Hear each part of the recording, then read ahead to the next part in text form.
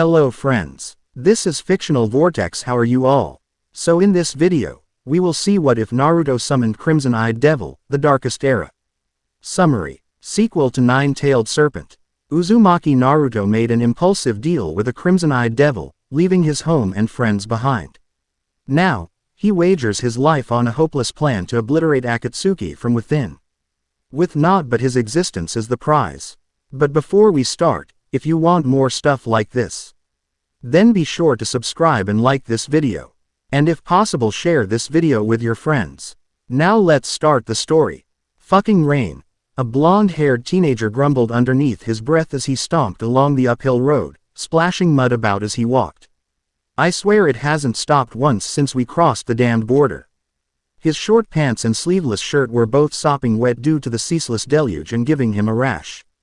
The blonde reached over to his wrist and whipped out his short GN blade, the peerless Kusanagi no Tsurugi, that was resting within the custom socket on his Konoha Anbu issue bracer, and used it to hack apart a low tree branch in a pointless attempt to vent his irritation. The action provided him with no happiness. Be patient, Naruto-kun, a low, whispering voice murmured a step behind him, almost impossible to hear over the pounding rain. I believe we're getting close to the meeting place. The blonde, Uzumaki Naruto, living container to the nine-tailed demon fox, a Jinchuriki, stopped King and leaned against a tree trunk to allow his companion to pass him. The two were on a mission, and all that Naruto knew was that their goal was to provide assistance in overthrowing the Hidden Rain Village's government, a tall order. The blonde had a strong suspicion that his partner knew some additional details pertaining to the task that he wasn't sharing, but he dared not accuse the other shinobi. Fuck you, you creepy bastard, Naruto groused in his mind. You're dry as a bone under that getup. The other man, Akatsuki member and S-rank Konoha missing nin Uchiha Itachi, strode past him. Dressed in a thick black cloak embroidered with red clouds with a bamboo kasa ringed with paper strips resting on his head. Itachi glanced back at him and arched a brow, and the Jinchuriki let out a wince. Sensing that the older teenager had somehow read his thoughts. For what seemed like the 100th time that week, Naruto regretted his choice to leave his village behind. And agreed to a role in what seemed like an inevitable suicide pact at Itachi's provocation. Destroy Akatsuki, indeed, he despaired. Arg, I'm such a fucking moron. No help for it, Naruto tempted to console his mind as he raked a hand through his spiked locks, wringing out the water as he used the tree as cover against the rain. I'm committed now, and it was true, even assuming that Itachi would allow him to return home, which the Uchiha wouldn't. His own treason was no doubt known in his village now. Naruto had vanished without permission on a mission to retrieve the slug princess Tsunade, the chosen successor to the retired Sandaime Hokage, with Itachi and Hoshigaki Kisame over a month earlier now, and whether Tsunade had agreed to return to Konoha or not, Naruto's actions would have been reported. Perhaps the village's hunter nin were pursuing him even then. He could never return, and he missed home and his people there. Oi, Itachi-san, Naruto muttered in a moderate voice, wanting to break the rain's monotone.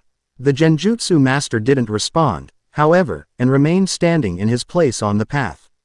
The demon vessel blinked and opened his mouth to repeat his address. However, he stopped short, sensing the situation a bit later than his companion.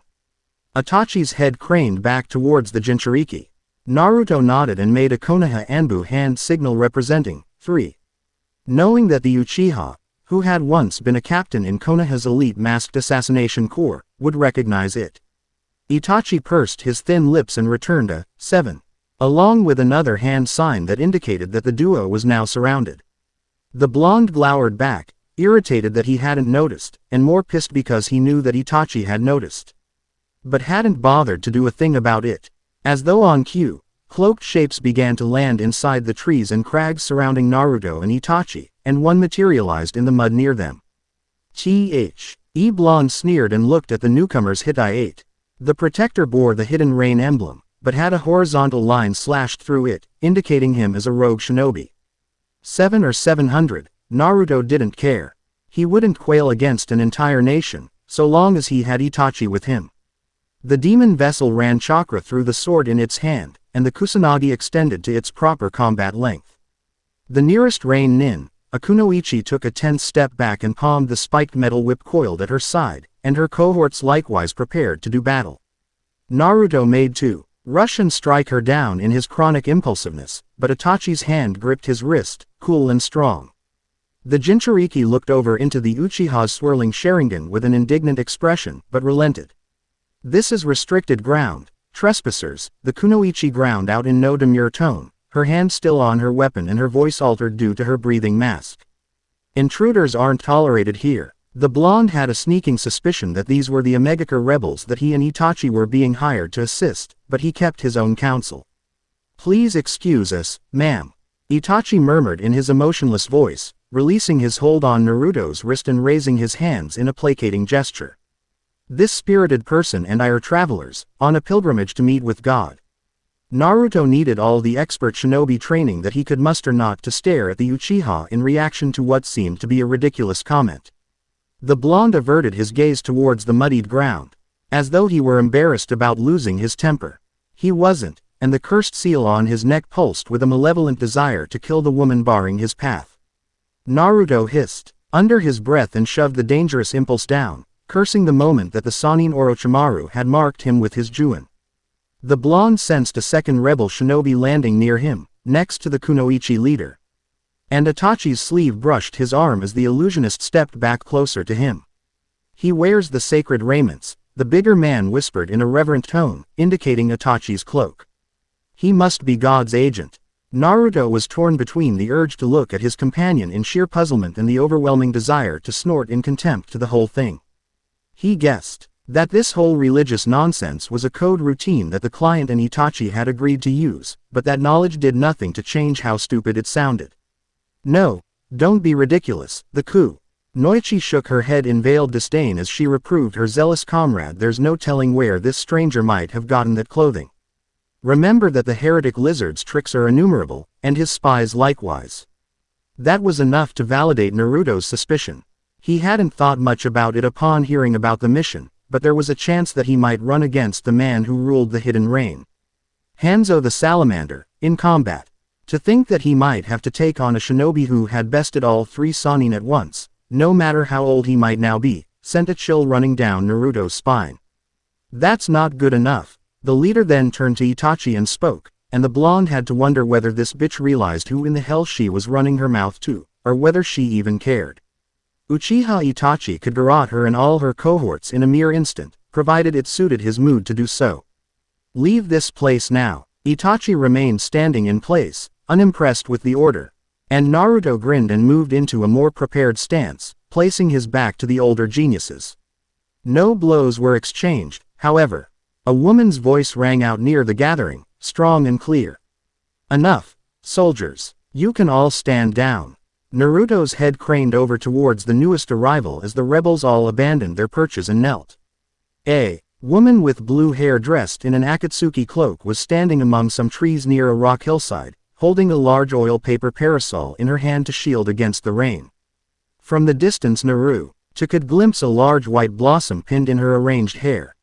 This Akatsuki member turned to the demon container and Itachi next and beckoned to the missing nin pair.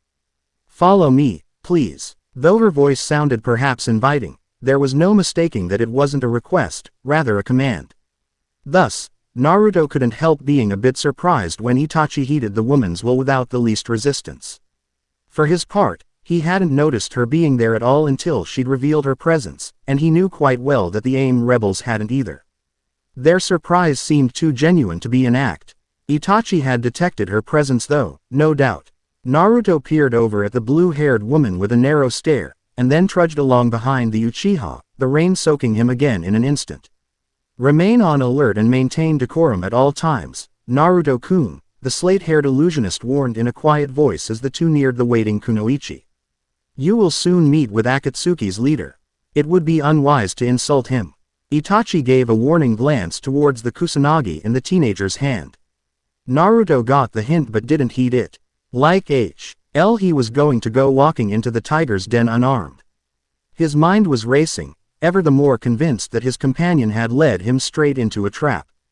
Itachi hadn't mentioned a word about this supposed leader earlier. The kunoichi ran through several hand seals and pressed a hand against a boulder on the hillside. The rock shimmered and dissolved, revealing a narrow tunnel that appeared to lead underground. Naruto took the rear as the trio entered the cave, unwilling to expose his back.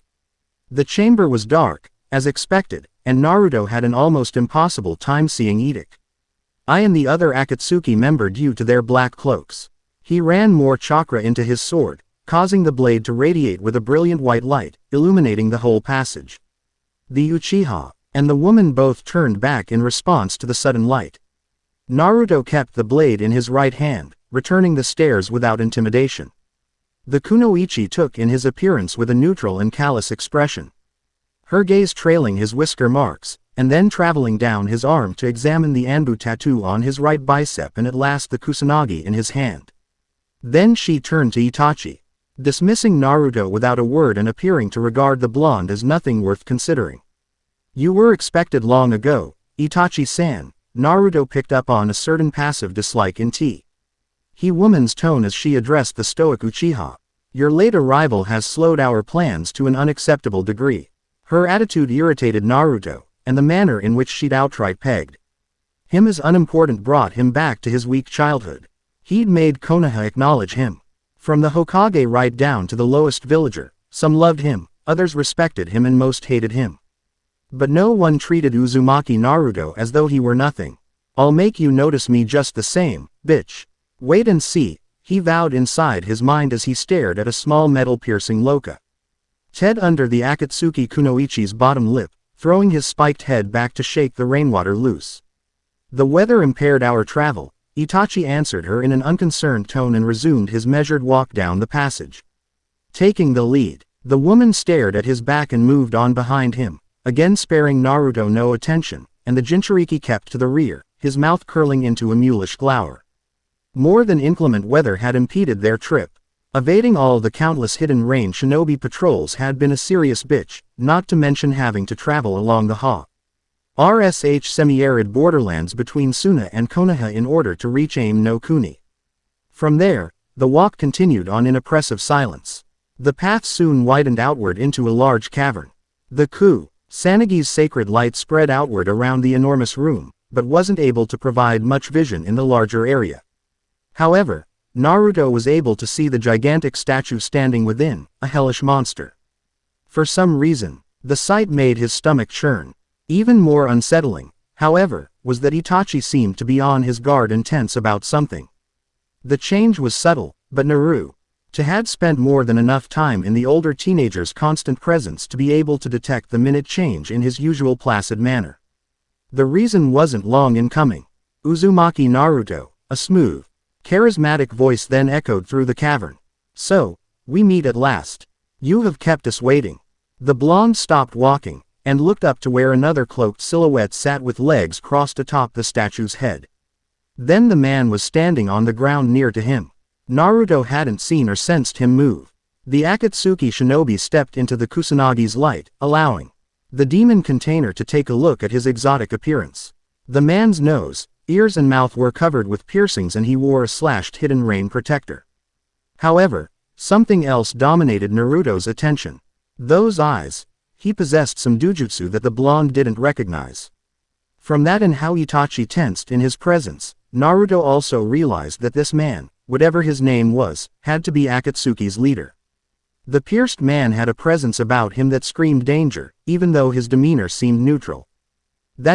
Until he reached Naruto's position, at which point his attitude changed in an instant. You're a brave soul, Jinchuriki, the leader hissed, his tone now cold and harsh as he looked hard at the Kusanagi. Indeed, brave or perhaps stupid, to venture into God's realm with a drawn weapon. The sudden, murderous spiritual pressure caused the blonde to go weak in the knees, and nothing but his iron determination not to look weak kept him standing. Still, even the leader's malice couldn't begin to match the demon sealed inside his stomach, though it ranked as a distant second still, nothing to sneer at given the other monsters that Naruto had met. The pierced shinobi made both Kisame and Orochimaru seem like children. He shot a glance towards Itachi, whose lips were pursed into a tight, thin line. The illusionist didn't look back at him. His attention was instead concentrated on the leader. Naruto should have paid attention to the Uchiha's advice, he now realized. He shortened his weapon and lowered it, sucking in a low breath through his teeth. Aware that both the leader and his kunoichi accomplice were observing him. He hated having to bow, but now wasn't the time to stand on his ego. I apologize, your, godship, Naruto stammered, not having a clue he was supposed to address a lunatic who pretended as though he were God. He didn't dare call the man leader, as he hadn't been accepted into Akatsuki. At least he now knew what the religious bullshit outside earlier had been all about, again wishing that Itachi had provided a little advance warning. I meant no insult. The blonde returned his short blade to its wrist socket. The cavern blackened with the light now extinguished, reducing the three cloaked Akatsuki members, the leader, the kunoichi and Itachi into mere shapes in the darkness. Another brush with death, Naruto realized as he exhaled the earlier breath. Had he not been what he was and crucial to the leader's agenda, the pierced man would have killed him over the imagined slight. Come, the leader commanded Naruto in a curt voice as the man turned about and began walking through the dark cavern. The Jinchuriki simmered, glancing towards Itachi again and seeking some direction. He hated being beckoned like a dog. The Uchiha looked back and then started behind the leader, tucking his arm inside his cloak. Naruto matched pace with him, knowing that he had no choice but to endure it. For now, at least, he amended in his thoughts with a mental snarl. And then when the right time comes, he allowed his thought to trail. The pierced Shino-Bai led the group across the pitch-black cavern and into another narrow rock tunnel, which changed into what Naruto thought was some weird techno-architecture. The modern corridor had electric lights to provide some dim vision, at least. And emptied into another room. This one had several tube-like structures which were covered with large, opaque sheets that allowed no glimpse as to whatever resided inside them. That's, Naruto breathed out when he reached the exit and looked down the steep mountainside, glimpsing Ames' industrial metropolis, with its steel buildings and pipes. Factory. Churned noxious silver smoke into the air, where it clashed with the pouring rain. Tall buildings stretched deep into the horizon. That, the Akatsuki leader parroted, is our paradise, and tomorrow, we will claim it. He wasn't sure that he'd call it a paradise, but the blonde knew that he'd never seen such a place. The largest cities in his homeland didn't begin to compare, and neither did those in Kiri. Konoha was a rustic backwater relative to this urban nightmare. Most impressive, Itachi murmured as lightning arced in the skies, illuminating the horizon. He waited to allow the resulting thunderclap to pass, and then continued in his monotone voice. I wasn't aware that such a place as this even existed. This metropolis will serve as Akatsuki's main stronghold. The leader's azure-haired kunoichi accomplice explained, causing Naruto to look back towards her. All that remains to be done is to evict the present ruler, she continued, as though overthrowing Hanzo the salamander were some mundane chore. For 3 Akatsuki members, perhaps it was nothing more than that. Naruto remembered how much carnage 2 pairs had wrought upon his own home village. And this time the leader would be participating. I suppose that's what we'll be doing, then, the blonde concluded, though the silence that met his comment made his wish he hadn't spoken at all. Bah, I guess I haven't earned the right to voice an opinion, he groused in his thoughts. That shark bastard Kisame was right. The real world isn't like Konoha at all. To the leader, he was a weapon to be used and not a person to be respected, it seemed. No, the leader shot him down with a single word, still gazing into the metropolis below. I will kill Hanzo alone. You and Itachi will meanwhile assist Konan in spearheading the main assault. A Jinchuriki ought to be suited to such a task. The last sentence was coupled with a challenging stare, and Naruto nodded. Knowing that no matter what answer he provided, it would be deemed inadequate. Accommodations have been prepared down the hall, the kunoichi, Konan as the leader had now named her, spoke to the 2 teenagers as she gestured down the lit corridor nearest their position. Rest now while there's still time. The operation begins at sunrise. The dismissal was rather obvious. Itachi nodded and departed, with Naruto marking the illusionist's lead. The blonde never looked back, and seemed relieved to escape the meeting with the leader with his head intact. You should rest also, Konan. Pain noted once the 2 teenagers were gone, his tone lighter. Tomorrow will be a grueling battle. Not with those 2 around, the blue-haired woman muttered, glancing towards the residential corridor where Naruto and Itachi had headed. I hope that Jinchuriki doesn't lose his head out there. I'd rather not have us inherit a scorching ruin. He'll behave, the Rinnegan wielder assured. He wants to be led into our cabal. Provided he does well, I'll consider the idea. Better to keep him where we can watch him until the time comes, Conan agreed as more lightning split the dark skies. Neither needed to comment upon what that time meant. He might even prove to be an asset in the mean. He's got guts enough, at least. You were impressed with that belligerent act back there. Pain sneered, though with a little amusement, telling the woman more than asking what she had thought about Naruto's dangerous gamble with the grasscutter. Few people would dare to have the sheer gall to do something such as that. Conan replied with a noncommittal shrug. Itachi told him that he would be meeting the leader, I believe. Those two do seem to have some rapport.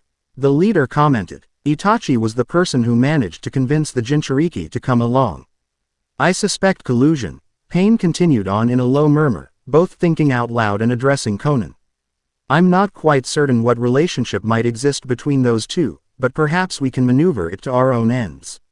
Or deal with Itachi if it becomes necessary, was the unspoken alternative. But both knew it. I'll keep a close watch on them both during the operation, the paper manipulator promised. A harsh wind gusted across the mountain base, causing the lights to shudder. Please do. Pain responded with a sigh. Now leave me be and get some rest. I must meditate on tomorrow's battle with Hanzo. Conan nodded and took her leave. Pain can't. Enud staring into the horizon well into the night, never moving or uttering a sound. Late that night, or perhaps into the next morning, Naruto wasn't all too certain about the hour. He sat up in high cot and looked around the darkened room. Conan had called these miserable quarters accommodations, but such a term rankled with even a rigid minimalist like him. He would have expected at least one bed in the small, barren room he'd been given to share with Itachi, but no such luck. Looking around the room, he noted that the illusionist was no longer there, his own cot abandoned. Yep, this is what you abandoned home for. The blonde chastised his rash decision in his mind again, looking around the hole in the rock that he'd been provided, betting that the leader and Conan had much nicer living quarters. You're a real genius, Naruto. At least Itachi had been made to share his plight, so he knew that it wasn't discrimination. Not that the stoic Uchiha had said a single word, or otherwise showed irritation with the poor accommodations, at all. Ah, the hell with it, the demon container concluded as he rose. I'm not getting any more sleep tonight. Naruto walked across the room to the wall and considered the article located there. 2 new cloud-patterned Akatsuki cloaks had been hanging on a rack there upon his and Itachi's arrival. He reached over and took the remaining one in his hand, squeezing the material, somehow knowing that it was meant to be his. The cloak was strong but still pliable, augmented with thin wire mesh inside the seams to provide additional protection. Naruto then slipped the ominous black and red garment on, leaving his torso bare underneath to let him have unrestricted access to his summon tattoo in the battle that loomed on the horizon. There was no mirror in the room to let him gaze upon his image, but he imagined that he looked badass enough in the huge Akatsuki cloak, grinning at the thought. The high collar covered his whisker marks, hiding his distinguishing characteristic, he supposed, when paired with a ridiculous hat like those he'd seen Itachi and Kisame wearing, that he would be more or less unrecognizable. The cloak swished a little as he walked across the room again to leave, but he had no trouble moving about in it otherwise. Naruto slinked down the tunneled corridor, doing his best not to make noise. As though it mattered, the people here would be able to sense his movements no matter how cautious he tried to be. The leader and Itachi were both S-class criminals, and the Jinchuriki had no reason not to assume that Conan was the same. Nevertheless, the blonde thought it prudent to use stealth. He soon reached the exit that led onto the mountain outside, the room with the strange tubes. The demonic blonde peered down at the strange contraptions. He was curious to see what was inside, but at the same time, he was sure the leader would notice. He decided that it would be better not to be too inquisitive. He'd poked the man with a sharp stick once earlier, and dared not chance a repeat. The leader might not kill him, but Naruto was quite certain that the Omegakure rebel commander had other likewise unpleasant punishments, and the blonde was within the man's power here. Speak of the devil, the Jinchuriki groused in his thoughts. Down the main hall, in the massive cavern with the statue, he could sense the leader's menacing presence. And, so much for that idea, he decided to abandon his walk around the compound, not in the least caring to have a moonlight rendezvous with God. Instead, he looked towards the route leading outside. The downgrade was rather steep, almost a sheer drop down the mountainside. There was no beaten path regardless. Not a problem at all. Naruto hopped outside and molded chakra beneath his sandals to catch on the mountain rock, still wet and slick due to the downpour earlier in the night. For once, the skies were hushed, and the moon shone bright overhead. The blonde ran around seeking a suitable place to relax, and soon stumbled across a small plateau that held some grass and trees. He leapt down onto the level ground and reclined against the nearest tree trunk, content to lounge about until sunrise. The Jinchuriki cracked his neck and looked up. Two glowing red lights peered back down at him in the darkness.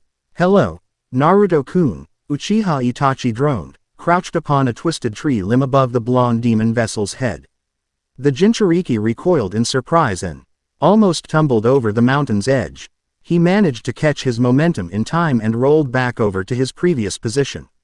Itachi's cloak was draped over the branch near him, leaving him drivest in the sleeveless combat suit that he wore underneath.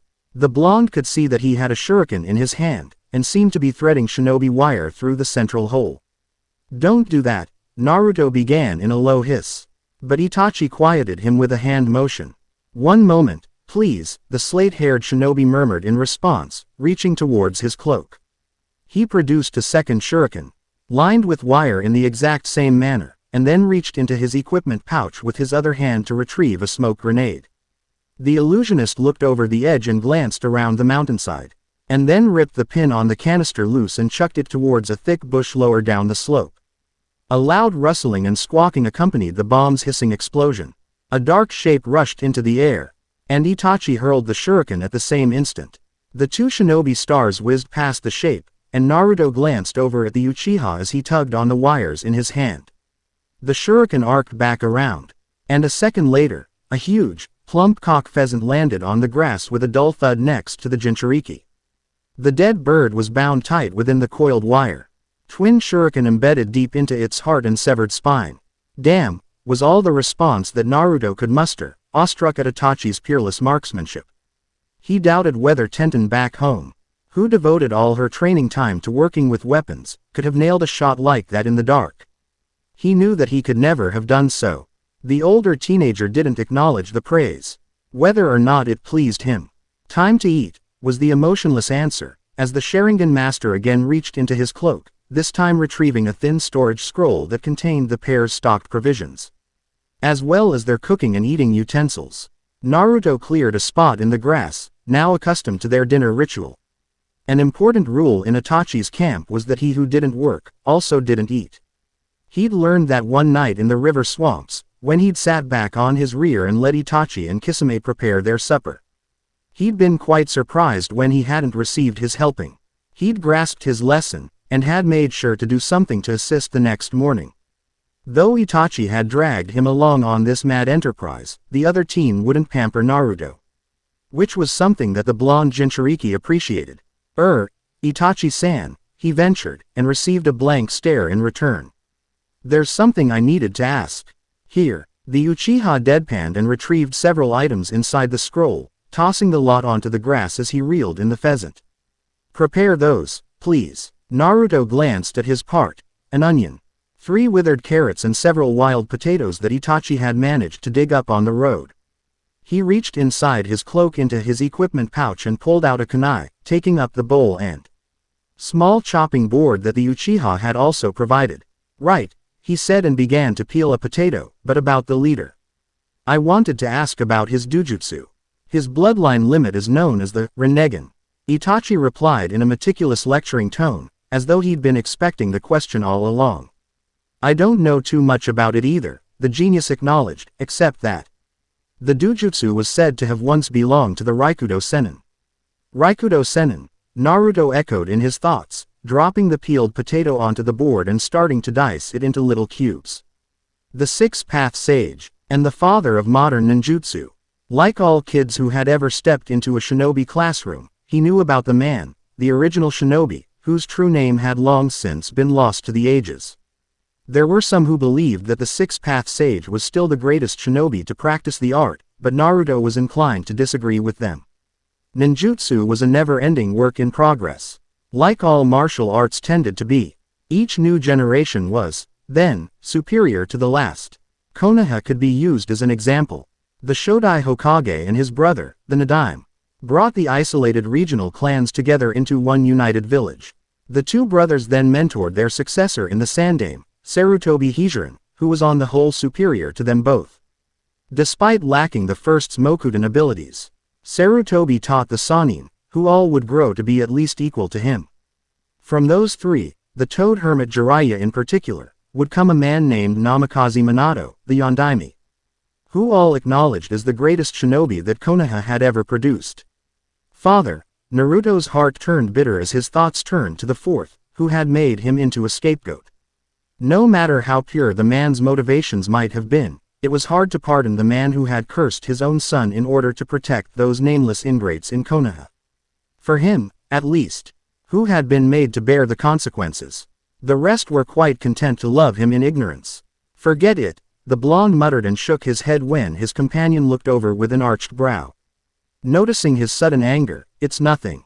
That's right, he soothed his roiling mind, nothing at all. Madara once told me that Pain's Rinnegan allows him to manipulate his chakra's nature however he chooses, to master all 6 incarnations. Itachi then went on without having to be asked whilst butchering the cock pheasant with practiced ease, unaware or perhaps uncaring that he'd revealed the leader's name to Naruto. There's got to be more to it than that, the demon vessel commented. Free chakra nature manipulation, while an impressive talent to be sure, didn't seem to be enough to be the leader's exclusive power, not given what he'd seen some other subordinate Akatsuki members do during the missing nin organization's raid upon his own village. I agree, the illusionist whispered. However, I've never had an occasion to observe Pain or Conan in combat until this assignment. I shall learn their secrets soon enough, he commented, seeming rather pleased in his strange, impassive manner. Not even the leader will be able to keep his powers in reserve against Hanzo the Salamander. The need to know his abilities was dire, as their suicidal mission to neutralize Akatsuki would require them to kill the leader, Pain, sooner or later. Yeah, well, he knows that too, Naruto muttered, remembering Pain's insistence on having an exclusive duel with the Hidden Rain's aged dictator. Perhaps that was the reason behind the order, that he didn't want his underlings to glimpse his abilities. He isn't gonna let us in close enough to watch him. And we've got our own work to do. Leave that part to me, Itachi insisted in a calm voice, but the hastened spin in the Uchiha's glowing Sharingan warned the blonde that he was treading on thin ice. The Konoha Nukenin disliked being second-guessed, and having his skills called into doubt. Fine then, whatever, the demon container grunted and returned to his prep work, now peeling and dicing the carrots. That ended the conversation. Itachi valued his quiet time and seldom made small talk, something that had bothered Naruto to no end on the desolate road. Entire days had passed on occasion without so much as a word exchanged between the two shinobi, with precious little else to break the oppressive silence. Kisame, asshole though he was, had at least spoken more than an isolated sentence now and then about issues unrelated to work. The blonde Jinchuriki hadn't thought that he'd end up missing the blue bastard when their paths had diverged. Naruto skinned and minced the onion in silence, and emptied it into his bowl with the remaining ingredients. Itachi was done preparing the meat, and was now rigging their metal all-purpose cauldron on a camping stand. He tapped the storage scroll again, and a large burlap sack materialized in his manicured hand. The illusionist emptied the remaining rice into the pot without care, which struck Naruto as odd, knowing how rigid he'd been about rationing it all through the trip. The Uchiha then ran through a couple hand seals, too quick to allow the blonde to read the sequence, and touched the cauldron, making water materialize inside. Fire, please. The Jinchuriki grimaced, not having noticed the older teenager looking at him until he'd spoken. He nodded but said nothing, placing his right arm down on the grass. A medium-sized red snake poked its head out and slithered along the ground, and then coiled up against its master's wrist. Naruto reached over and stroked its head in a gentle manner. The serpent's maw opened wide, and the summoned reptile then spewed its scorching hot breath against the iron cauldron, heating the water and rice within. Itachi stirred the mixture with a wooden spoon as the stew pot reached a simmering boil. The blonde noticed that the swirling motions were in exact time with the older shinobi's Sharingan. Creepy bastard, he thought with a shudder. But Itachi paid him no mind as he cooked his rice in silence.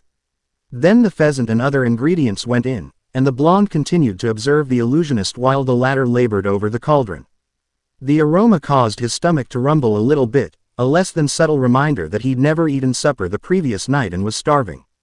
He would stop stirring and taste the stew now and again and put more seasoning into the pot as needed using the basic herbs and spices that he kept in the provision scroll. This was another thing that Naruto couldn't do, cook a good meal. Itachi was talented in multiple things, it seemed. The blonde meanwhile was a genius in the killing arts, but as helpless as a babe otherwise, with zero extracurricular skills. Take his chakra, and he'd never be able to survive in the world. Then, he supposed that it was a good thing that his inner reservoir was near to limitless, thanks to his Biju. Damned fox, he cursed the vulpine monster nonetheless, holding the demon in no less hatred than the Yondaime. Let's eat now, the long-haired Uchiha then said, thrusting over a bowl that was loaded to the brim with pheasant stew. Please be quick, there's something important that we need to go over once we're done here. Thanks, Naruto replied, meaning it, as he reached over to grab a spoon and took a bite. The stew was piping hot and delicious. The rice in it was a little bit overcooked, but Naruto didn't notice it much. He ended up eating 2 bowls without pause, and started to reach over to prepare his third when he noticed Itachi's painted nails tapping against the metal pot. He remembered that the Sharingan master had wanted to go over something. So, he drawled in a casual manner, to hide his embarrassment at not recalling earlier. Not out here, the Uchiha murmured, seeing right through the poor act as expected. I'd much rather we not raise an alarm. He placed a lid on he cauldron and returned it to the paper scroll, where the remaining stew would keep until later. All right, Naruto replied, a tad puzzled now. I have developed a particular technique that should prove valuable in the battle ahead. Itachi baited his hook without expression. For me this jutsu has limited usage, due to its high chakra requirements. You, however, should be able to put it to better use than I can. Naruto understood his meaning, knowing that perhaps the Uchiha's single weakness was his chakra reservoir, which amounted to little more than an average Junin's. Not that it mattered much, as he couldn't imagine an opponent surviving against a serious Itachi long enough to ever let stamina become an issue. He was interested in the older teen's proposal, Thog. He also considered it strange that the stoic missing nin wanted to teach him something. Men like Itachi were supposed to guard their jutsu like priceless treasures. He didn't question, however, knowing that doing so might aggravate the sometimes unpredictable Uchiha and would serve no other purpose. Better to follow along, he decided, shrugging his shoulders. Besides, it won't be my ass in a sling if we get back late because of it. There's still time enough until sunrise to do this, the illusionist said, his lips quirking into a tight smile, leaving the Jinchuriki to wince. Thinking that Itachi had somehow read his mind. The outcome will be well worth the minor risk this time, Naruto-kun. The good weather lasted into the morning hours. 3 cloaked caricatures stood on a low point on the hillside, lurking as close to the reign's industrial capital's outer limits as possible while also maintaining their desired vantage point.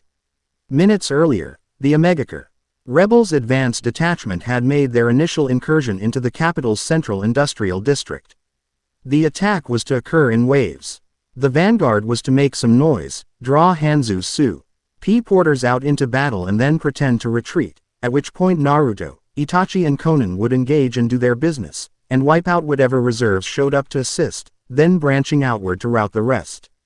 This would skew the odds to give the outnumbered rebels an advantage. The large main detachment would sweep in last and mop up, securing the metropolis one zone at a time.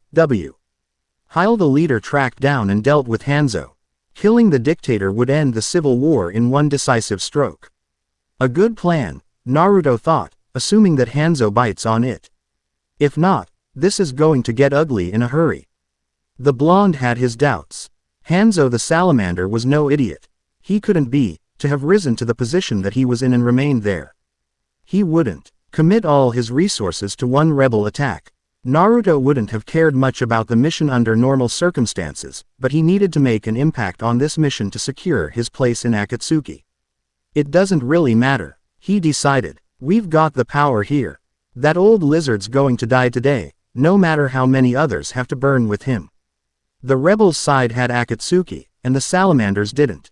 The rout was inevitable. Perhaps it'd serve Naruto even better to have the attack not speed as planned. He'd have more chances to make his presence known and steal the whole damned show then. You seem distracted, Naruto-kun. Itachi glanced over and admonished the blonde in a low murmur. Focus. I was thinking, he replied with the slightest smirk, tipping his Akatsuki kasa back on his head a little. This'll be a good morning. For some reason, the insinuation that a violent, blood-drenching war would be a good morning seemed to irritate Konan. Her outward expression revealed nothing, but the minute change in her spiritual pressure revealed her anger, and she made no attempt to hide it either. Naruto had assumed that Akatsuki's elite ranks were stocked with murderers and sociopaths all around. Furthermore, Konan and Pain seemed to be the ones masterminding this rebellion, and so it was strange that she would have a problem with her own coup attempt. Perhaps there was something that he wasn't getting. Fuck it, he grunted in his mind. We'll kill her eventually anyway. It's all in the plan. There's our signal to advance. The blue-haired Kunoichi spoke out in a cold and imposing voice. Don't lag behind. The last comment was directed at Naruto in particular. The blonde Jinchuriki had to repress the heated urge to snap back at the woman, but had no time to make a comment. The two Akatsuki members were gone in an instant, moving into and through the metropolis at speeds that the demon container had to exert his utmost to keep pace with. Naruto had little choice but to resort to his cursed seal to gain a boost to his speed, as much as he hated to use the vile thing over something so mundane. He shuddered as the polluted curse chakra slid through his inner coils like oil. His Akatsuki cloak at least managed to conceal the telltale markings on his skin, though he imagined that Itachi and Konan could sense the evil power regardless. Neither commented, however, and the blonde had no trouble matching their speed with his increased power. The explosions and battle sounds grew louder as the trio approached the industrial sector. Naruto couldn't help but think about the last time he had been in this position, when Akatsuki had attacked Konoha. And here he was now, helping those same people to wreak similar havoc upon someone else's home. The three arrived at the battle zone moments later. The rebels' advance unit was outnumbered, trapped, and being picked apart in the streets. Hanzo's supporters were winning the skirmish. Itachi grunted without emotion. Our adversaries appear to have been better prepared than anticipated. Even as Itachi spoke, an Ebel was hit with several incoming shuriken, and then a hidden rain regular completed the kill with a short sword. Another rebel was blasted to pieces via a ninjutsu burst, while a third managed to wound the swordsman who had killed his comrade, but three other rain shinobi leapt on his back and impaled him with kunai. The blonde demon vessel said nothing as he watched and instead drew the kusanagi and extended the blade. He let that action speak in his place, and glanced at the Uchiha, who nodded back, removing his kasa and reaching over to part his cloak collar. This was a planned ambush. There must have been a traitor somewhere in our ranks, Konan grated out, her voice like ice. The woman then looked over towards Itachi and Naruto, appraising them both with a suspicious stare, but at last she said, "Kill them all." The three ominous shinobi leapt down into the crowded street in unison, and the largest lightning bolt that the blonde had ever seen tore through the air upon their landing, marking their arrival. For a moment, the ongoing battle halted as the resulting thunderbolt rocked the ground. The 7 remaining rebel shinobi, who were all wounded, and the NDRED or more hidden range shinobi all turned to regard the new arrivals. Naruto removed his bamboo hat and tossed it to the side, and then began the massacre without preamble, sending his sword screaming through the air at the nearest rain nin. The man prepared to dodge the attack, but the kusanagi began to glow and its speed increased several times over. Naruto's weapon gored straight through its victim and hurtled on to lodge into a second range shinobi's throat. Naruto then created 3 replications with a manic chuckle, and he and his clones somersaulted over the shocked horde Tawa. RDS where the Kusanagi had ended its travel. The other 2 moved into action as soon as Naruto had launched the sword. Konan leapt high into the air as she dissolved into countless paper sheets. Hitch then twisted together in midair into 2 long throwing spears. The twin lances both darted towards a single Rain Nin, both lodging into the person's chest. Their damage done, the spears unraveled into their component sheets again, which then spread out and spiraled towards the dead man's surrounding comrades, dicing and shredding them in a paper storm. The bloodied paper sheets recombined into the human Konan, who stared down without remorse at the mutilated shinobi around her. "Fools," she whispered in a harsh voice, as even more paper emerged into the air through her sleeves. The new sheets came together to create pure white wings on her back. Konan rose into the air, looking down upon the battle as though she were an avenging angel on high, her stare cold and pitiless.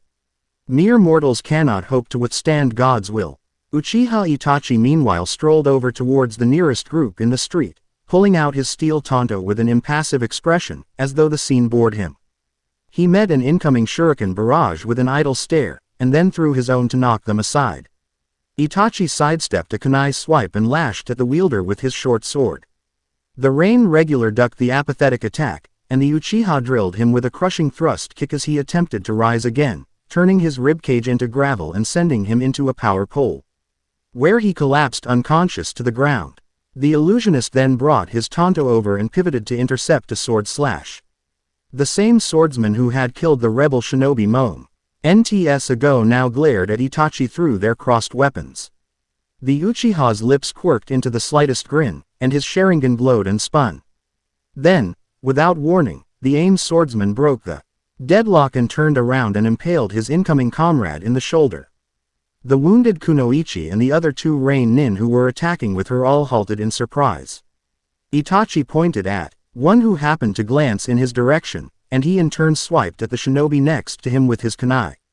The Uchiha genius continued in this vein, and soon enough over 24 hidden range shinobi were either slashing or hurling jutsu at imagined phantoms, or locked in combat with their own comrades, believing them to be rebel supporters. Meanwhile, Itachi was more or less content to stand back and observe the spectacle. A Rain Nin closed in behind him, and he reached back to catch the man's wrist. He snapped his opponent's limb with a simple twist, and turned about to sock the shinobi in the gut. The man slid down onto the pavement, knocked out cold, and the illusionist then returned his attention to the mock battle he'd started.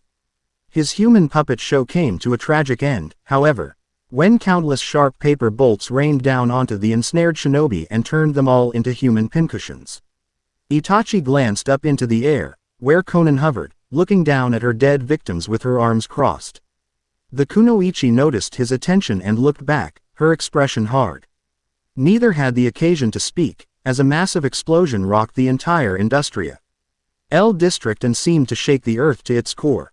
The monstrous blast sent Konan reeling back in the air, where she almost collided with a building, but managed to regain her bearings in time.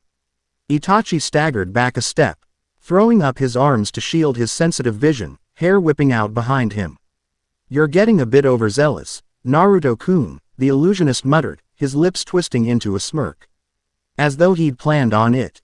"That careless idiot," Konan hissed, staring down at Itachi, who she knew had showed Naruto the technique he'd used. "I knew this would happen. He'll reduce the entire metropolis into ruins at the rate he's going. You're responsible, Itachi." The Uchiha didn't deign to respond, striding over the carnage near him towards where Naruto was, causing a minor catastrophe down the street. Itachi tucked his arm back into his cloak, which looked as good as new, no blood staining it at all despite the battle raging around him, and looked as calm and stoic as ever as he traversed the rubble. Naruto took the Kusanagi, which was still impaled in its target's bleeding corpse, into his hand as he somersaulted through the air. The Jinchur Iki then swung towards his right as he landed amongst the Rain shinobi, decapitating one and going on to bite deep into his neighbor's neck. The blonde whirled and stabbed another in the chest, and straightened his hand as he sensed a shinobi charging at his back with kunai in hand. He pointed towards his newest victim, while pushing his sword deeper into the last 4 blood-red serpents ced out through his robe sleeve and coiled around the incoming arm holding the kunai, binding it into place. The snakes bit deep and the poor Rain Nin choked out a tortured scream, venom ripping through his bloodstream. The kunai clattered to the ground as the man went into convulsions, and Naruto tossed him into an approaching unit. The whole group staggered with the impact, and the clones moved in to surround them all. Boom! The Jinchuriki sneered and detonated the clones using Itachi's Bunshin Daibakua technique, showering him with blood and gore, staining his cloak so that the patterned red clouds were almost impossible to distinguish in the blast's wake. Not that he would have noticed. The explosion's concussive power sent the blonde hurtling back down the street, where he landed with a thud.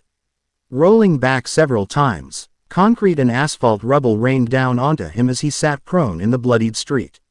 Erg! He groaned as he struggled to stand, noting the Kusanagi was still somehow in his hand. I might have overdone that one a little. Naruto could now sense Itachi and Konan coming in behind him, which returned him to his own senses. He took his sword in both hands and leapt into the clearing smoke, rushing back into the battle and unwilling to let the other two beat him there. The remaining Rain Nin were still regaining their balance. Nd were unprepared when Naruto set upon them again. The blonde came down with a demonic hack and cleaved one into halves, and then turned and bisected another at the waist with a spinning slash. His shadow snakes darted out to bite out a third's throat. He parted his Akatsuki cloak and pressed a bloodstained thumb to his summoning tattoo, then slamming his palm onto the ruined pavement as the whole lot attempted to counterattack with weapons and jutsu. An enormous golden serpent materialized in smoke to intercept the masked barrage, its metallic scales rendering the kunai and shuriken harmless. The ninjutsu meanwhile tore into the beast's side, and it hissed in pain and snapped down at the shinobi in response. Ha! Useless, Naruto crowed, allowing his shadow snakes to drop their previous target and open their mouths, while he created additional shadow clones behind his summoned monster's cover. The Rain Nin were too preoccupied with the huge attacking serpent to heed the smaller ones, which unleashed their scorching breath on command. 4 identical grand fireballs plowed into the distracted AIM detachment, incinerating several. Their screams were like sweet music to his addled ears. Naruto's clones then approached on the other side, but were noticed and dispersed. The real blonde mouthed a curse and leapt onto the golden serpent's head, sword in hand, leering at the reduced horde. Their numbers had been reduced to 3 dozen or so between his attacks, and Itachi's and Konan's. There had been over 100 to begin with. He can't be human. A scared Rain Genin exclaimed through the chaos, taking an intimidated step back. He's a monster. His appearance did little to dissuade the notion. Naruto parted his blood-stained Akatsuki cloak even more, to reveal the monstrous scar over his heart and the tribal, glowing curse marks crisscrossing his muscled torso. He grinned, showing pointed demonic teeth, and gripped his weapon, Visi. Ble crimson Yuki and purple curse chakra swirling around him in a horrible mixture. Jinchuriki. There's nothing we can do against a power like this, a more experienced shinobi leader muttered. Damn that rebel scum to hell. Bringing this horrid abomination into our motherland. The older man turned towards his comrades and ordered, retreat, we'll regroup with our comrades at the command center. The Rain Nin then started to withdraw, some with Shunshin and the less capable ones running down the street. Naruto made a shadow clone and handed the Kusanagi over. TCH, the blonde hissed at their retreating backs, leaping back to the ground and then running through several high-speed hand seals. You miserable cockroaches can't escape me, he roared at his enemies, now, die. Kaden. Karyu Enden. Naruto's dragon rushed down the wide street, overtaking those who were too slow to make their escape in time and incinerating them. Few among them, however, were caught in the massive blast. Adding to his rising irritation, the jutsu continued on and plowed into a large industrial building when the road split, causing another raucous explosion. Oh, but the fun's not over yet, fuckers, Naruto vowed. Retaking his sword and preparing to mount his serpent again. I'll chase you all down and squash you like the maggots you are. Naruto-kun, a voice spoke, causing the blonde to whirl around, swearing death to the person who had dared to interrupt him. That resolve dissipated when he saw that it was Itachi, who still looked immaculate despite the bloodshed all around him. There's no need to pursue stragglers. You've done enough. He knew, on some level, that the Uchiha was right. However, he was powerless to stop his pounding, raging bloodlust. He couldn't repress the need to continue until none remained alive. His cursed seal was throbbing, pouring more and more power and malice into him, pulling on the demon's vile power and presence in addition to its own. The orders were to kill them all. Naruto snarled back, daring to talk back in his heated rage, and that's what I plan on doing. You're being irrational. Itachi wasn't impressed with his petulance, and made Naruto look into his glowing, spinning Sharingan. His violent urges began to subside, as some power that surpassed his own control repressed his rage. Yuto likened the experience to the time when his old Anbu captain had once pushed down the evil inside him using the Shodai Hokage's skills. He didn't know how the man who has known as Yamato had possessed those precious skills even now. But Itachi was managing the same outcome without them, using his own bloodline power instead. The Jinchuriki slumped over, exhaling a shuddering breath as his Juin markings retreated into their seal and the demon's tainted presence dissipated inside him, leaving him unharmed and with more than enough chakra to use, but somehow drained nevertheless. Meanwhile, Konan levitated in the air above them, regarding the pair with an unreadable look. Naruto stared back up at her, both exhausted and bored, as though seeing her hovering in place upon white pap. Her wings didn't interest him in the least, which it didn't. He'd seen stranger techniques and he could take to the air in his own right, when needed. The blonde then smelled moisture building in air as a harsh wind gusted over the metropolis, and he knew that rain was imminent. Their good luck had run out at last. The winged Kunoichi sensed the change as well, and careened to the ground, landing in a low crouch. Her paper appendages melting into her back. Konan's parasol seemed to materialize in her hand, and the downpour began as soon as she opened her umbrella. For Naruto, the cold water seemed to cleanse his lingering anger, and also restore his vigor. Tenshi-sama, a man's voice called out in the rain, as a rebel shinobi landed via shunshin on the ruined pavement and addressed Konan. Kneeling next to the austere Kunoichi, I've come with a report, and to request new orders. Angel, Naruto thought about the name, realizing that it suited her earlier appearance. Pain thinks he's God, and Konan is his angel. At that moment, he understood that the leader and Konan shared some relationship that ran much deeper than a designated partnership in Akatsuki. I'll have to be more careful around her, he reasoned, cursing his earlier mistake, knowing that challenging her would be the same as challenging pain. Proceed with the report, the woman ordered. Our stare still concentrated onto the two cloaked teenagers. Hanzu's remaining supporters have been routed, the nameless shinobi said as he launched into his combat report. Most are abandoning the hidden rain. But those who hold on to the will to resist us, some dozens in total, appear to be reorganizing near their leader's residence to make their last stand. I've been ordered to request directions as to how to proceed next. The blonde was sure that he would be ordered to participate in the next attack, and didn't have that much desire to do so now.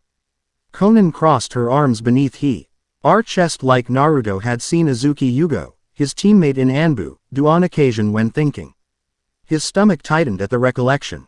He missed the plum-haired Kunoichi more than most other people back home.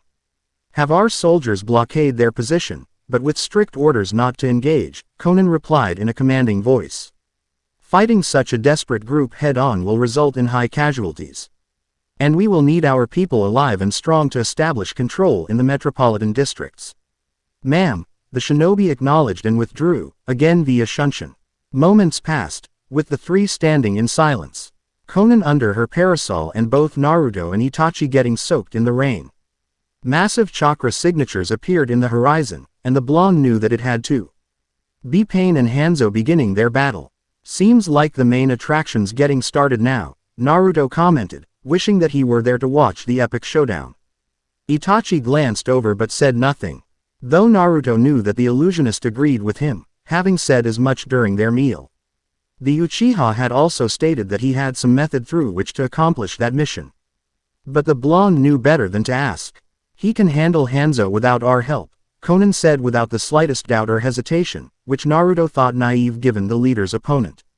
Meanwhile, our next assignment will be to neutralize the last holdouts. Expect a much tougher resistance. These shinobi will be better organized, Itachi added, emotionless. This time, Our presence will be expected. Naruto raked a hand through his hair, a little bit irritated with the two others patronizing him with their words, as though he'd never been in a perilous situation. The Jinchuriki knew what he was headed into. During the previous engagement, even though Hanzo's men had known about the attack, Akatsuki's presence had been a surprise. Those who lacked the courage to die had run, leaving behind hardcore patriots who were willing and prepared, and indeed expecting and even desiring, to perish protecting their home and leader against the rebel hordes. These were the men and women that he, and Itachi and Konan would be up against. For Akatsuki members, even, this meant extreme danger. His hand trailed to his heart and the twisted scar there, remembering his battle with the Oto nin Kimimaro, Orochimaru's most devoted servant, who had gone to war despite an illness that was set to claim him. Naruto had been killed in that battle. His unique power had allowed him to come alive again and win, but never had he come so close to meeting his end.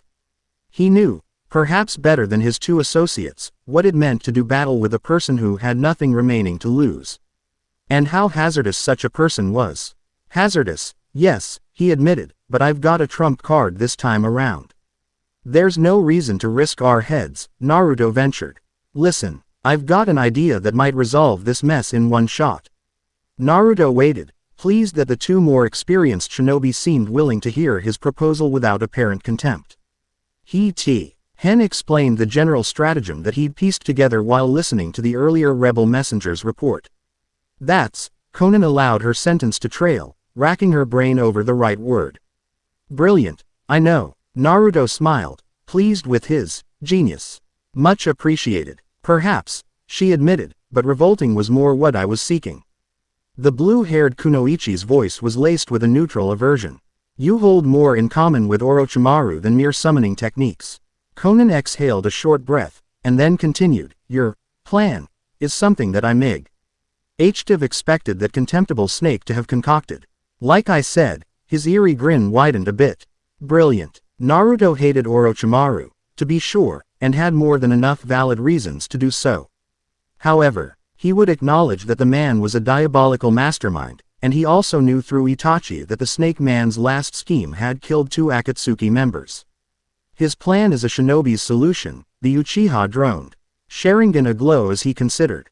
Ruthless, but it carries the greatest reward coupled with the least risk. That equated to glowing, vocal praise in Itachi's speak. The two then looked towards Konan, both requesting and demanding her approval. Neither was willing to place their lives in more peril than the assignment necessitated, and both were quite willing to place Naruto's brilliant idea into motion with or without her. Konan was trapped. She realized her dangerous position as much as her 2 male associates, and didn't seem to resent the matter. Not much, at least. I still maintain the opinion that it's a vile scheme. She demurred while shaking her head, but then moved on to comment, regardless, however, I'll acknowledge that this plan will give us the best odds to succeed, whereas a direct attack won't. Let us proceed. The agreement reached, Naruto and Itachi both created several shadow clones, which milled about Carnage in preparation to do their assigned parts. The 3 shinobi meanwhile waited, and concentrated on attempting to read the battle between Pain and Hanzo in the distance, impossible though such a thing was. Time passed, and the metropolis seemed to quiet, as through the soul battle raging was the duel between the leaders. The blonde wondered whether, and hoped that, the holdouts would abandon their positions to aid the Hidden Rain's beleaguered dictator. It'd damn sure make our job a whole lot easier, the demon container groused. I think that ought to be enough, Itachi's monotone voice interrupted. As his Sharingan regarded the shadow clones, both Naruto's and his own. Neither the blonde Jinchuriki nor Konan disagreed with him. The preparations were all set, and in quick time. There was no need to voice an order to move out. The 3 cloaked shinobi leapt into the raining air and onto the nearest building, leaving the clones behind to accomplish their mission and bring the plan to its brutal conclusion. Destination: the last battleground. The Hidden Rain elite stared outward into space with a vacant expression as a cloaked man with long, stray hair and several piercings maintained a vice-like claw grip upon his skull. Saliva dribbled down his chin, and he shook while his attacker ripped through his mind with his interrogation technique. I see. The Pain incarnation known as Nintendo, the human realm, commented to no one in particular. That's where the old man's hiding. The long-haired Renegan bearer pulled back with his hand, but retained the claw position. As though he were attempting to pull on something intangible. The Rain Nin keeled over onto the ground, his pupils dilated. Nintendo then released the broken man's stolen soul into the air and turned back to his soul companion, another cloaked and pierced pain incarnation. This one likewise had long hair, but his was tied back. This pain was Shikushudo, the beast realm. Hanzu's supporters perish in the streets while he cowers in this shelter, the beast realm added with a disapproving sneer, how pathetic. The heathen can hide no longer, the human realm spoke. That one served among Hanzu's personal guard, the pain incarnation continued, indicating towards the soulless husk that now stared into eternal nothingness on the ground. I shall take point. Follow me. The two pains then started down the corridor inside Hanzo the Salamander's haven. Nintendo used his stolen knowledge to navigate the maze-like compound with its twisting halls and countless stairwells without making the slightest mistake, likewise maneuvering the pair past the aged Hidden Rain Dictator's Fuinjutsu traps and the innumerable other snares that had been put in place to protect the old man. The two headed up a long staircase, stopped a level below the top and stopped at a rather inconspicuous wooden door. Hanzo should be behind this one. The leading pain told his accomplice, unless his guard was mistaken. The other pain, Shikushudo, understood the implication and ran through several quick hand seals, and then slammed his palm down against the ground. The resulting smoke rushed through the narrow, darkened corridor.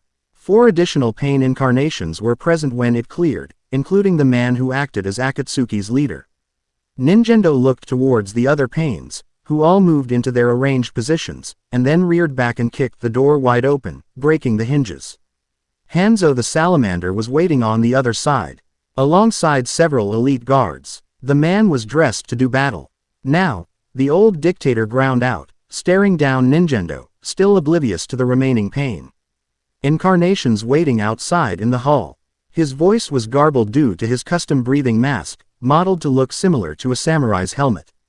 The criminal pain has made his long-awaited appearance, I see. I've been waiting so long to settle our issues in person, rebel swine. Lesser shinobi wouldn't have even discerned the hand sign, given the darkness and its near imperceptible speed. Hanzo spewed a large lightning bolt that screamed towards Nintendo, somehow able to channel the attack through his breathing mask without damaging it, and the dictator's guards charging behind He-jutsu with their shinobi blades in hand. The pain Raikudo reacted to the attack at once, owing to the Renegan and its inborn sight-sharing capabilities.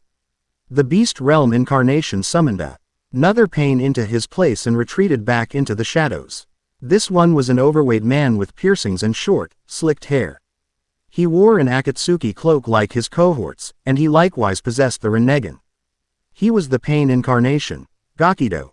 The fat pain grinned and threw his arms wide, and the incoming lightning attack was sucked into his stomach. Gakido disappeared as Hanzu's guards descended on his position, with the summoner Nintendo recalling him into the corridor. The guards landed and attempted to withdraw but were unable to do so in time to avoid Pain's counterattack. When 3 incarnations leapt to the attack, the 3 guards were impaled with wicked-looking black metal spears. The 3 Pains, Shikushudo, the leader, and another, each held 1 twisted lance. The Renegan trio released their killing instruments, leaving their hapless victims skewered and unable to save themselves, rendered helpless due to the spear's special chakra distortion attributes. The 3 Pains maneuvered into the room, revealing another waiting in the ruined entrance behind them. For his part, Hanzo didn't seem too perturbed at being outnumbered with his guards as good as dead. The newest Pain, the hulking, almost inhuman, Shirado, the Asura realm, leveled his right arm at the dictator. The salamander stood and watched as the Pain incarnation's limb detached and the wrist and rocketed towards him. The rocket punch blew straight through Hanzu's chest and crashed into the wall behind him. The Rain's leader looked down at the gaping hole in his torso, almost curious, and exploded into water. Mizu Bunshin, a thick-set Pain, the 3rd spear wielder called Jigokudo, the Hell Realm, observed. This was nothing but a diversion. He's escaped. The last Pain, the spiked-haired Akatsuki leader, strode deeper into the chamber and looked around. He passed a guard, who attempted to reach at the Pain's ankle despite the metal instrument impaled into him. The leader, the Pain known as Tendo, the Diva Realm, looked down at the man with a stoic, uncaring expression and brought his sandal heel down onto the guard's exposed neck, which snapped with a crunch, and Tendo moved to the location where Hanzu's water clone had stood.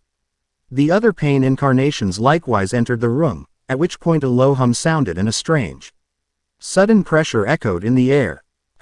Explosive seals, Tendo commented, nonchalant while taking in the strange markings adorning the room's walls, which glowed as the salamander's chakra poured into them. Not a bad attempt at a trap, heathen, the Renegan bearer's voice trailed. But nowhere near good enough. The Pain Raikudo clustered together inside the small room. None was the least bit nervous or alarmed, as though Hanzu's inescapable death trap were somehow beneath Pain's collective concern. The seals detonated, causing explosions on all sides. YCH initiated a violent chain reaction around the building. More explosive seals activated and reduced the compound to ruins, with the 6 Pains trapped inside. The blast caused the heavens to quake. The smoke took a long time to clear, but when it did, a large centipede summon was curled amongst the smoldering rubble and steel. The insect's chitin exoskeleton was riddled with scorch marks, bleeding holes that oozed with white blood. The summon keeled over onto the rubble, revealing 6 unscathed Pain bodies standing within the coiled centipede. The 6 Renegan bodies looked around, the torrential downpour obscuring their vision a little. Hanzu's ruined compound sat atop a tower located within the capital's aquatic residential district. There were countless tall spires suspended on concrete posts inside a lake, each with wide steel drainage pipes running down the sides towards the water. One Pain incarnation glimpsed the man glaring down at the group, and the others all looked over as one. No signal needed. The real Hanzo was situated atop the district's highest tower. His arms were arms crossed and he was prepared to enter battle. Tendu's mouth curled in utter distaste. To Pain, the present circumstances were unacceptable. No mortal could be allowed to look down upon God. The leading Pain, the Diva Realm, motioned to the monstrous Shirato. The hulking Renegan bearer grinned and extended his arm again. The skin covering the limb seemed to melt, revealing a metallic skeletal arm lined with rockets underneath. Shirato thrust his arm above his head and the missile streaked into the air and swirled over Hanzu's position. The salamander leapt down towards the Pain Raikudo as the rockets descended upon his perch and blew apart the structure. The human realm moved at once to intercept him. Hanzo avoided the hand-to-hand combat specialist's attack and spun, drilling Ninjendo with a hard thrust kick that sent the Renegan wielder scrambling across the rubble. 3 Pain incarnations abandoned the area and separated onto various other towers in pairs to allow them to surround and observe Hanzo through multiple independent perspectives. Tendo and Gakido remained behind with Ninjendo. Hanzo glanced at the 3 Pains nearest him with suspicion. No words were exchanged. Posturing was beneath them both. Hanzo glimpsed the Renegan, but the old man was much too consummate a shinobi to allow his surprise to show. The dictator made another hand seal, and Tenmizu Bunshin materialized around him. He ran through additional seals as his water clones spread out. The pouring rainwater in the air over Hanzu's head swirled and melded together into liquid spears, which sped down at his command towards Gakido and Tendo. 3 clones moved to intercept the incoming Ninjendo, engaging him in a cautious battle. Meanwhile, the other 2 Pains leapt aside in opposing directions to avoid the attack.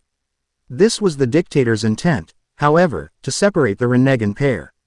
The water spears pulverized the concrete rubble upon contact. 3 more clones moved to engage the rotund Gakido. 2 Mizu Bunshin launched water blasts at the obese Pain incarnation, again utilizing the rain. Gakido swallowed both incoming jutsu using the same method as earlier. The third, however, used a less obvious method, and used a technique that caused the ruined concrete below the fat Pain to morph and swirl into quicksand. Gakido's skill was unable to negate the attack, due to its wrecked nature, and he was pulled into the wet sinkhole, immobilizing him. The original Hanzo and his remaining water clones concentrated their attacks upon Tendo, who evaded them with a strange and unconscious ease. The Diva Realm didn't need to look in order to be able to react to and neutralize his opponent's moves. The leading Pain didn't bother to counterattack, however, as though watching his aged nemesis struggle in a vain attempt to harm him amused the man who would be God. Hanzo didn't allow his irritation with Tendo's dismissive tactics to show, however. The salamander threw several kunai with explosive tags towards his stoic opponent. Tendo made no initiative to dodge the attack, and a large summoned crustacean burst out through the rubble to protect him. The beast's hard armor repelled the kunai, which clattered aside and plummeted over the ruined tower's edge, exploding in the air. Interesting, Hanzo grunted and he leapt back to avoid the creature's counterattack. The crab spat high-pressure water bubbles at him. No doubt his comment alluded to the creature's sudden appearance, as Tendo hadn't utilized a summoning jutsu. Tendo said nothing and continued to stand in place, his Rinnegan still observing Hanzo's movements. The old man blasted a lightning bolt at the crustacean, which penetrated through its skull as though the armor protecting it were mere paper. The attack incinerated the beast's brain and terminated its existence in an instant. The aquatic beast careened over the tower's edge and dropped into the churning water below. A summoned hawk streaked overhead and descended to extricate the trapped Gakido, who then massacred the water clones near him with ease and made towards Ninjendo. Hanzo seemed to realize that he was about to be outnumbered 3-1 again, and chose to attack the lone diva realm while he still had the chance. He sealed the same jutsu as earlier, again causing the rainwater to pressurize into water lances. His clones moved to circle and attack Tendo in a pincer movement. The Rinnegan wielder made no move to escape, and instead waited until both attacks were bearing down upon him. Enough messing around. Pain, Tendo then spoke with purpose, his voice cold and clear. His Rinnegan brightened and a massive shockwave shredded through the space around him, aiding Hanzo's water clones and reducing the incoming lances to vapor. He never had to twitch a muscle. The leading pain incarnation stared Hanzo down with the Raikudo Sennin's power. The old man had no time to react, as the other two pains then rushed him. Hanzo swept Gakido's legs as he approached and then turned to block Ninjendo's strikes. One punch got past his guard and split his lip, but he grabbed the roundhouse kick that came next in both hand and twisted, putting the human realm on the ground, and then stomped down hard on the pain incarnation's back. He noticed Tendo coming in behind him, but too late. Hanzo hissed when the black metal weapon ripped through his back. "You would have done better to run, Hanzo," Pain chided in a calm voice as he loosened his grip on the chakra conductor that he'd impaled into his opponent. Hanzo burst into smoke, leaving Tendo with a wooden log skewered on a pole. The Rinnegan wielder looked over across the ruined tower. The old man materialized within a standing water puddle. The rain continued to pour, and lightning lit up the skies. Tendo then tossed the metal pole in his hand over the building's edge, keeping his stare concentrated on the salamander. "Don't act so conceited, criminal," the Hidden Rain's war-born leader ground out as he rose and cracked his neck, his baritone voice dripping with scorn. "I've butchered 100 would-be usurpers in this place. You are nothing but a statistic to me, God. There is no point in struggling," Tendo commented, his tone clinical. "Your era has now reached its conclusion. You will die here," the pain incarnation promised, his Rinnegan glowing bright in the drenching rain. "God has willed it." HMPH, the aged dictator grunted, "Such delusional nonsense." Massive explosions then rocked the area, but this time neither Pain nor Hanzo had a hand in them. Tendo glanced towards the other two pain incarnations, and the T-Re leapt down onto a concrete bridge connecting the ruined tower to an intact building next to it. Meanwhile, the remaining three pains, those not involved in the battle at present, moved positions in order to compensate.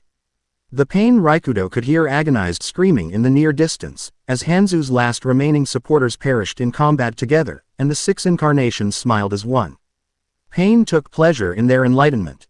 He, as God, would introduce pain to this whole immature world, and guide mankind onto its proper path. "You are a deranged lunatic, Rinnegan or not." Hanzo shook his head and growled as he pointed towards the scene below with a shaking hand, enraged at seeing his devoted partisans being butchered. No god could ever smile upon such wanton carnage. "Normal people cannot comprehend God's vision," Ninjendo replied, unmoved. "There's no need to understand. You will perish, along with this heathen dictatorship. Now, let's begin in earnest, Hanzo. No more holding back." Tendo motioned with his hand and the three peripheral pain incarnations came down to link up with him and the others. Hanzo touched his split lip and ran through several hand seals. and then slammed his palm onto the concrete. The area around him exploded into white smoke, and when it cleared, an enormous summoned salamander stood next to him. 10 seconds passed and then combat began anew without a word, and this time much more intense. The rain continued to weep. Damn, Naruto breathed out, taking in their present location, and I thought the other place was weird looking. His two companions remained silent, not that he'd expected either Akatsuki member to respond. Konan didn't like or trust him and made no secret about either. And Itachi was Itachi and was thus quiet as the grave. The three were now crossing a concrete bridge that led deeper into what the Kunoichi had described as the residential district. The Iden Rain dictator's remaining supporters were entrenched around his residence there. There were tall concrete and steel buildings sticking out through the lake all around, with pipes that ran down the sides into the water. Bridges and power lines connected the massive buildings together. For someone who was used to Konoha, the metropolitan architecture was downright alien. Due to the blinding rain, the blonde had a hard time seeing down into the lake. The rainwater was getting into his cloak and giving him a rash as well. He wished that he hadn't discarded his casa earlier. Onder about that explosion we heard earlier. The blonde then tried again, the silence irritating him as much as the rain. It sounded serious. Perhaps the leader has dealt with the remnants on his own. The Uchiha droned as he looked back towards Naruto, his tone apathetic. You're supposed to be watching him, Naruto grumbled in his mind, unsure whether Itachi didn't know or wasn't telling. The illusionist paused underneath a wooden overhang as the ground reached the next high tower and wrung out his long slate hair. The two teenage prodigies were both soaked to the bone. Konan meanwhile had her oil paper parasol, and Naruto had to repress the instinct to swipe the thing. Itachi parted his cloak and drained the excess rainwater. The bitch could have brought along a couple extras. The blonde wanted to complain aloud, glaring at the Akatsuki Kunoichi as the two stood in the rain, but said nothing. Konan paid no attention to him, whether she noticed his angered stare or not. Naruto stepped under the shelter also and peered into a window as he ran a hand through his hair, but it was too dark inside to see. The demon vessel spat into the rain and tried to pull the portal open. But the thing wouldn't budge. He then slammed his Anbu bracer into the glass and shattered the window, and prepared to vault through. Please humor us and exercise a little common sense, Jinchuriki. Konan spoke at last, her voice cold. There could be enemies waiting in ambush in there. Don't call me that, Naruto snapped back, his temper boiling over. I've got a damned name. You two are quite welcome to run up the pipes and slip, but I'm taking the stairs. He then swept through the broken window, not bothering to look back and gauge Konan's reaction, or the Uchiha's. Naruto landed inside the bare, darkened room and pulled out the Kusanagi and channeled chakra into the blade, again using its sacred white light to illuminate the building. The Jinchuriki made certain to crunch the glass shards on the ground underneath his sandals as he began to explore the chamber, attempting to locate the stairs that he knew had to be around somewhere. Naruto reached towards the nearest door, and as soon as he began to open it, the room's electric lights came on. TCH, he hissed and whirled about with sword in hand, placing his back to the wall. There was no rain-nin ambush, however. Itachi stood across the room with his manicured hand covering a light switch. The illusionist arched a brow in response to Naruto's hostile reaction to his presence. For his part, the blonde wasn't sure whether to be irritated with the Uchiha, who had somehow managed to get across broken glass without making the slightest noise, or relieved that Konan hadn't been proven right. You surprised me, Naruto grunted, dismissing the matter, his ill temper somewhat appeased due to the knowledge that Itachi had come in behind him despite their Kunoichi companion's spoken disapproval. Ah, was all the response he received as Itachi likewise began to scout the area, tucking his arm into his dripping wet cloak. He looked like a drowned rat. The Jinchuriki, he happened to look back towards the broken window, and quirked his own brow when he saw what looked like countless snow-white moths gravitating through the hole in the wall and into the room. The oaths clustered together and seemed to combine into one larger humanoid shape, which then molded into Konan. The azure-haired woman materialized kneeling on one knee and then stood upright. Fuck, Naruto groused, taking a good look at her in the bright light. Figures she'd be hot. He realized that he hadn't noticed her looks until now, as strange as that idea seemed in retrospect. Perhaps he'd been too preoccupied. Though blinding rain and dark caves didn't lend well to observing such things in great detail. He thought that perhaps he was going into withdrawal, having spent so much time working around attractive older women in Konoha. For the last month, however, the closest thing to an actual woman he'd seen was Itachi. Regardless, the blonde was most aggravated about having been caught staring. That must be a convenient technique, he said, attempting to be conversational. Naruto received a level stare that made quite clear that she hadn't bought into his nonchalant act. Less inane chit-chat and more progress, the Akatsuki Kunoichi sniped, striding past Naruto. Locate the stairs. The Jinchuriki grinned, but then turned serious when a loud crash echoed across the room. Itachi looked back, standing over a wooden door that was split right down the middle where he'd kicked it in. Naruto's position allowed him to see concrete steps located across the ruined doorsill. "I've located the stairs, ma'am," the teenager reported to Conan's retreating back, his right arm snapping into a crisp Anbu salute. Naruto knew that his snide remark would elicit no response, and the blonde crossed the room towards the stairs without waiting to hear one. The Uchiha sent him a warning look, perhaps intended to tell him to stop antagonizing their companion. But the demon carrier ignored him. Itachi assumed point and started up the staircase as Naruto and Conan neared. Naruto waited, deciding to be a gentleman and allow Conan to go next, but the Akatsuki Kunoichi made no move. The implication was obvious, that the woman didn't trust him with her back in a narrow place. The blonde snorted in derision, amused with the idea that she was concerned about him making some attempt to backstab her, as though he'd want or need to resort to such weak deceptive tactics. "Hey," the blonde chuckled and shook his head as he started up the stairs, quickening his pace to catch up with Itachi. The booming thunder outside seemed to be even louder within the stairwell, as was the non-stop rain hammering against the steel building's walls. The loud, echoing clamor masked the missing nin group during their climb up the towering structure. "I still can't believe those rebels have routed our men," a voice sounded somewhere above the three Akatsuki operatives. Naruto grinned and prepared to rush up the remaining stairs and kill the rain nin, but much to his chagrin, Itachi seemed to have other ideas. The Uchiha genius motioned his impulsive companion to stop, and remained where he was to eavesdrop. The blonde lurked in the shadows, making sure that the guards couldn't see or sense him, but his advanced hearing allowed him to listen in on them alongside Itachi.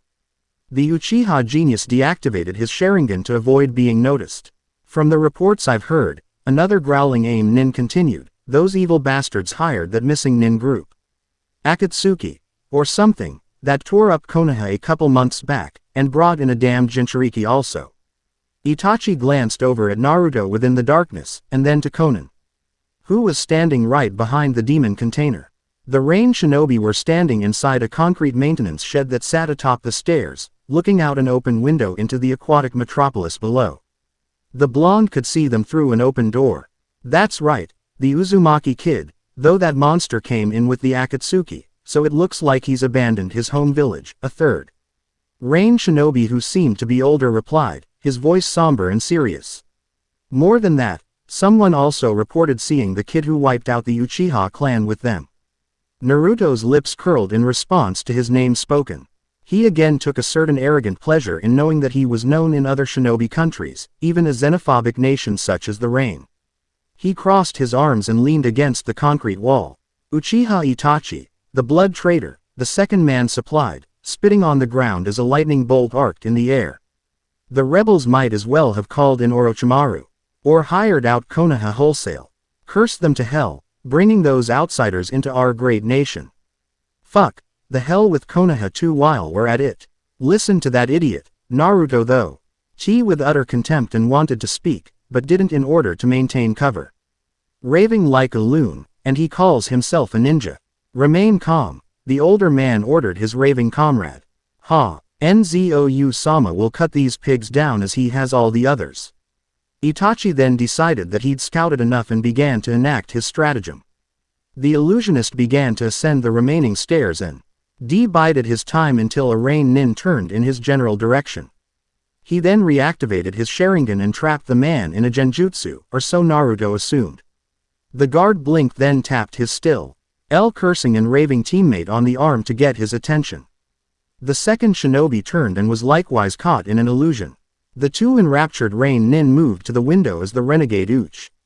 IHA climbed the stairs and stood behind the third, his movements noiseless.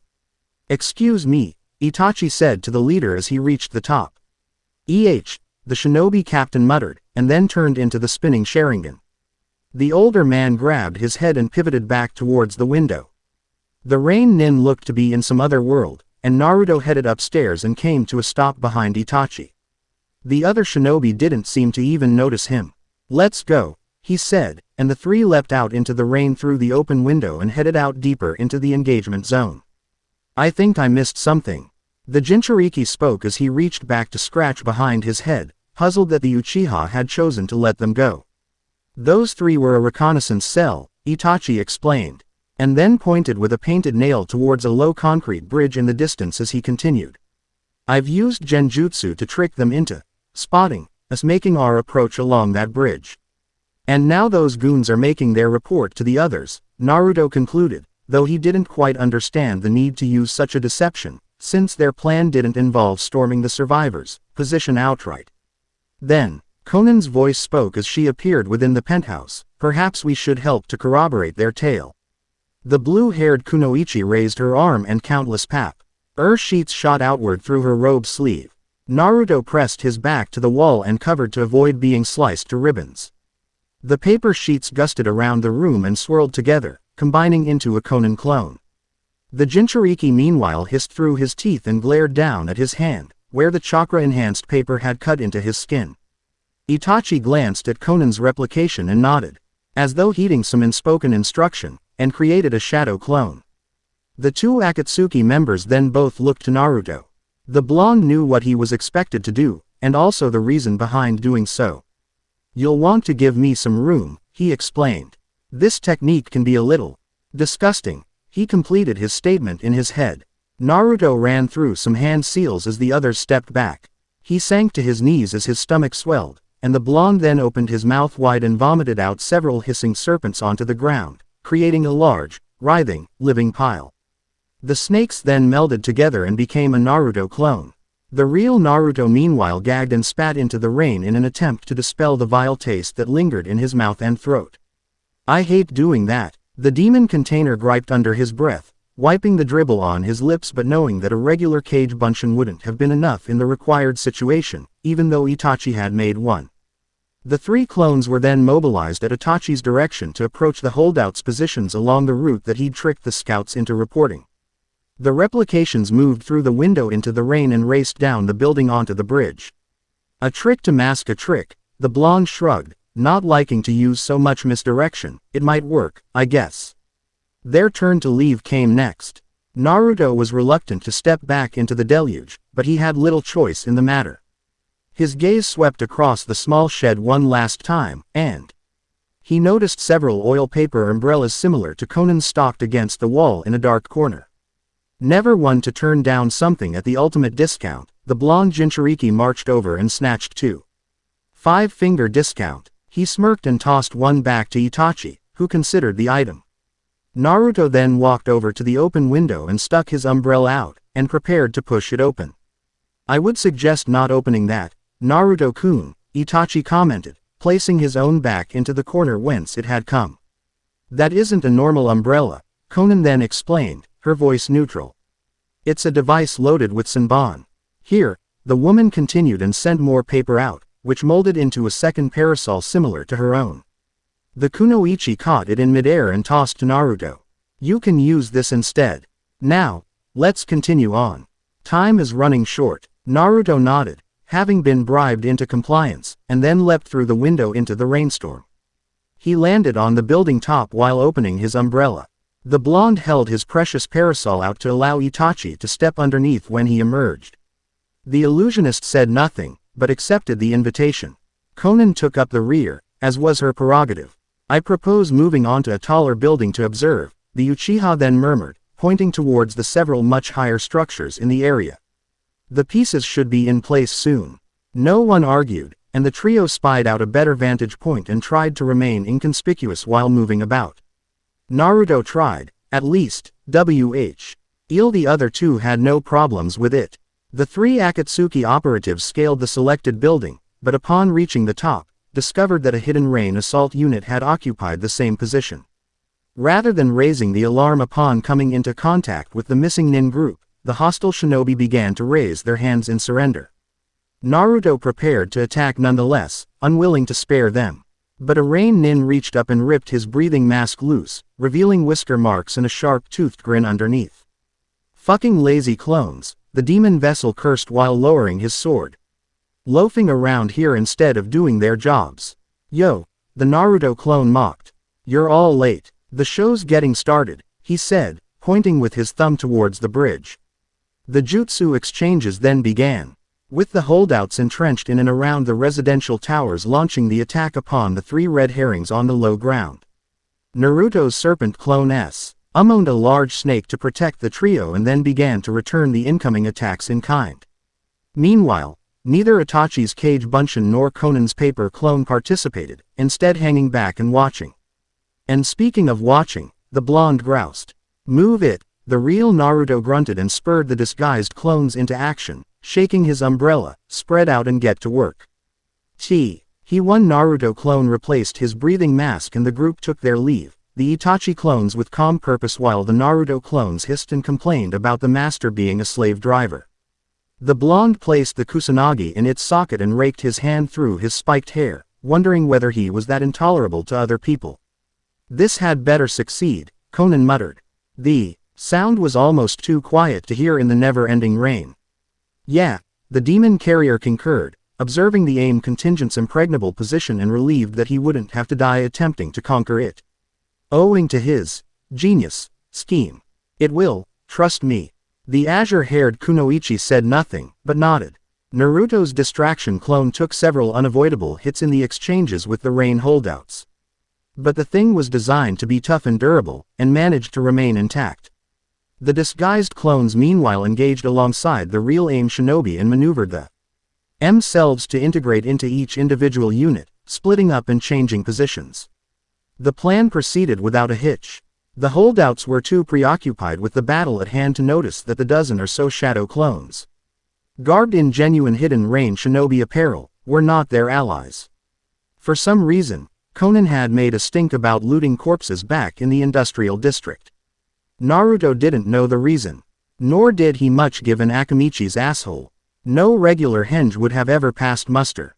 "The clones have gained complete access," Itachi spoke in his haunting monotone, marking their movements with his Sharingan. "Preparations are now complete," he reported, seeming impassive about the whole issue, though Naruto knew better. "Finish it," Konan ordered, looking on with cold determination. Naruto opened, commanding his snake clone on the bridge to detonate. The explosion ripped through the rain nin who had engaged on the ground, blasting the concrete bridge into little chunks that sank into the lake and vanished into the churning depths. The blonde had to quash down some guilt over his summoned snake, which had been caught in the massive detonation. The remaining Hanzo partisans, who were positioned atop the buildings and had been raining attacks down upon the clones below, stopped short in response to the explosion. Naruto glanced towards Itachi, who looked back and nodded, and then made a single hand seal. The blonde did the same and the concealed shadow clones initiated a chain reaction, detonating within the other small assault units. Itachi's blasts were smaller and more controlled, Naruto's enormous and wild. Both, however, accomplished their collective purpose.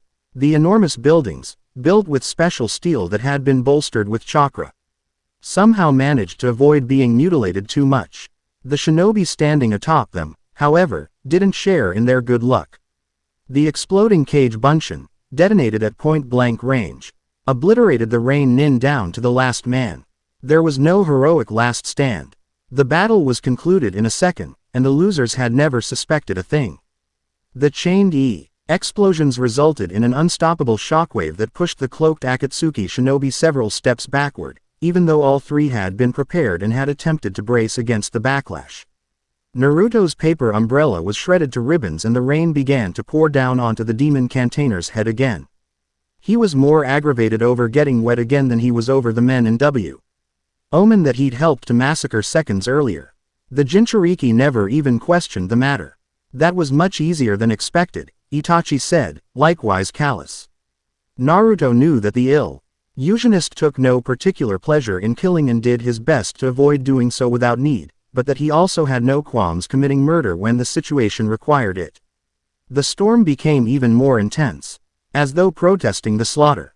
The hard, acidic rainwater stung Naruto through his Akatsuki cloak. Thunder boomed in the air.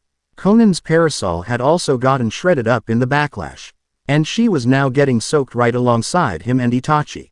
The blonde demon vessel wondered whether her paper manipulation techniques would work in the rain. Brilliant, Naruto sneered. Like I said, again. He reminded and then cocked his head towards the large smoldering compound located deep in the lake, where the real battle raged onward. Looks like Sir Leader's still going at it with Hanzo. I'm heading over to have a better look, the demon container declared, not caring to get clearance. That's not possible, Konan replied in a neutral tone, though Naruto was aware that the kunoichi didn't want him to approach pain. Hanzo's entire administrative complex is marked with chakra negation seals to keep intruders out. You can't scale the walls. Naruto digested this knowledge, and he could see that the structure was ruptured to the point that going inside the tower and climbing up to the battle zone would likewise be impossible.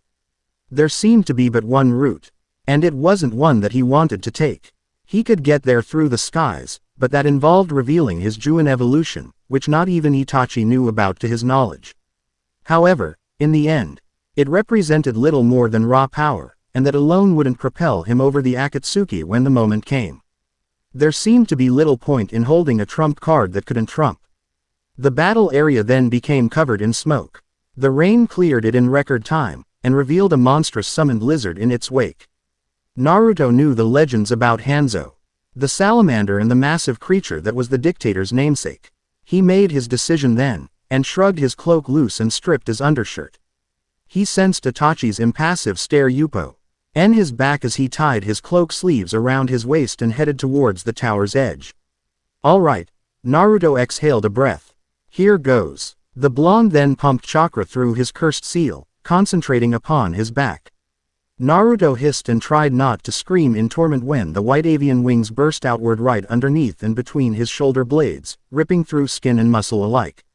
The snow-white appendages were matted and streaked with his blood, which also coursed down his back in two identical rivers.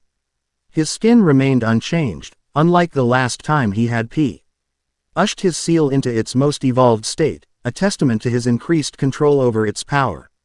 Fuck, that hurts, he couldn't help bitching, almost dropping to his knees. The rain helped to clean his back, but did nothing to soothe the blinding pain. The Jinchuriki hopped into the air and levitated there, and then looked back down at Itachi and Konan. The two S-class shinobi did well at hiding their surprise, but Naruto knew that both were re-evaluating him in their minds. For some reason, his being able to make them rethink their previous opinions pleased him. That, Itachi enunciated and arched a curious brow, was not indicated in our intelligence. Hey, the white-winged Naruto shrugged with a grin, cracking his neck. A girl's got to hold on to some secrets. Now, grab on. He held his right arm out, inviting the older teenager to take hold. Itachi weighed the matter a moment, and then nodded and wrapped both arms around Naruto's bicep. His hands were as cold as ice. You're welcome to hitch a ride too. The Jinchuriki turned back to Konan with a lopsided grin, though he wasn't sure what had prompted him to do so. Might as well make sure the leader doesn't have a problem. In truth, Naruto didn't care in the least about what could happen to Pain. God, being killed in combat would suit his own purposes quite well, not that he would assist in making it happen. Perhaps he would stumble upon an opening to win points with the leader, at least. He doesn't need our help, Konan retorted, though she still grabbed onto the wrist that he held out. Perhaps she didn't trust Naruto and Itachi to observe without her supervision, though riding with the blonde meant trusting him not to drop her to her death, so he didn't quite know what the woman's motivations were. Perhaps she was concerned about the leader. Hanzo and his behemoth summon as individuals were nothing to be underestimated, so much more so together. It'd be so easy to kill them both, he thought as he got a decent start and made his leap into the skies. All I'd have to do is let go. Naruto knew that he wouldn't, but the idea to renege on his barga In with Itachi and then recede into the shadows somewhere was nonetheless tempting. He struggled against his passengers, combined weight and almost started into a nosedive into the lake, but instead pulled more chakra through his Juin to regain his balance. The winged blonde then began to rise in altitude and soared through the air towards the battle. Naruto couldn't help but remember another epic shinobi duel he'd interrupted in this manner. This time, however, he wouldn't be saving the old man.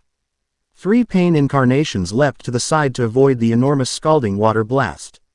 Anzu's summon prepared to unleash a second, but stopped short when a summoned ox plowed into its side, driving the great amphibian backwards. The salamander speared the horned creature through the spine with its tail, slaughtering the bovine summon, but then had to leap aside as a huge summoned mantis attempted to slash its head with a sickle. Hanzo meanwhile sidestepped as Gakido descended upon him. The fat pain's attack pulverized the concrete beneath the old dictator and caused the bridge to tremor. Tendo made no move, but the hell and human realms rushed at Hanzo's back. Hanzo pivoted and spewed a lightning bolt towards the 2 incoming pains, knowing that the protector Gakido wasn't in position to absorb the jutsu. The lightning streaked past them, rushing straight towards Tendo. Futile, the Diva realm commented, not even bothering to twitch a muscle. Another invisible shockwave rippled in the air as the bolt closed in, shearing the attack apart. Hanzo glared and sucked in a breath through his teeth. Ninjendo closed in and drove a hard punch into the aged man's stomach. The human realm pressed his advantage with a roundhouse kick that staggered the Rain's leader back. And the thick-set Jigokudo rushed into Hanzo with a double sledge, driving him over the bridge's edge and into the lake. The biomechanical Shirado exposed the rocket's in its other arm and launched them into the air.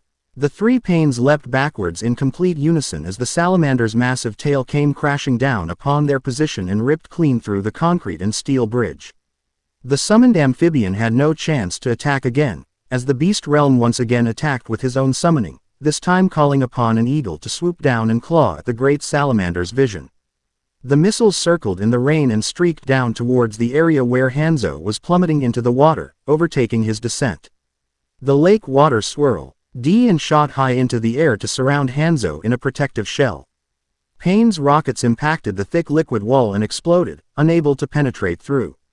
The water within then rose as well, making the hollow wall into a dense rising pillar, which Hanzo then rode upon to again reach Pain's position.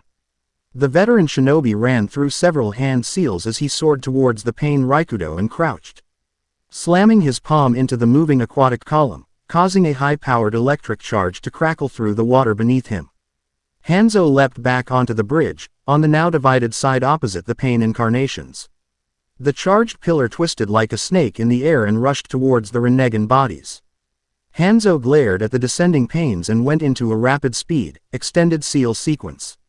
Clasping his hands together to end the jutsu, the lake parted and swirled into a massive whirlpool, placed to swallow the Akatsuki's leader whole and end him within its crushing depths. However, a summoned whale leapt out through the swirling water and intercepted the plummeting Pain Raikudo, catching them upon its back. The old leader cursed under his breath, slew MP-ing over with exhaustion and irritated that the Rinnegan-wielding group had eluded him again. Hanzo's salamander shot a boiling water ball at the airborne whale. The aquatic mammal shot pressurized air through its blowhole, propelling the 6 Pains higher, back into the battle zone. The Pain Raikudo landed upon a concrete bridge connecting 2 peripheral towers, though as the battle progressed, there were less and less places to stand. Your parlor tricks will run out at some point, criminal, the impatient Hanzo grated down at Pain, crossing his arms. Your strength will ebb much sooner, the beast realm countered, his voice clinical as his Rinnegan observed the aged warlord's labored breathing. Hanzo didn't respond or attack, however, and instead seemed to be watching something lingering in the air above the 6 Pain bodies. Tendo glanced up, while the remaining realms kept their collective attention concentrated onto the old warrior and his summoned pet. Kona, En and Itachi stood atop the tower looking down at the battle, the Uchiha taking in each minuscule detail with his ever-swirling Sharingan. Uzumaki Naruto glided in the rain upon angelic wings, twirling his sword in his right hand. For a moment, Tendu's lips tightened a little upon seeing the latter. "Yo," the Jinchuriki said with an arrogant wave, as though the child believed that he posse SSED all the right in the world to intrude upon the battle. Don't mind me, sir. The cold stare that Tendo sent in his direction indicated that the Akatsuki leader minded quite a bit. The renegade stare then swept over to Konan, who bit down on her lip and shrugged her shoulders. Naruto, and to a much lesser extent, or so it seemed, Itachi, looked curious about the 6 bodies, but Bo.Th knew that now was not the time to comment. Look at what we have here, Hanzo spat, prompting Naruto to glance down at the Hidden Rain's deposed leader, Konoha's Jinchuriki, and the blood traitor Uchiha Itachi. You have spared no expense, rebel, the old warrior continued, looking back at Tendo. This comes as no surprise. I suppose that scum begets scum.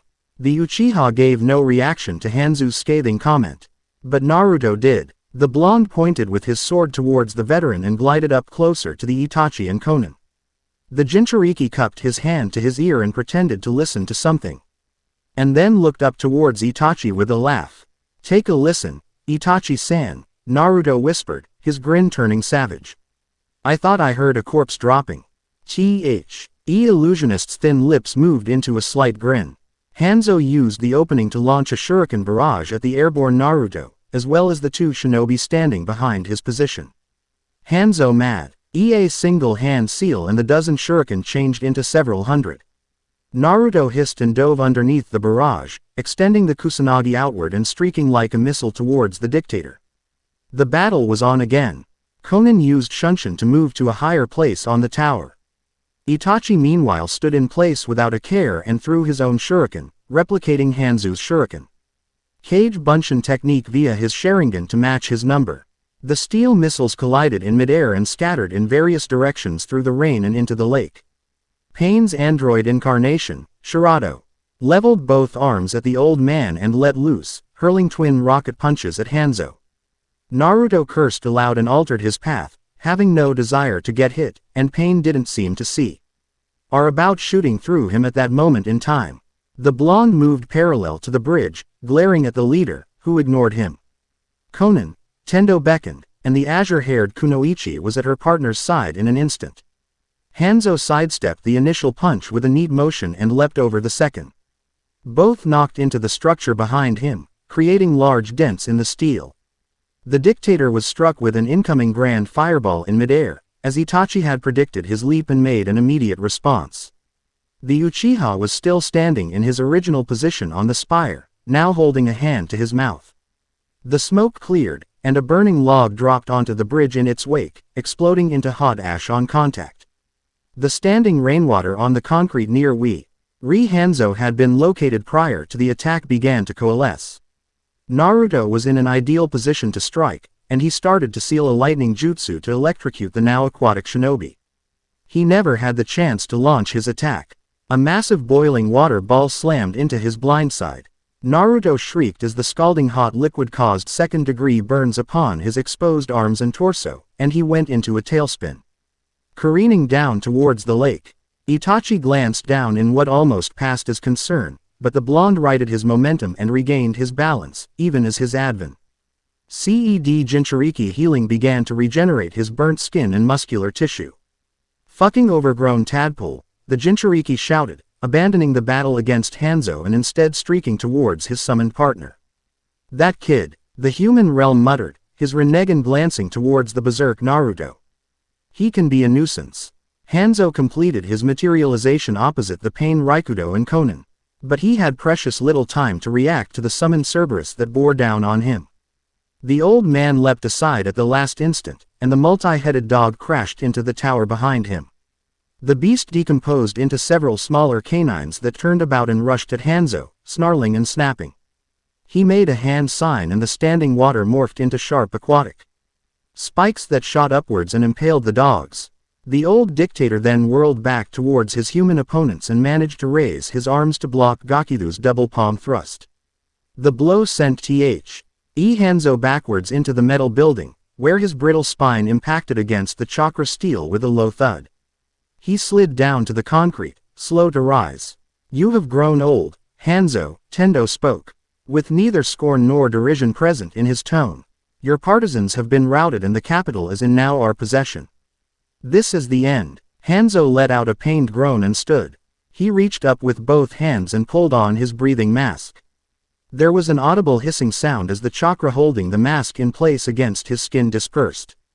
Blood leaked through the old shinobi's mouth and down his chin. Despite the deep scars and wrinkles, and the thinning iron-colored hair, the old man looked as stern and resolute as he ever was. However, that mental strength was tempered with resignation. Pain hadn't needed to remind his nemesis. Hanzo knew quite well that this was to be his last battle, and he knew that he was outnumbered and up against cage-level opponents, and a Jinchuriki. He knew that his stamina and chakra were running out. His skill excelled the world, but no mortal man could overcome old age. "Fool," Hanzo the salamander wheezed. His voice was much less overpowering without his respirator, but still brimmed with strength and conviction. "I built this nation. I've protected these lands through 3 great wars. No one else can shoulder the burden. This nation cannot survive without me." The great leader hacked and spat up blood. "This might well be the end, criminal, but I will not disgrace all the men who have lost their lives on this dire morning. There is no rain without Hanzo." Pain said nothing, but raised his open hand to the skies. The rain slowed and then stopped altogether. Hanzo recognized the implied insult at once, but didn't react to it. Conan's paper shot outward and recombined to restore her white wings, and she levitated in the air next to her longtime companion. Hans Ou reached into his combat garb and withdrew a small container, and then poured several pills into his hand. He ingested the medicine and coughed. His weathered skin took on a reddish hue as the specialized soldier pills sent his chakra production into overdrive. "You will now see the power that united this weeping land," the old warrior declared, as his inner power exploded. The entire lake seemed to shoot up around the tower. Countless liquid columns materialized and rose into the air, held in place due to Hanzo's power. The 6 Pains and Conan looked on, unimpressed with the act. The dragon heads appeared next. Gakido moved into position to protect the others against the barrage that was soon to come, and Conan took to the air. Meanwhile, Shirato's spiked cranium SP lit apart in 6 wedges and opened outward to revealing a strange contraption underneath. The biomechanical Pain incarnation then hunched over and took aim at the Hidden Rain's leader. Hanzo's innumerable Suiryuden attacked and Pain's chakra cannon began charging. Conan let loose with a paper missile barrage. The deciding hand was now on the table. The towering salamander swiped at the airborne Naruto with its arm. The Jinchuriki rolled to the side and rose over the attack, but then had to pull back and swerve to evade a heated water blast. The steaming, scalding liquid passed close to his burnt, sensitive skin. Naruto hissed as the intense heat made the burn wounds, which hadn't quite healed, sting anew. The distraction almost cost him, as the amphibian's massive tail almost crushed him. Naruto weaved underneath at the last instant. "You're too damned big," the blonde cursed at the monster. The demon container pointed an open palm at Hanzo's summon. The skin on his arm morphed into green scales, and his hand changed into a massive serpent's mouth. The hissing appendage opened its maw and spewed a Karyuenden at the salamander as it moved back around. The dragon slammed into the creature's side, charring the skin. The technique seemed to do little more than irritate the beast, however, and it then returned another, much larger water bomb. His one caught Naruto sleeping and grazed his legs, causing him to cringe in pain as his scaled arm returned to its normal state. The monster's open mouth was then descending towards him again, boiling water rising inside its throat. Naruto sensed the heat and smelled the smoke, and looked into the air as he dodged. Red-hot, blazing missiles soared downward over his head like countless meteorites.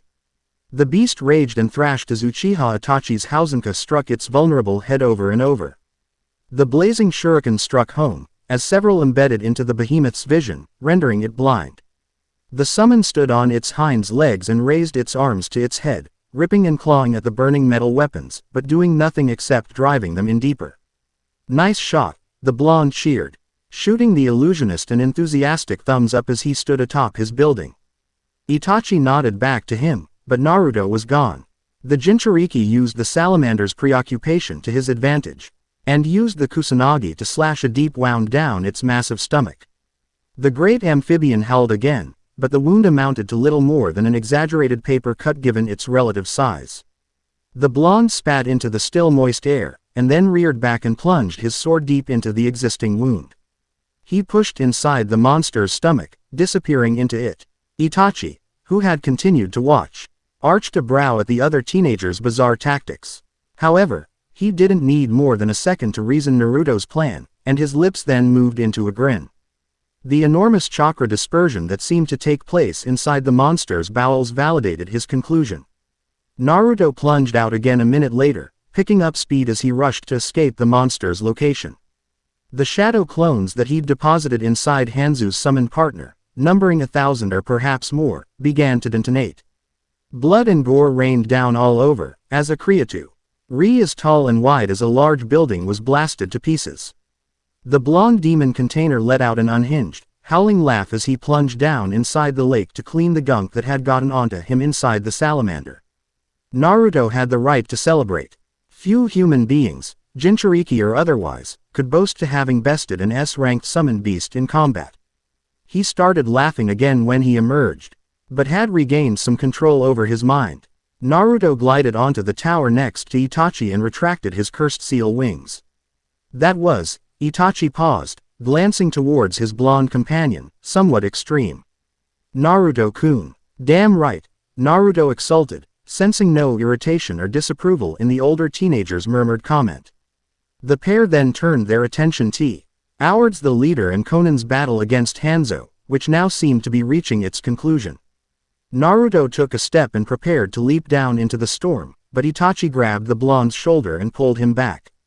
The slate-haired genius shook his head in the negative, telling the Jinchuriki in no uncertain terms that this wasn't their battle now. Naruto had done enough at this point, and didn't mind being made a spectator. The two prodigies watched as the battle ran its course. Konan moved about with a dancer's grace in the air, lilting about to avoid the innumerable water dragons that continued to twist about and rush at her.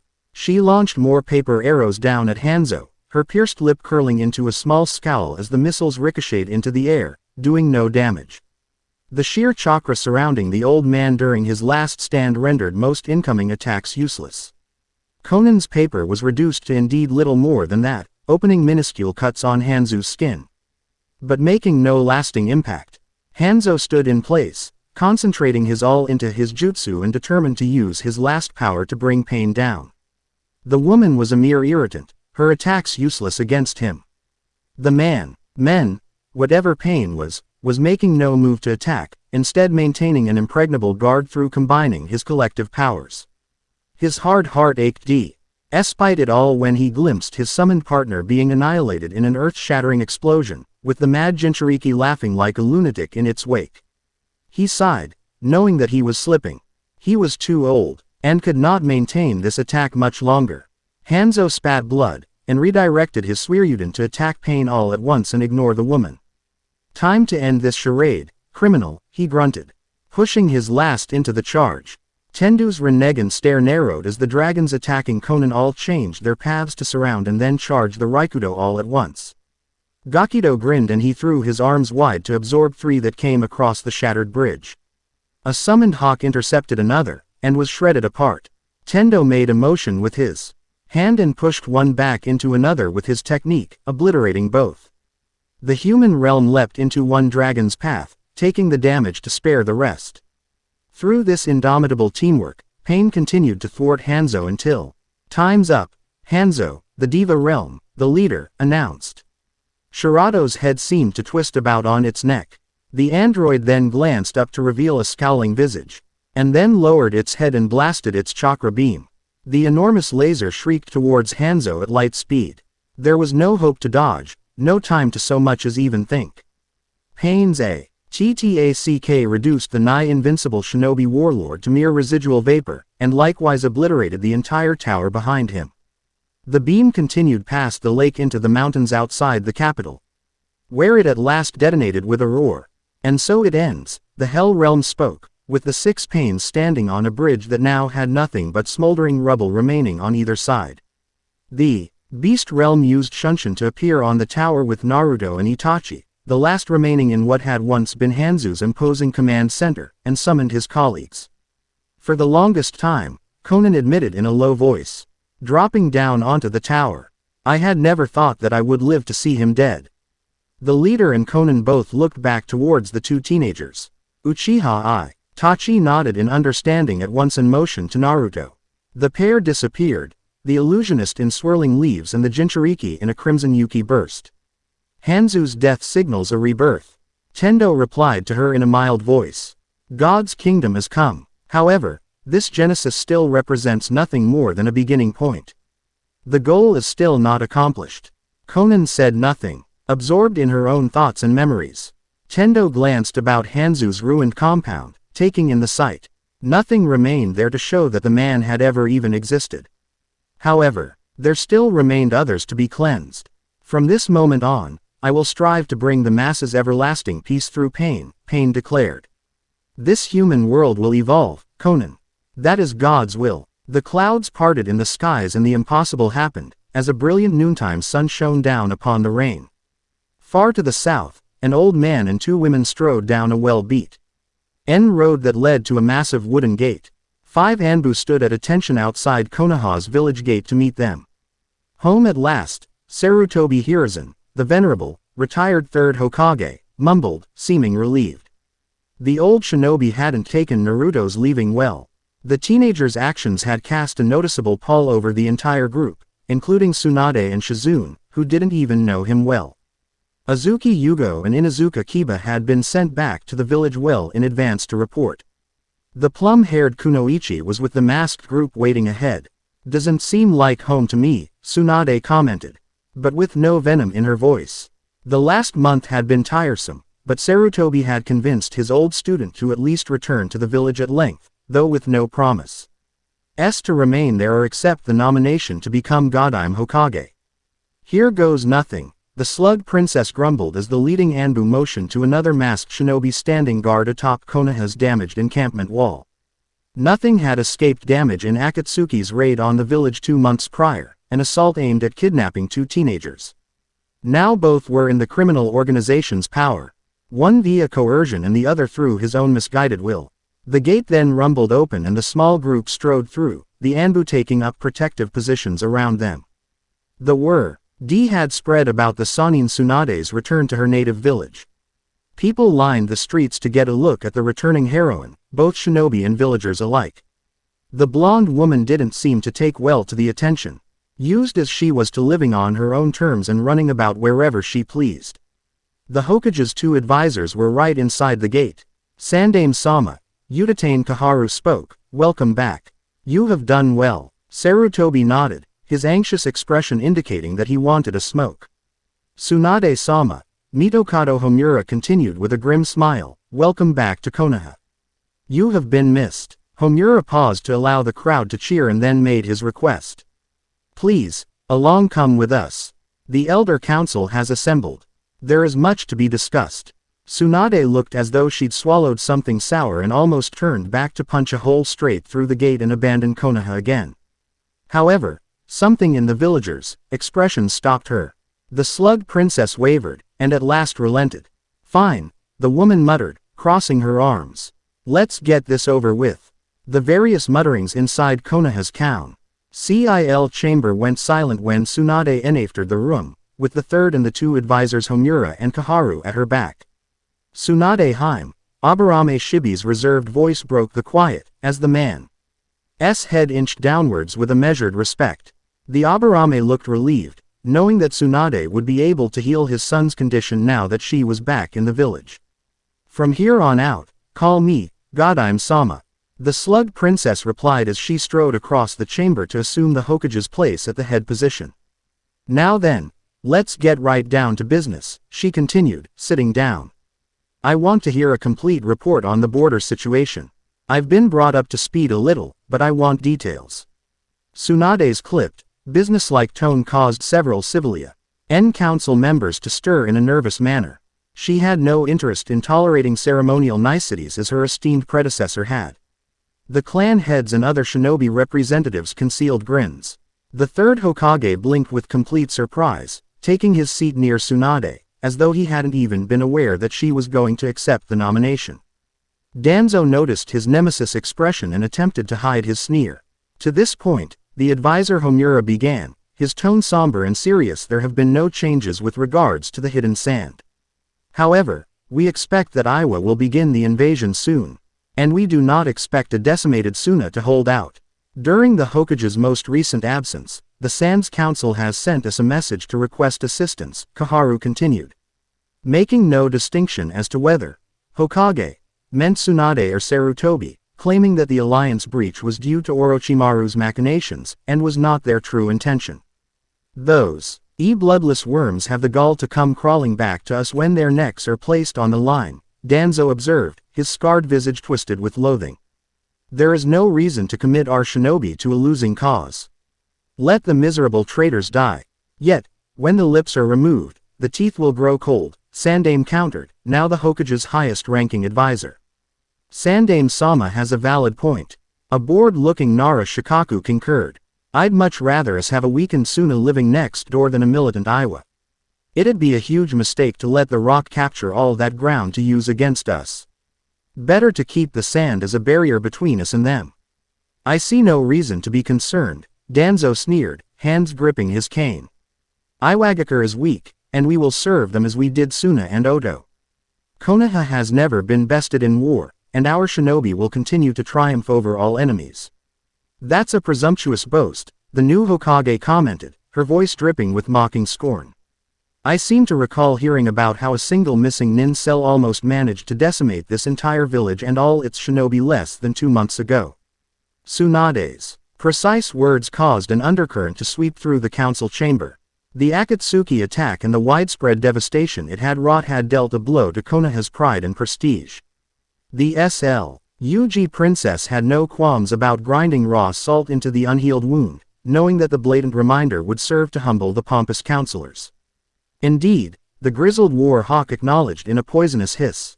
A most regrettable incident, an embarrassment precipitated due to our illustrious Sandaime being more interested in chatting over tea with the Fire Lord than in protecting our great tree.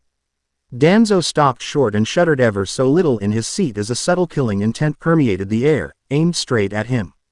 Sarutobi stared hard at his nemesis, warning in no uncertain terms that the scarred man was coming close to crossing a line, one that Hijiran was all too willing to meet him at, now that the retired leader no longer had his mantle and sworn oaths as Hokage to restrain him.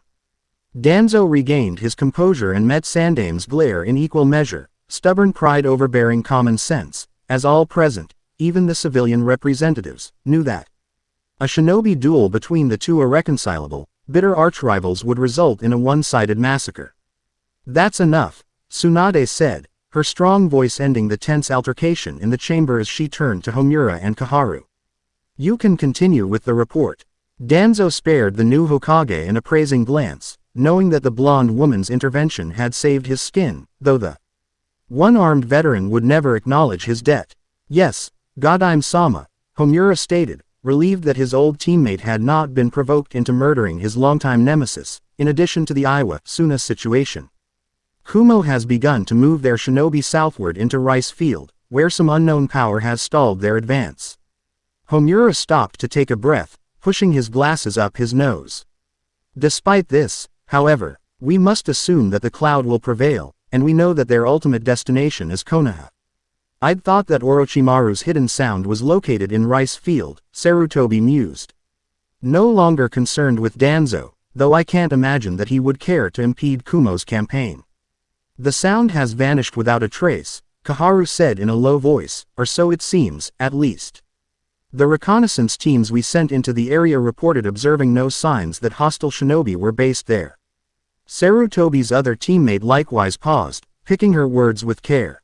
The locals have instead been whispering tales about monsters lurking in the wilderness. I'm sure that Snake Bastard didn't quit with his twisted experiments when he got caught red-handed here.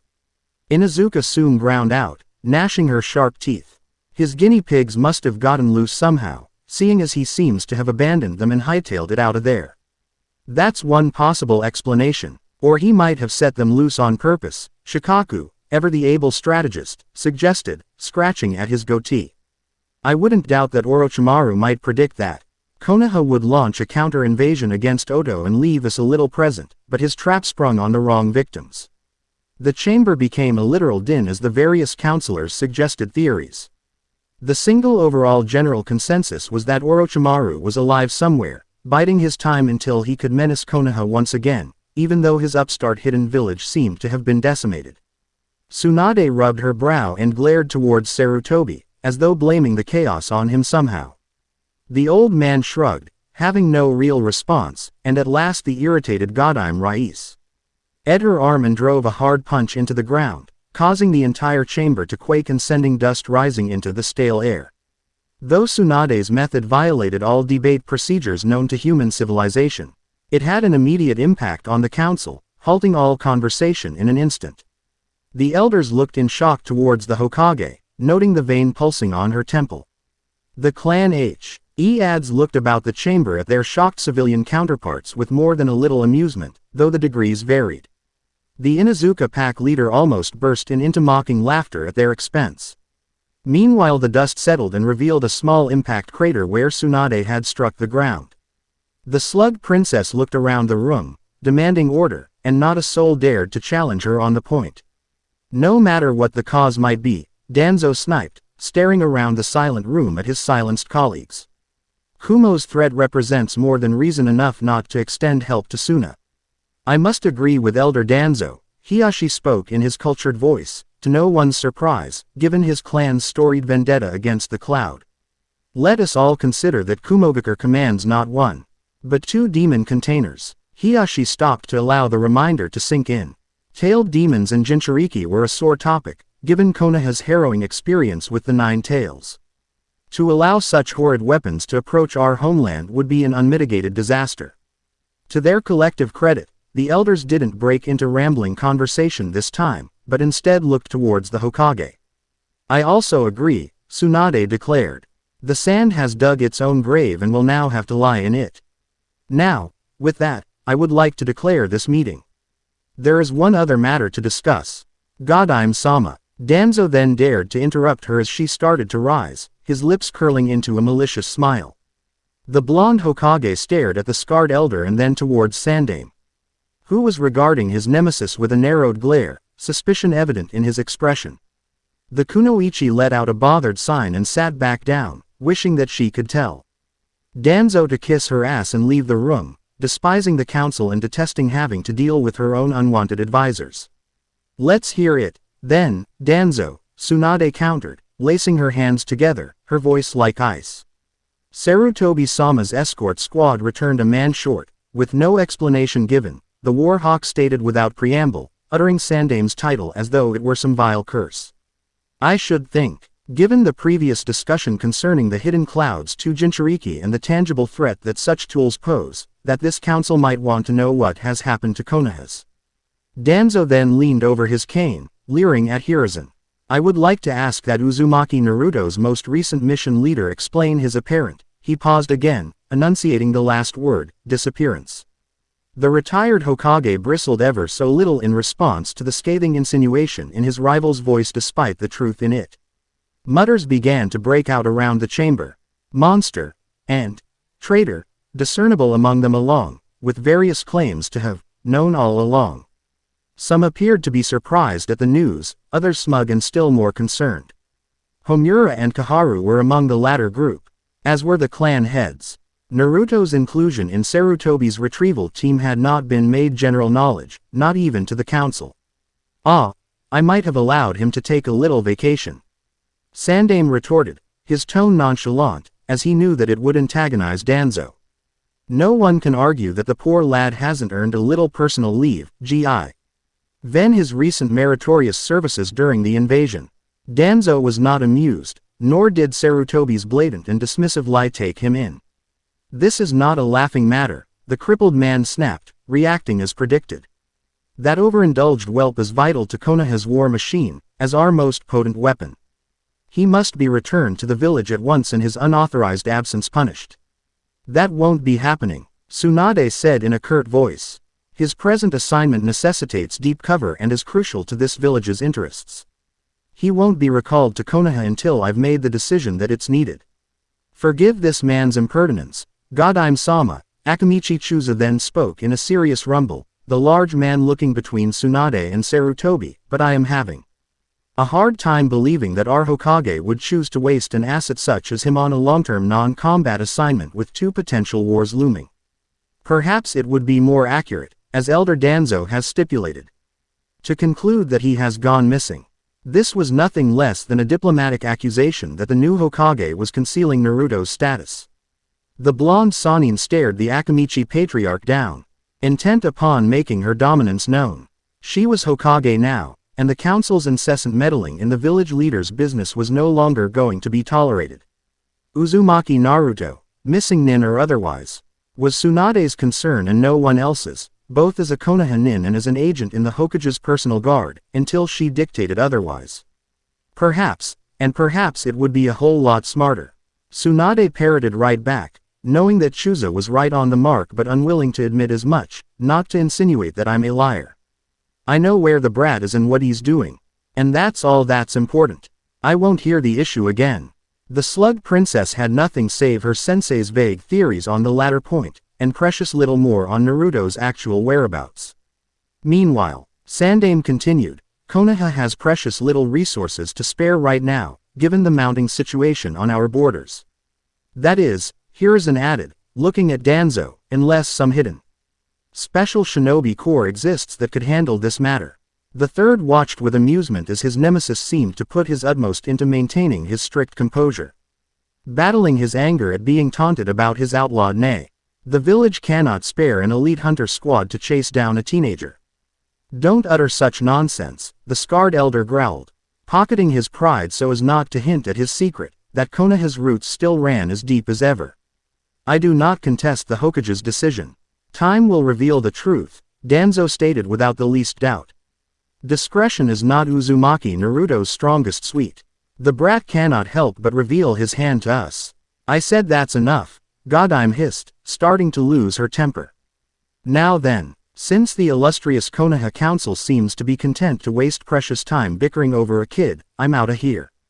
Unlike some people, I have actual business to attend to, such as inspecting the village. Tsunade then turned back towards her apprentice, who hadn't made a sound during the entire meeting, as she rose and started to leave. Let's go, Shizune. Shizune paled and nodded, trailing behind her enraged master. Meanwhile the elders looked about in surprise and shock, unable to comprehend being dismissed in such a manner. Sandaime had a worried expression as he stared at his pupils retreating back. Danzo, however, appeared to be amused and even pleased with the new Hokage's act. Kusanagi in hand, Naruto stood silent and cautious in the mist-shrouded grove in the mountains ringing the rain's industrial capital, observing his opponent. Uchiha Itachi stared right back at him, tilting his head ever so little, as though attempting to puzzle Naruto out in the drizzling rain. Their Akatsuki cloaks were draped over a tree limb in the near distance. Naruto almost wished that he'd kept his, as he was shirtless and it was fucking cold right now. Guess you're not gonna make the first move. The blonde groused, bored with the inexorable waiting game.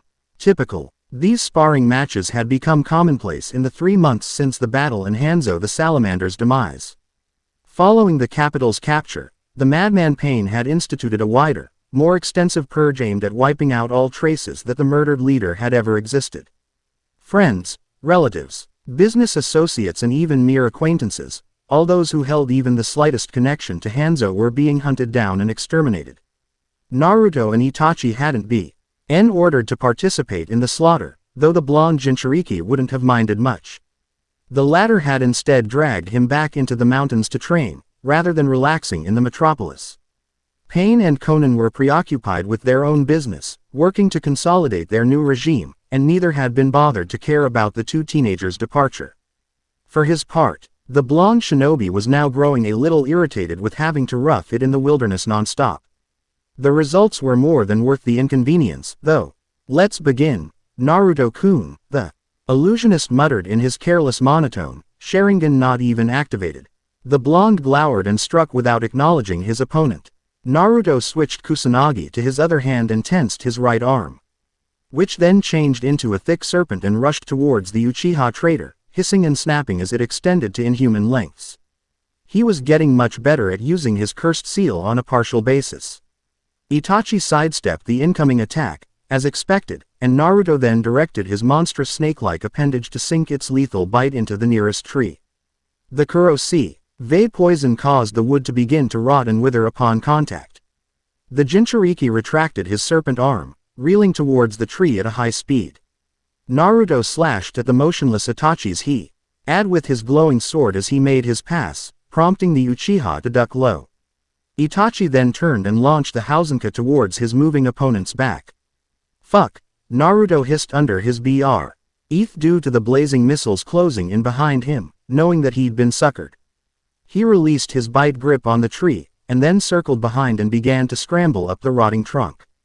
Itachi's attack plowed into the wood near where Naruto had bitten and tore right through, causing the trunk to shatter and the timber to plummet towards the ground. The demon vessel stood atop the smoking lumber and kept his stare leveled on the Uchiha as he rode down towards the ground, sheathing his sword and running through hand seals at the same time. Electric charge began to crackle around the blonde, and he opened his mouth and spewed a high-powered lightning bolt at his opponent. Itachi avoided Naruto's jutsu with casual, nonchalant ease, and the charge grounded out as it made contact with the rain-soaked mountain earth. Then, still covered in residual lightning, Naruto dove towards the illusionist, measuring a crushing punch at Itachi's head. Rather than evading, Itachi's hand snaked out and grabbed the other's wrist. The Uchiha then gripped his throat with his remaining hand and threw him down hard into the ground.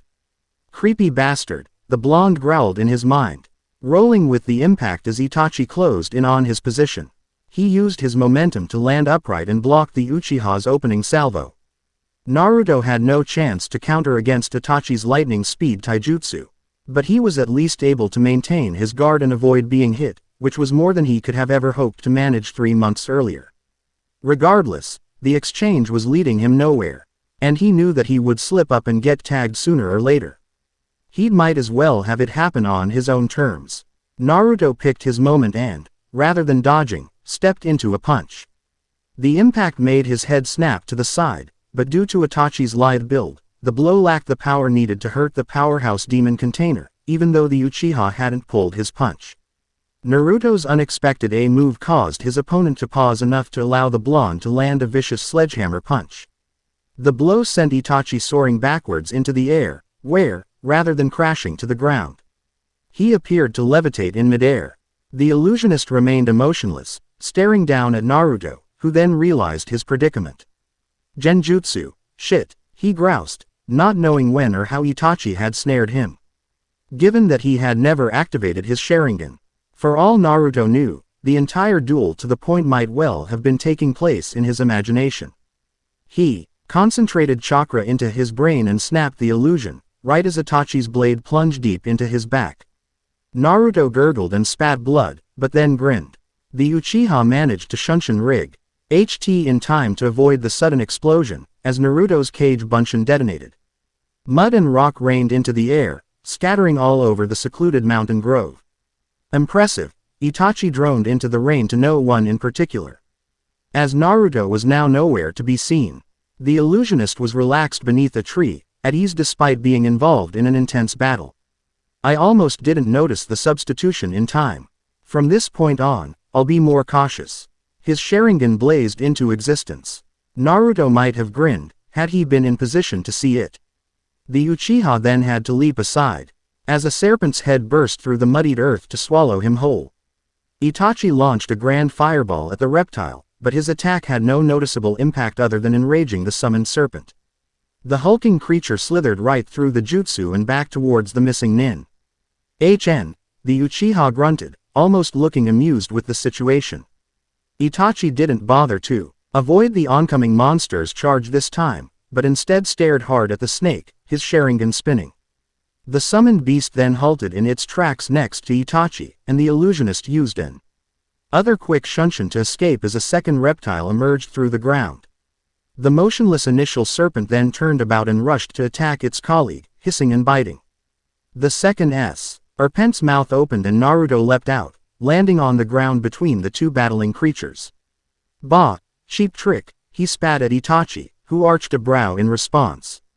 Motherfucking genjutsu, he added in his mind, not at all amused with having his summon turned against him.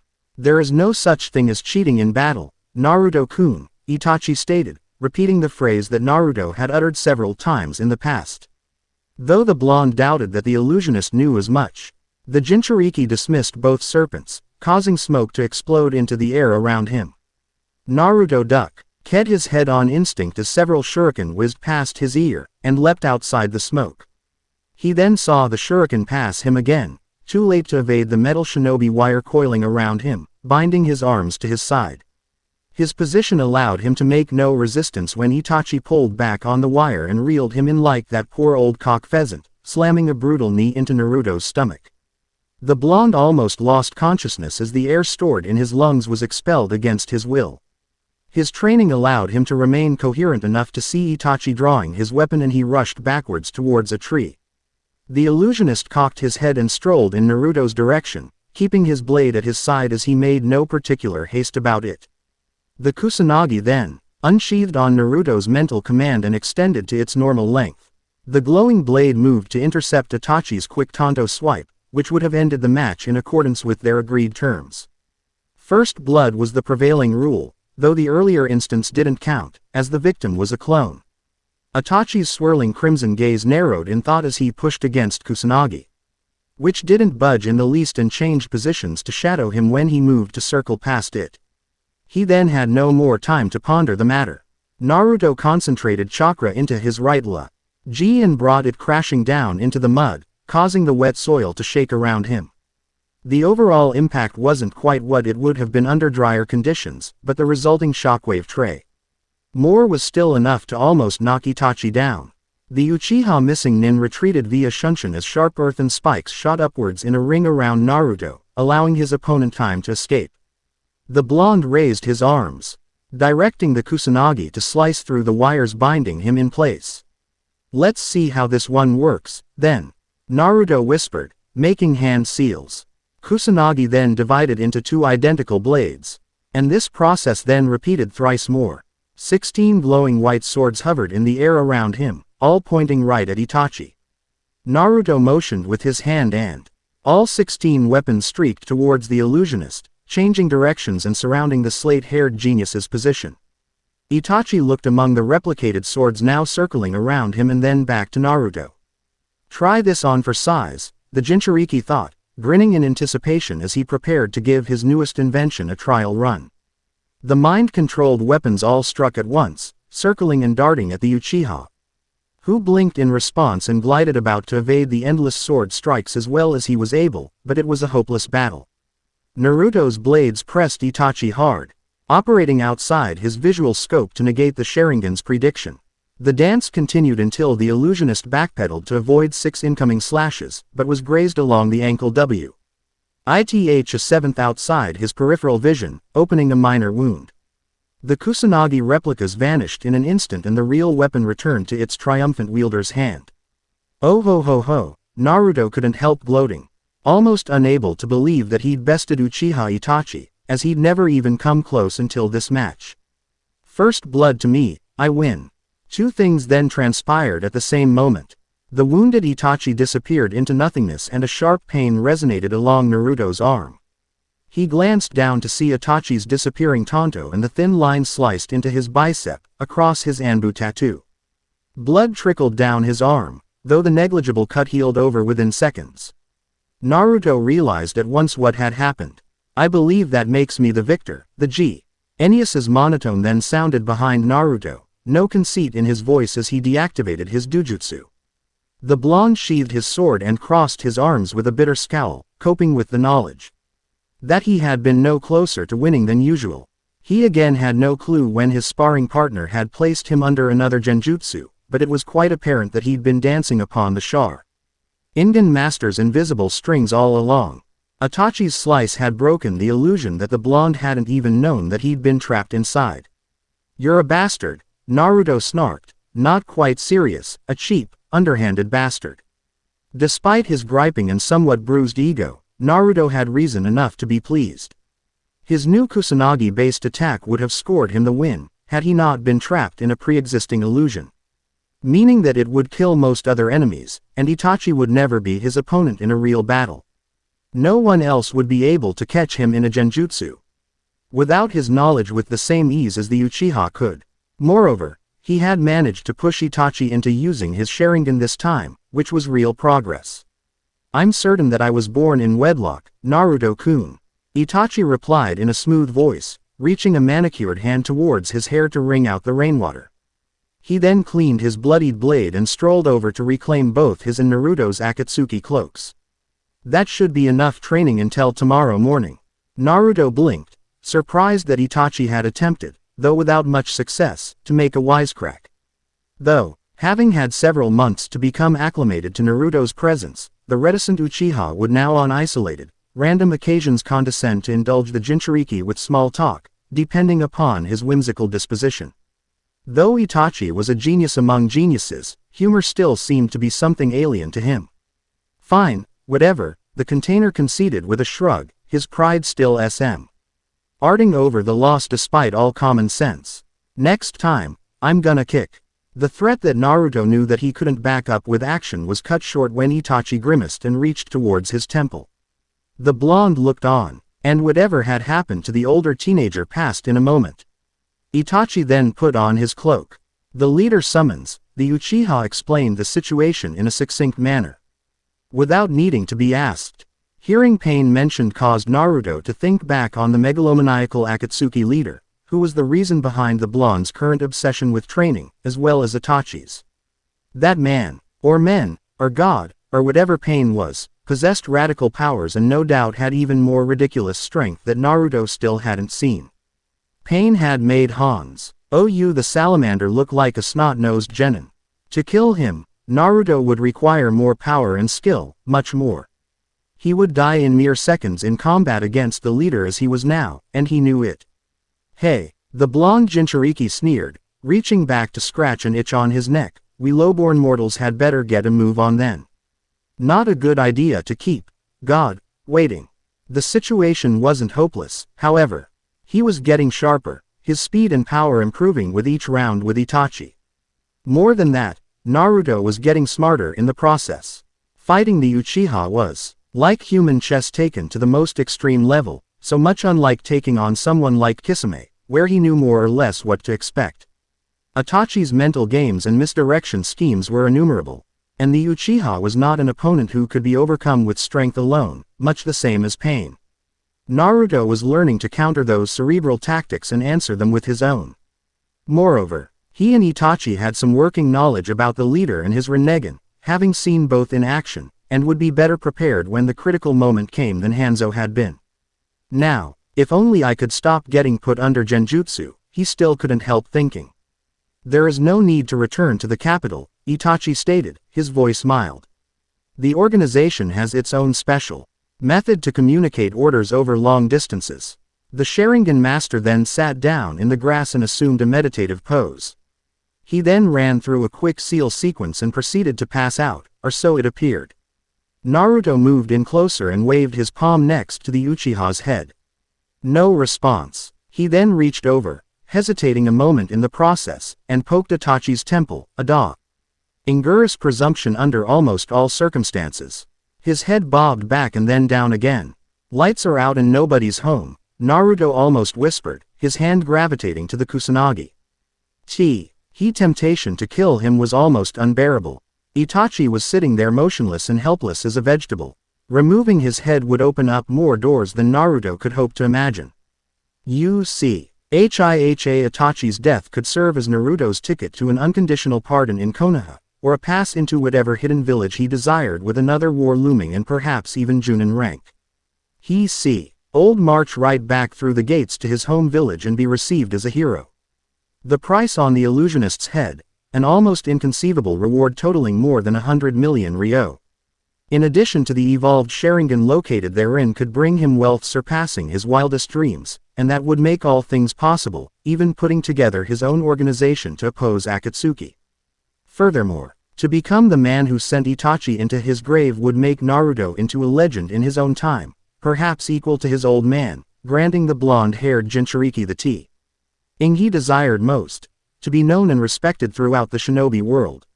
He looked down, noting that his sword was now in his hand and extended to its proper length once more.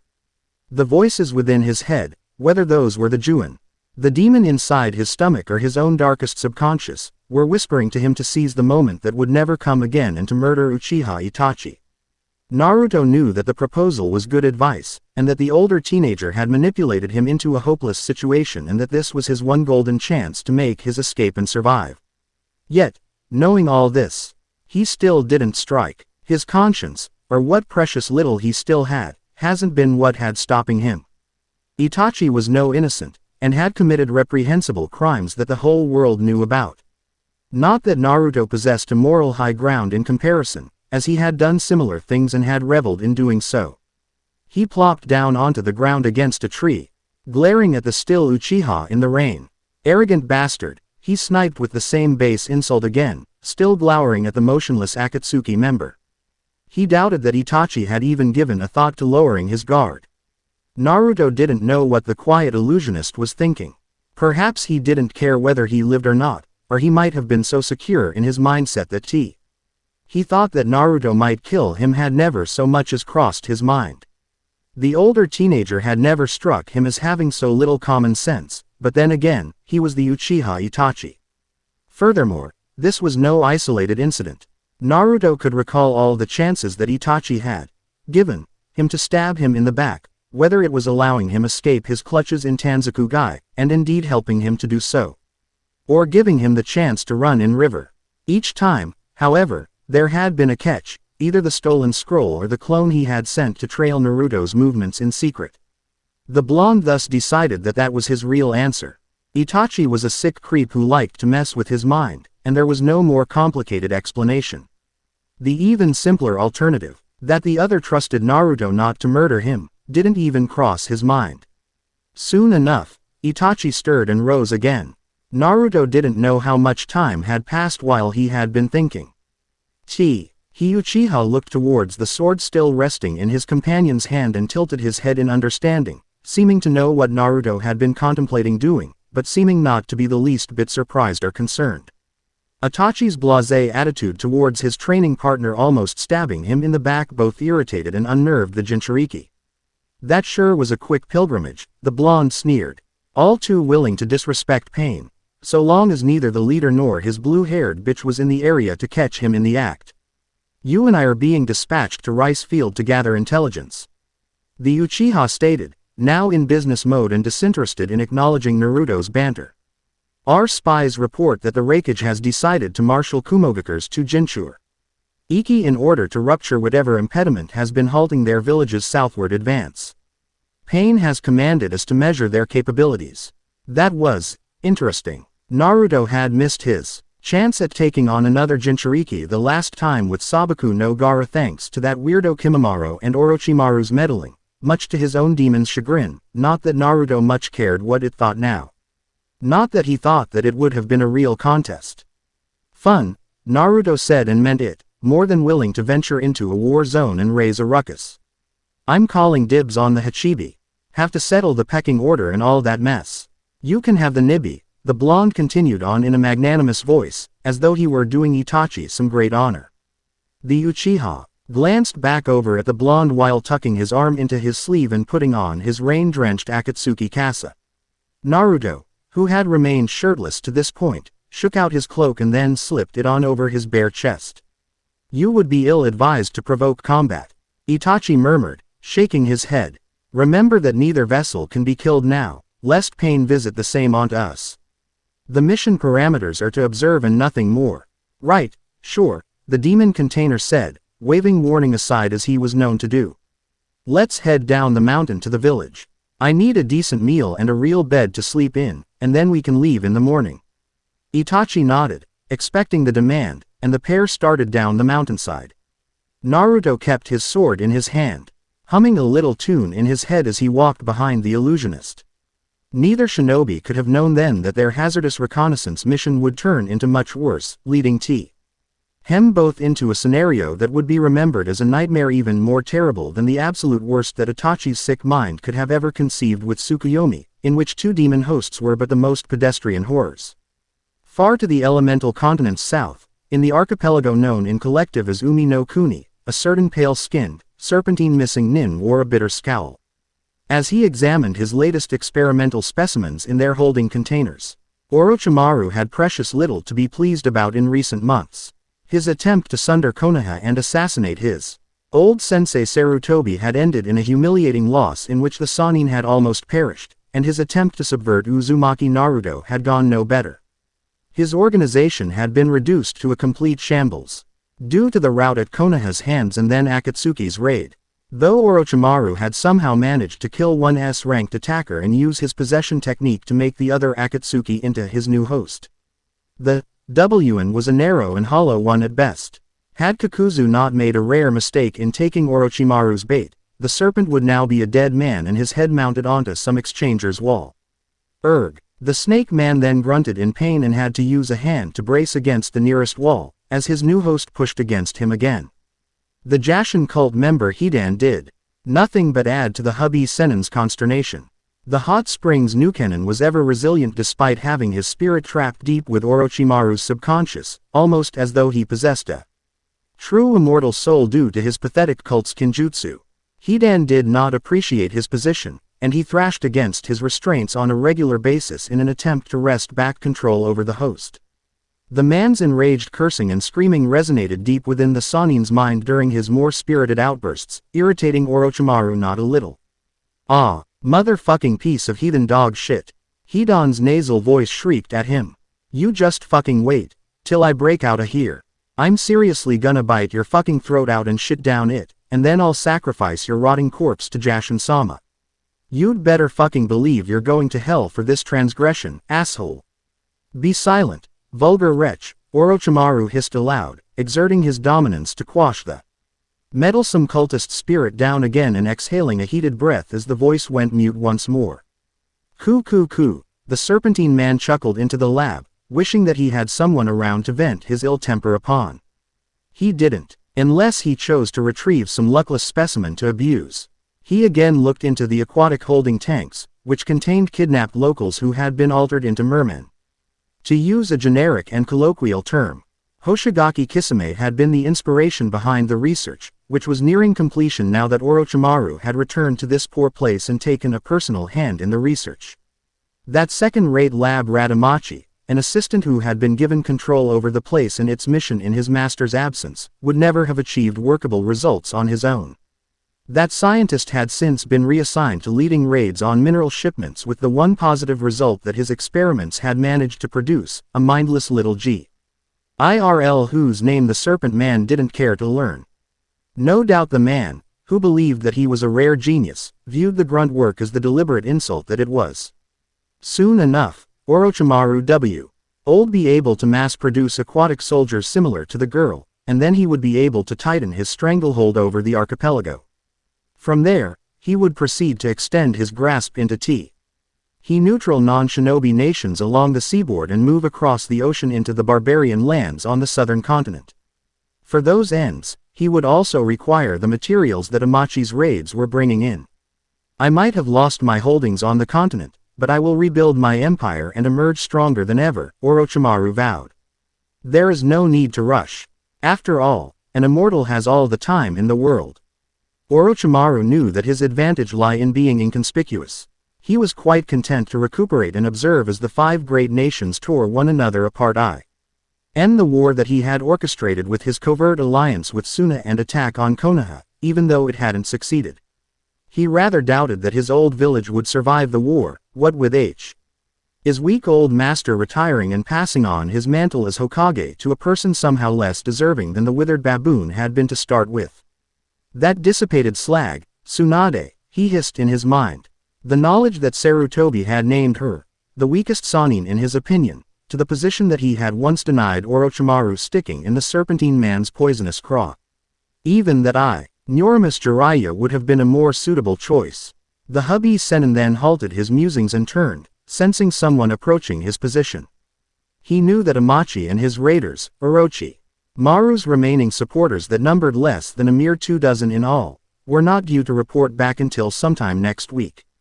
That meant that the interloper had to be Kabuto-kun. Orochimaru spoke aloud, now recognizing the silver-haired man's presence, amused and surprised that he was back so soon.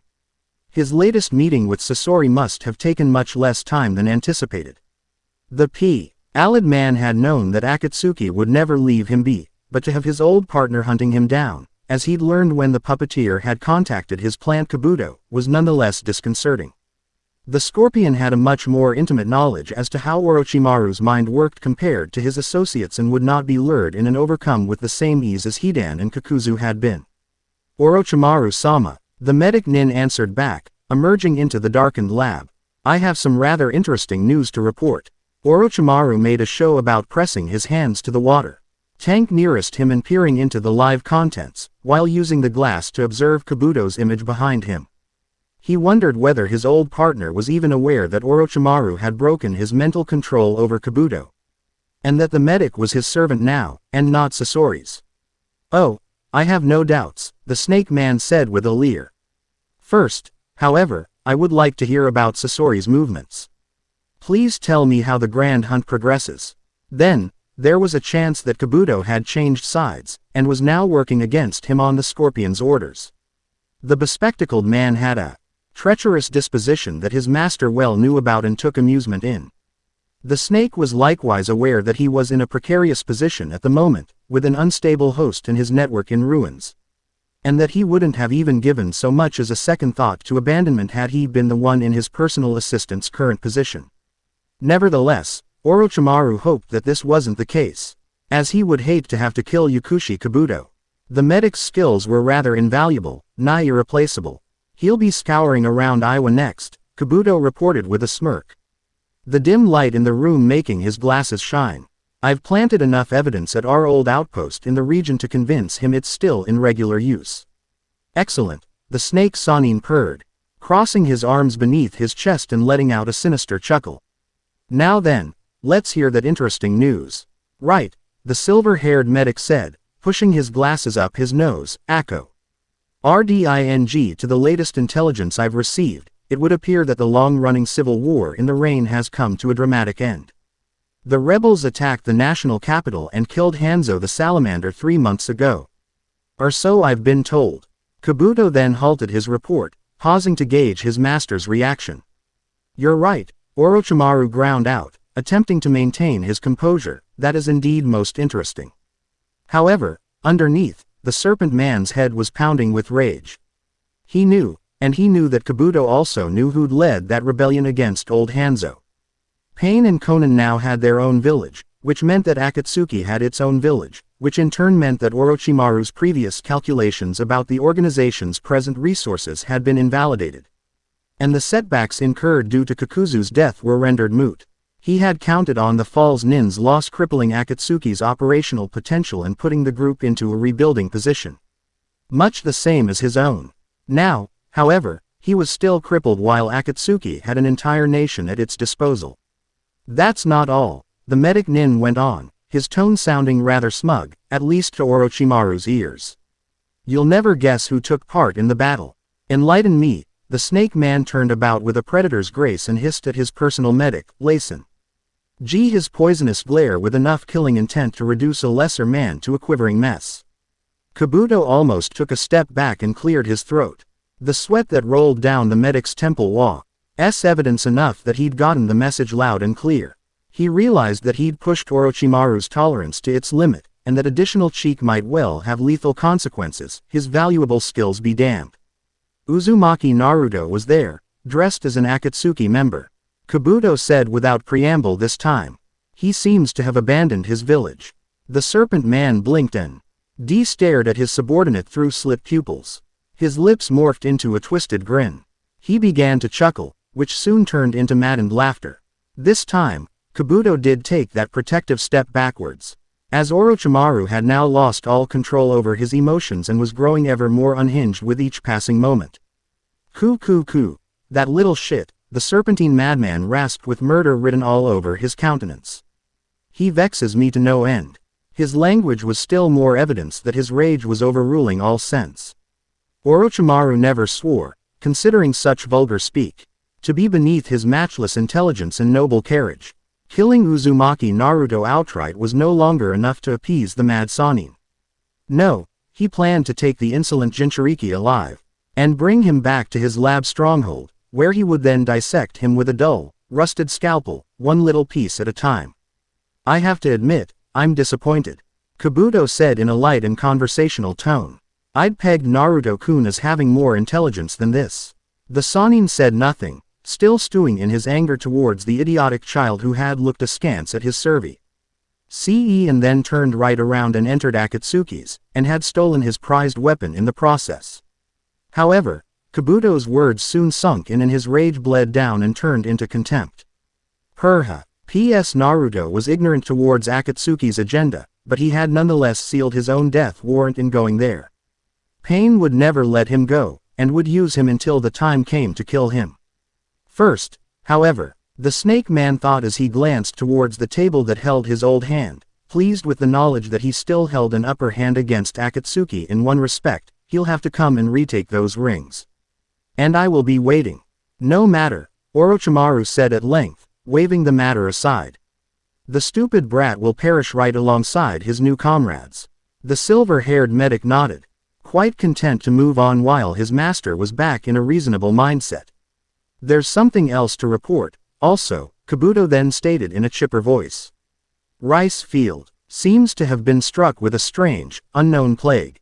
There are stories about people mutating into monsters and attacking others, who in turn either die or undergo the process themselves. His news brought Orochimaru's good humor back, and the madman at once adopted a malicious grin, thinking with twisted glee about his last scheme and the unexpected results it had produced. He had poor little Jugo to thank, it seemed, whose rare genetic problem had served as a basis in creating the Serpent Man's cursed seals. Orochimaru had held prisoners in his north base to be used as guinea pigs in the process, in which he introduced the special protein that he had developed using Jugo's genetic code as a basis into their human bodies. Most had perished and others had mutated into EOUS demons similar to the seal's highest level, uncontrollable berserkers who could do nothing except maim and kill. The Juin that he had placed on Anko-chan was the completed process that this research had produced. Orochimaru had kept those earlier experimental specimens locked up tight. Kabuto had then released them all into the wild upon leaving the region on the Serpent Man's orders.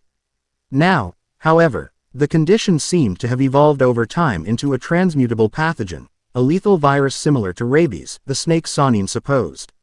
This plague was now spreading through Rice Field and creating more despair than Orochimaru could ever have anticipated.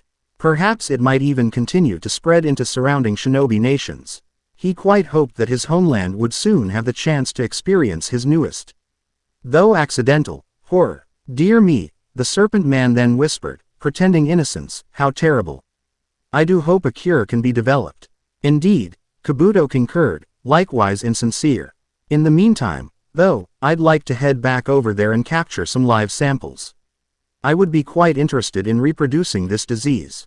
For research purposes, he added, as though he had no plans to put whatever results he might achieve to use.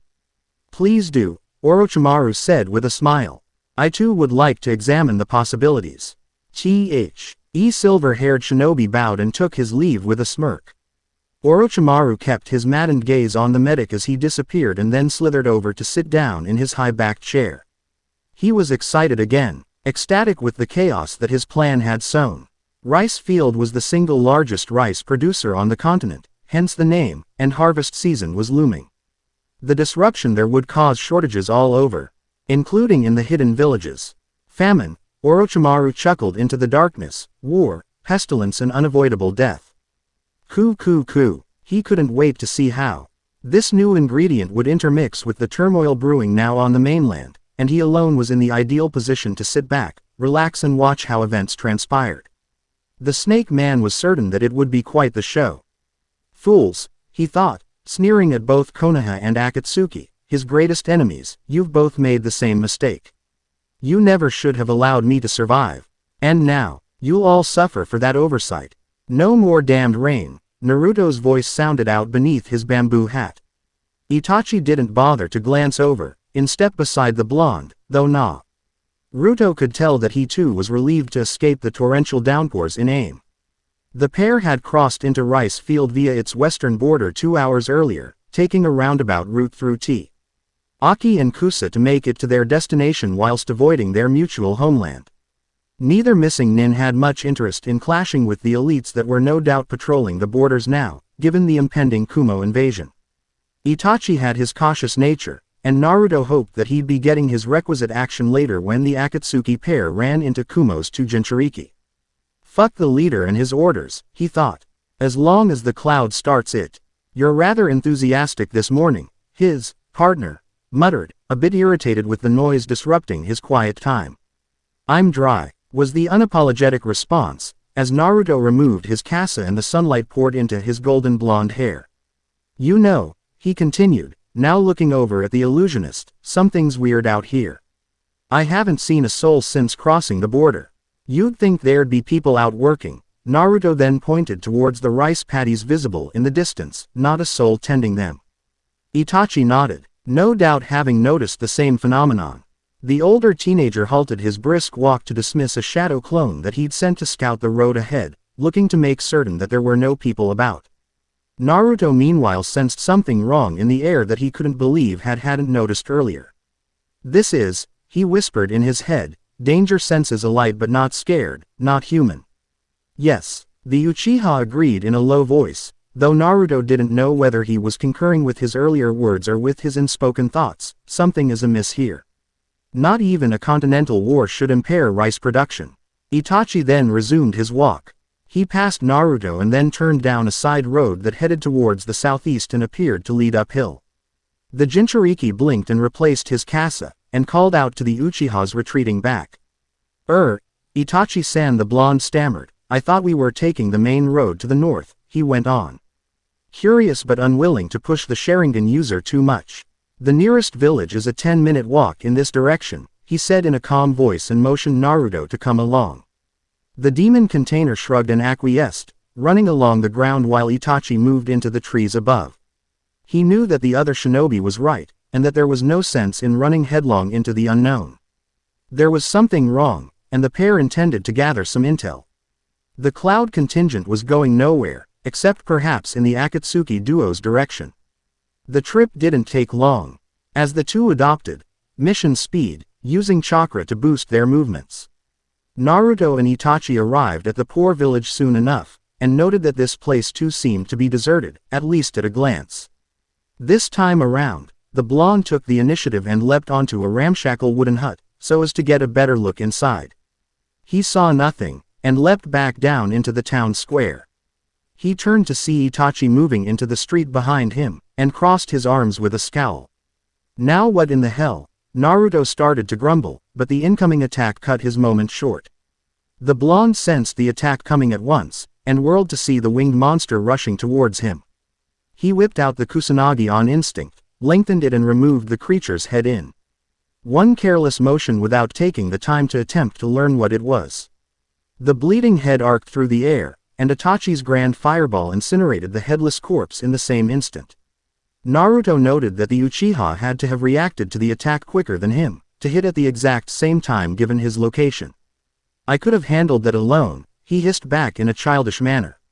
HN, was the response, as the illusionist was more interested in examining the attacker's head than in nursing his companion's ego. That thing's not human, whatever it is, Naruto noted, keeping his hand gripped tight on his glowing sword. Now we know what's been spooking the locals. The thing did have a certain humanoid appearance, but last Naruto checked, people didn't have horns or crimson skin. Itachi knelt over the head, and the Jinchuriki noticed that he had activated his Sharingan and was using his bloodline limit to memorize the skull in pinpoint, excruciating detail. The genius soon nodded and stood, but he didn't deactivate his crimson heritage. Naruto took the occasion to glare and punt the head across the path into a building. Interesting, was a rather inappropriate word that Itachi used, considering that a mutant demon had attacked them. Naruto had no time to vocalize that opinion, however, as a girl's loud screaming then pierced the air. He glanced over to his companion, who was instead staring at the sound's origin point, which seemed to be on the path leading into the village outskirts. The blonde rushed right towards the scream and removed his kasa once again. Hot blood quickening in anticipation. Behind him, Uchiha Itachi shook his head and moved into action behind his impulsive partner. Thus began the charge into hell. Naruto pushed chakra into his legs and leapt over the wooden wall surrounding the little mountain village, Itachi less than a step behind. He glanced down in midair to see an innocent-looking IRL his age gripping a kunai and standing back to back with an older male shinobi, the latter wielding an enormous cleaving sword. More than a dozen mutants had the pair surrounded. The Jinchurik. I thrust his arm outward and used a partial cursed seal mutation to change it into a snake, which expanded and rushed towards the mutant now rushing at the girl. The snake's poisonous bite tore into the creature's skull, puncturing its cranium. Naruto pulled back and pried the monster's head apart, sending blood and brain matter gushing into the air. The blonde then launched the Kusanagi Tawa. RDS another mutant closing in on his rear, grinning down at the orange-haired girl who was now staring up at him in awe.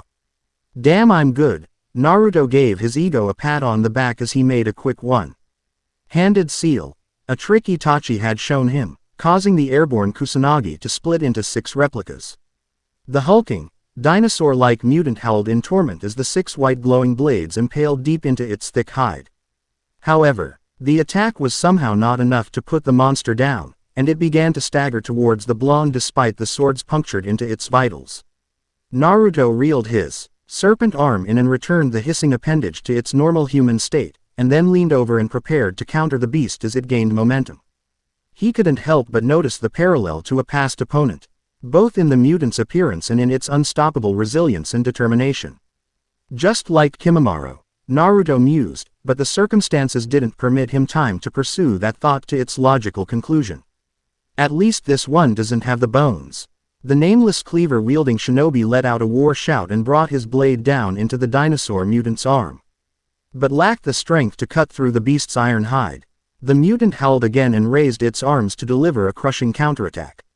Idiot! Naruto hissed under his breath, wishing at the person had taken the girl and retreated so that he and Itachi wouldn't have to deal with unwanted distractions. He ran through several hand seals, now glad that he'd had the sense to cancel his own mutation, and ended with a snake sign. The ground beneath the wounded mutant changed into thick mud, causing it to sink to its waist. The distraction was enough to cause the monster's attack to miss. The wet earth began to move, gaining in speed to become a rushing mud river that swept the beast headlong into the village wall with crushing impact. Naruto sneered and began making additional seals to press his hard-won advantage with his Doryuden technique. However, Itachi's Hausenka beat him to the proverbial punch. Fire encased, blazing hot kunai plowed into the beast's head. As Naruto dismissed his replica Kusanagi blades and called the original back to his hand, traveling through the pre-existing wounds to incinerate the primitive demons insides. The mutant thrashed and roared against the indescribable pain. Itachi silenced the raging creature with a single hand sign, detonating the explosive notes attached to his kunai. The helpless beast exploded into a bloodied smear as the blast opened a gaping hole in the wooden village walls. TCH, the blonde groused, irritated with being outdone. You're such an ass, Itachi. The Uchiha ignored Naruto's complaining. His attentions were preoccupied with the 2 mutants now engaging him at once. Itachi used his Sharingan to predict and counter their movements, evading attacks with a natural grace that made the Jinchuriki envious. Look out! The orange-haired girl's voice cried out beside him. Naruto took an instinctive step backwards and whirled around to see the insect-like mutant closing in on him. The creature's sharp armored pincer lashed out at him at an inhuman speed, leaving him no time to dodge. The blonde could do nothing except raise his arm to block. The pincer clamped down onto his Anbu bracer, crushing the light metallic protector as though it were an aluminum can. Naruto battled down the urge to moan as his attacker exerted destructive pressure on his wrist. Fuck, he howled out in his mind, knowing that he would soon be missing an arm unless he did something. He measured and swung the Kusanagi at the creature's head, but the monster's other pincer EPTED and clamped down onto the glowing blade. Naruto attempted to pull it loose, but lacked the strength in his current position to match power with the beast. Meanwhile, the pressure on his trapped wrist kept increasing. He concentrated chakra into his legs, but the bug somehow seemed to guess what he was planning and hoisted him into the air so that he couldn't touch the ground. There seemed to be no help coming, either. Itachi's 2 opponents were somehow managing to hold him in check, and the idiot with the cleaver was locked in combat also. The girl was shaking in terror, helpless as she tried not to drop her kunai. Not even a proper kunoichi, Naruto guessed. He could now hear a scraping sound in his wrist, as the bone was losing its strength and beginning to compress. Damn it, Naruto growled, pumping chakra into his cursed seal as a last resort as the mutant raised its barbed tail to deliver a killing strike. Like hell I'm getting maimed in a place like this, he continued as the vile markings began to slither across his tanned skin. The creature then thrashed and relaxed its grip, however, as the girl moved into action and plunged her kunai into an exposed seam in its armored exoskeleton. The tail whipped over and knocked her sprawling onto the ground, but the distraction granted Naruto enough space to raise his legs and deliver a chakra empao. Drop kick to the mutant's right shoulder, causing it to release its pincer grip on the kusanagi as chitin broke with a loud crunch. Naruto wasted no time in severing the creature's other arm with the glowing blade. He next slammed his weapon into the monster's skull, killing it with one clean stroke. The mutant dropped dead onto its knees, and the blonde glowered and kicked its motionless husk onto the ground. His ruptured wrist was even now beginning to swell with blood, making it hard to use. The Jinchuriki allowed the arm to dangle at his side, seeking his next target as he deactivated his seal.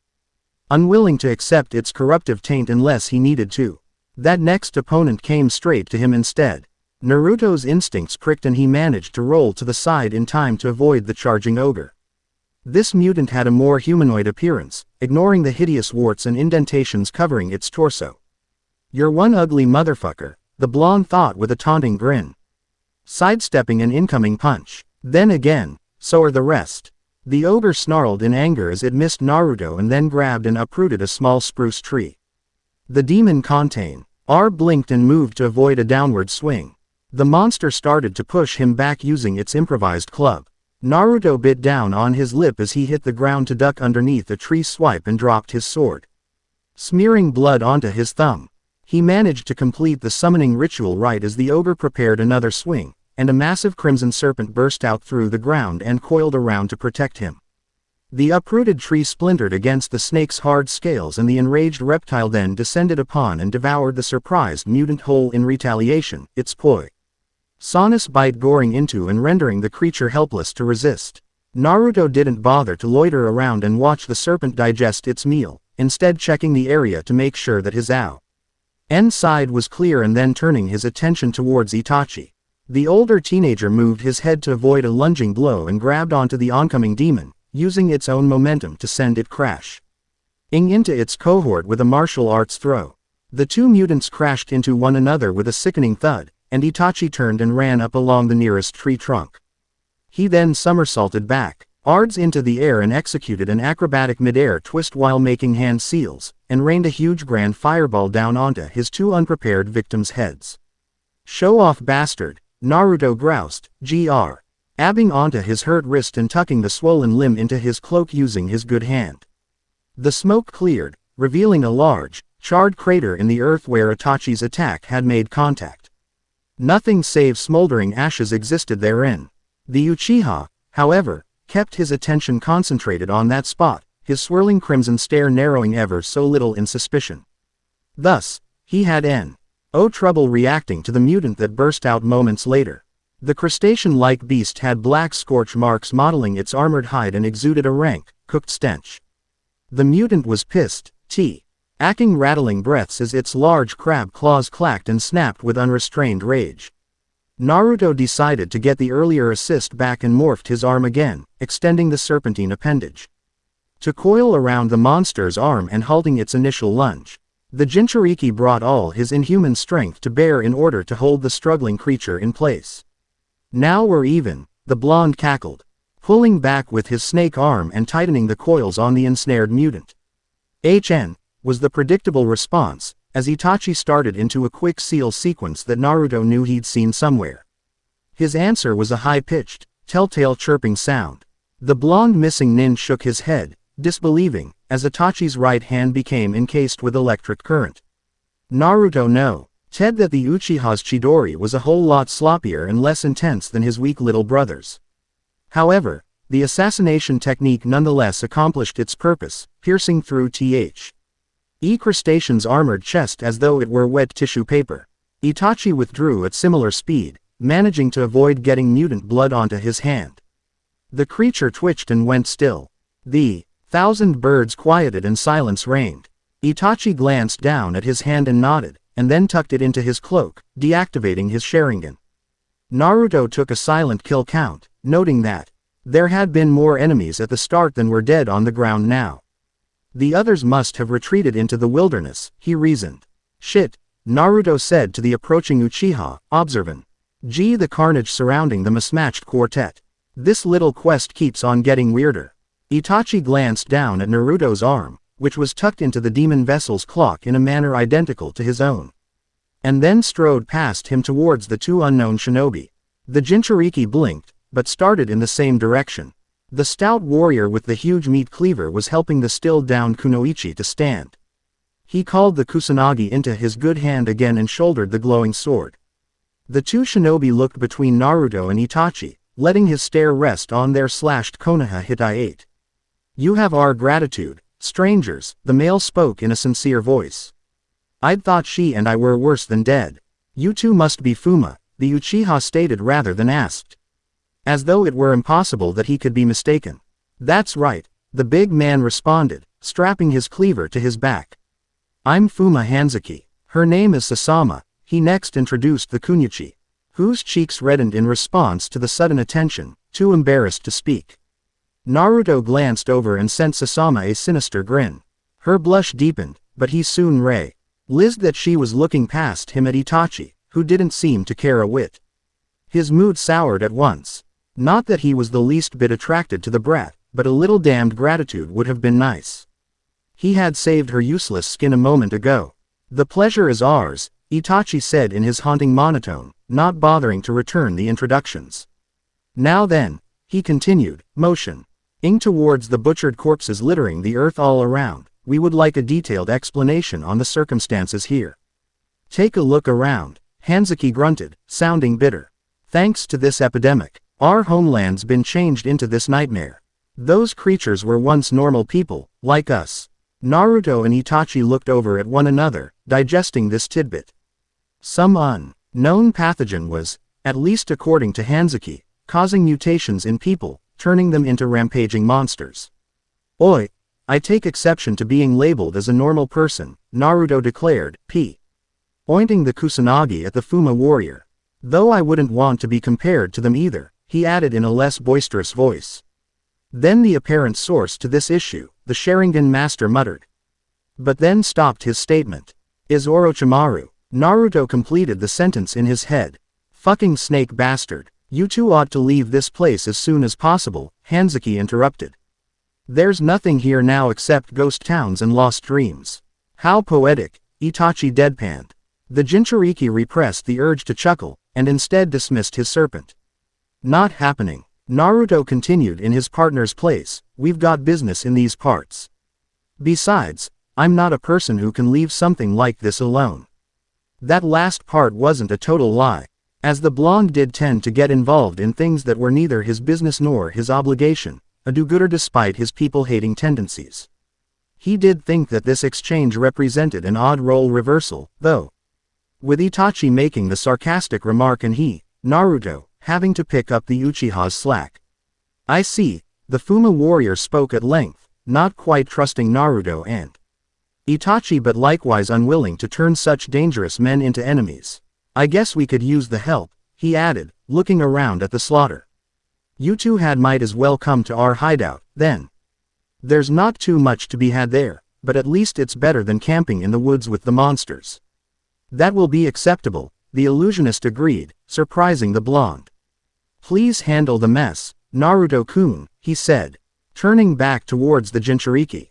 Naruto's more rebellious instincts railed against being commanded to clean up, as though he was some servant, and he Ost told the older teenager to do it on his own.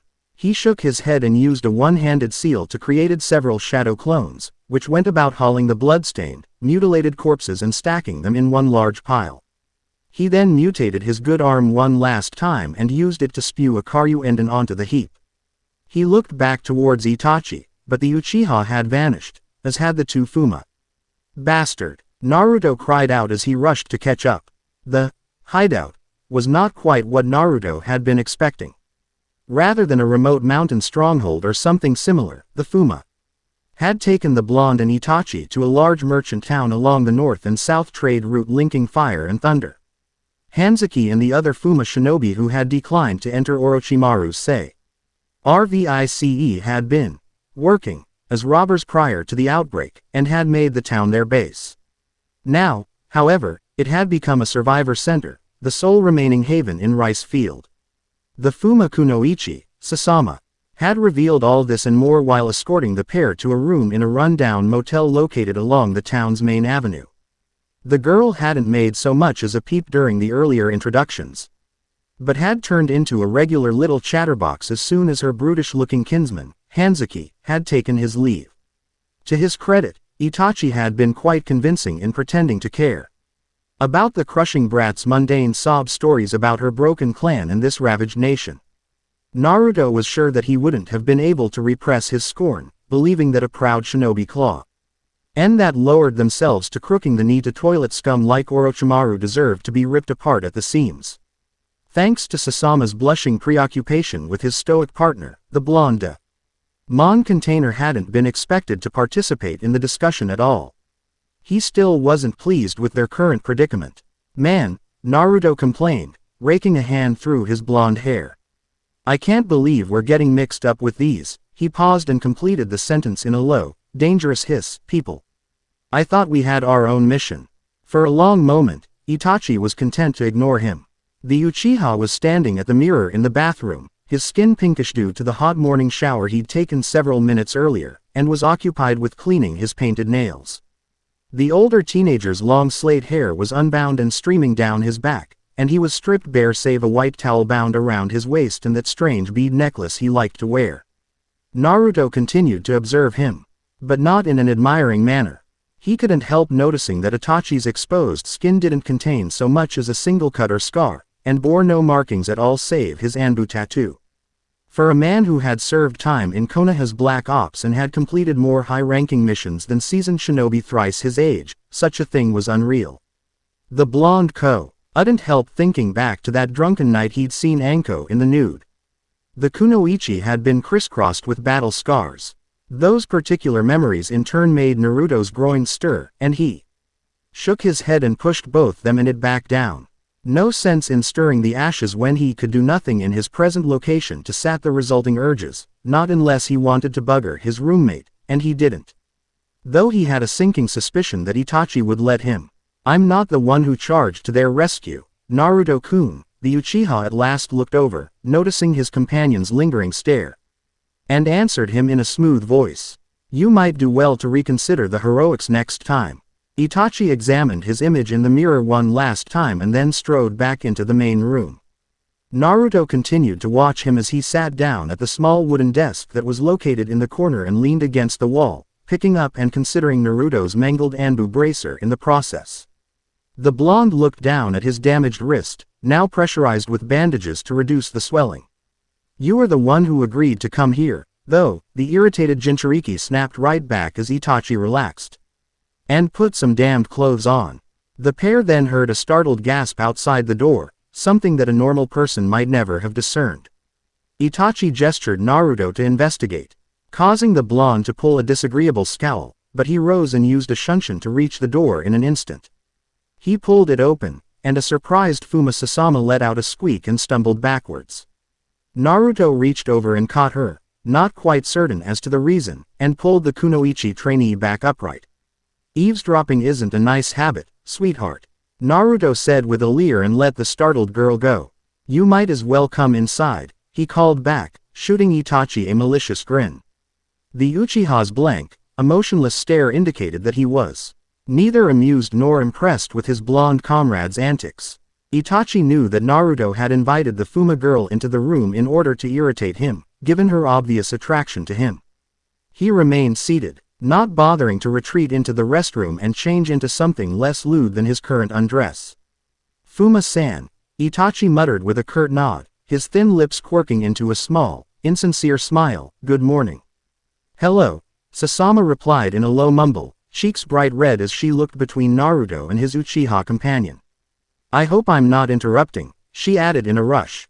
Naruto blinked and glanced back towards the blushing kunoichi as he plopped onto his mattress, noting that he was almost as tall kneeling down as she was standing up.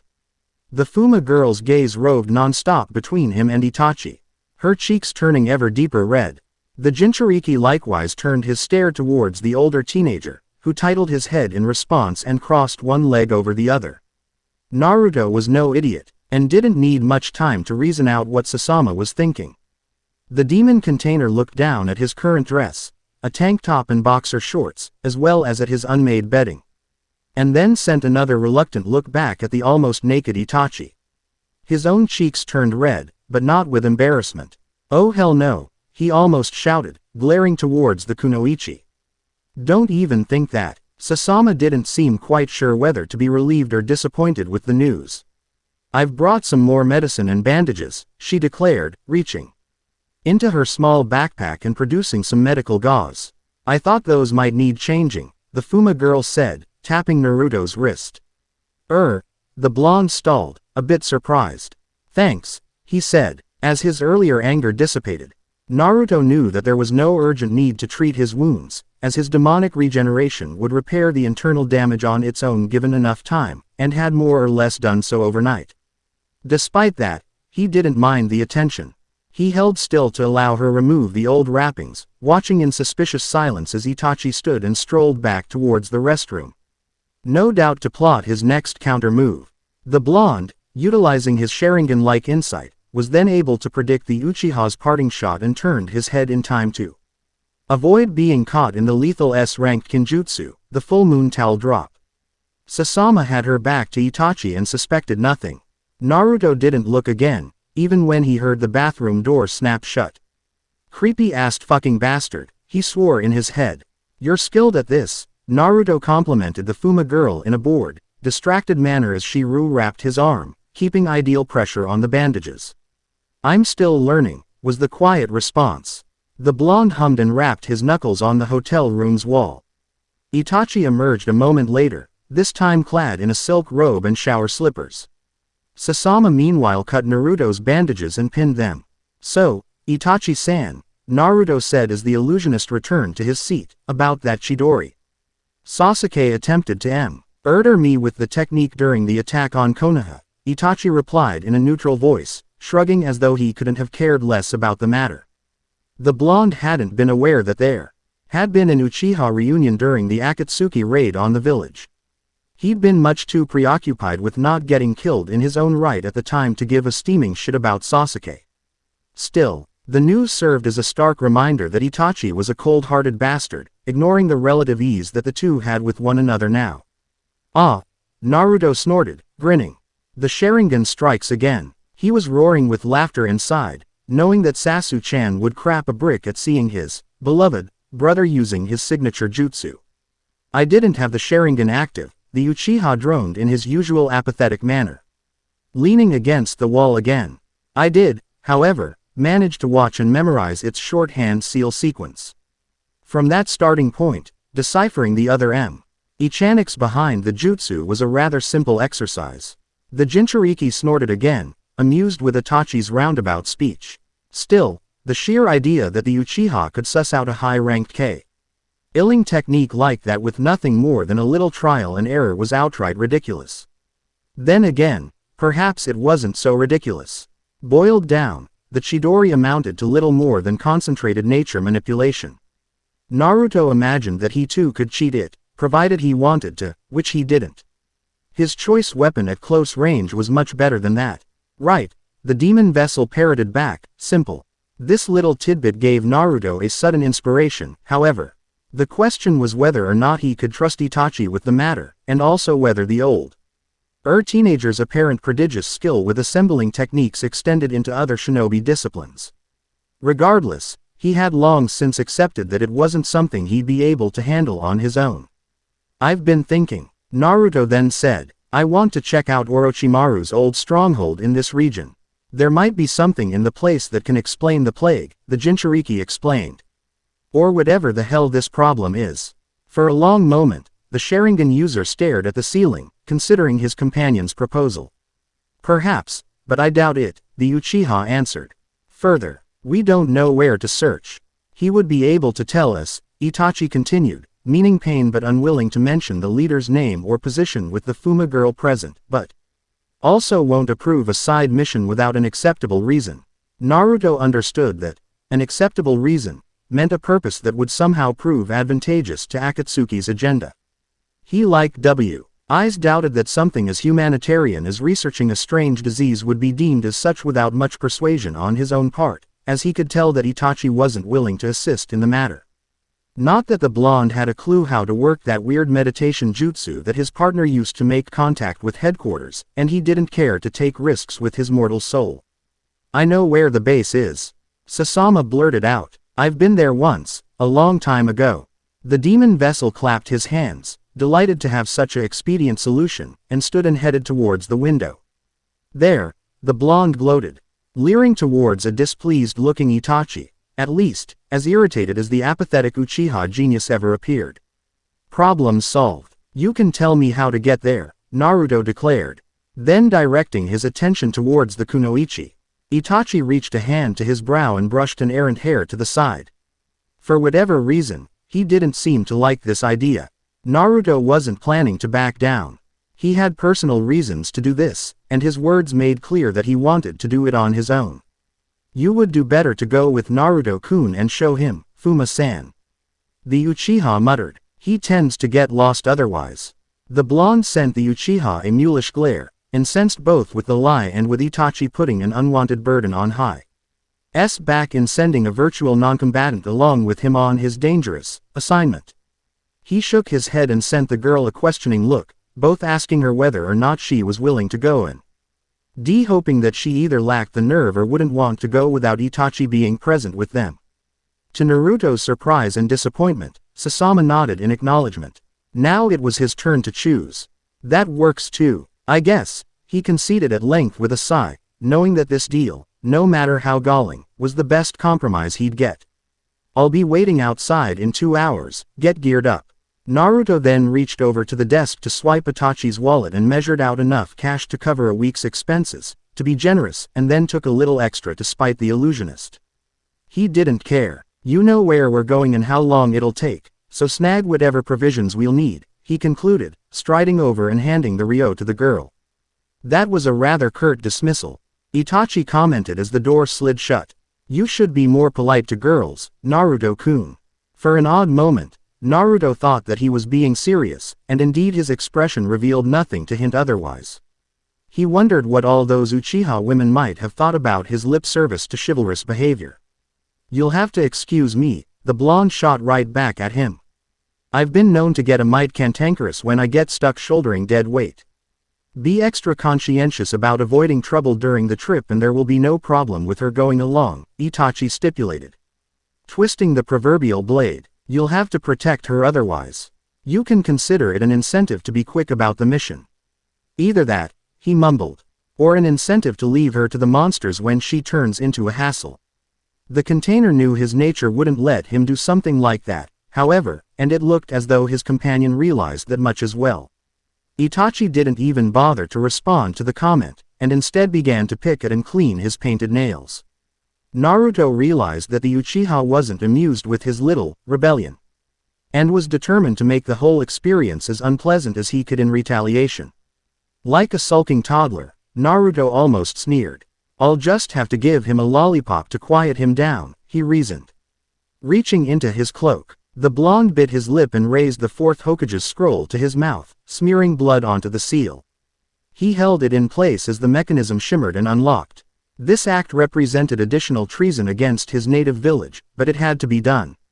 "Here," Naruto said, placing the unsealed scroll down at the desk where Itachi was sitting. "These ought to make a much more challenging puzzle to work out than Kakashi's crap. Have a crack at him while I'm gone." The older teenager tilted his head, and then reached down to unroll the document that he'd once stolen months earlier in order to coerce Naruto into meeting him at the ruined palace overlooking Tanzaku-gai.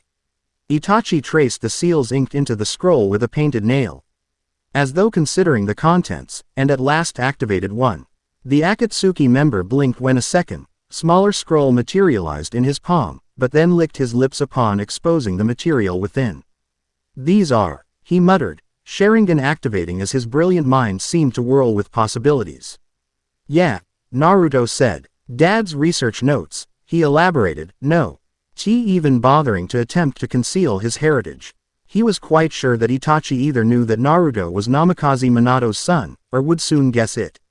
I don't like to admit it, the Jinchuriki grumbled with a shrug. But I don't know enough to piece his techniques back together right. Humiliating though it was true. Naruto's sealing abilities didn't extend past the requisite basics. He could store and retrieve items in scrolls and ink his own explosive notes, but recreating the fourth Hokage's masterwork exceeded his capabilities. He hadn't enough time to learn the intricate art, and had no real aptitude in the discipline.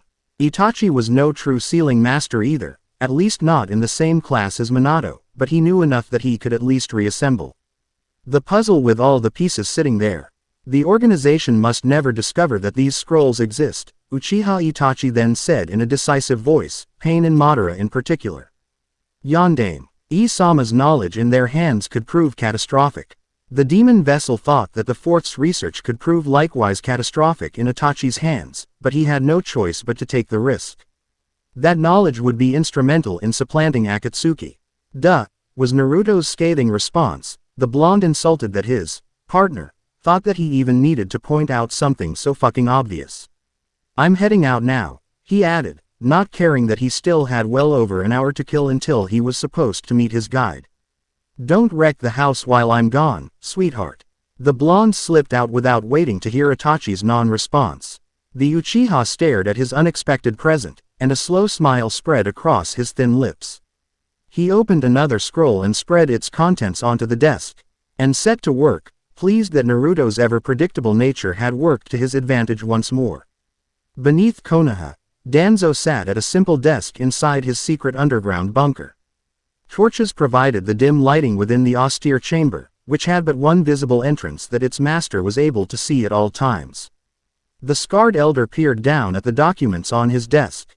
First was one Uzumaki Naruto's personnel record, which Danzo had managed to procure and reproduce at great length and with equal great care during Hiruzen's little gambling trip several months prior. The weapons combat dossier had been sequestered inside the Hokage's personal archives, inaccessible to even the council elders. Danzo had read through Uzumaki's service record several times now, but its contents still made the retired Nei commander and Konoha elders seethe inside. The document listed a meeting between the Jinchuriki, Uchiha Itachi and Hose Higaki Kisame that took place months prior to the recent invasion. The brat hadn't even been interrogated on the matter.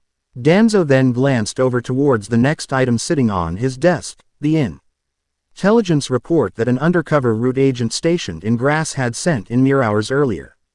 The report stated that Uzumaki Naruto and Uchiha Itachi had been spotted together the previous morning passing through the Kusa region, and that the pair seemed to be headed right into Rice Field. Uzumaki's association with the terrorist organization, Akatsuki, was now common knowledge within shinobi circles.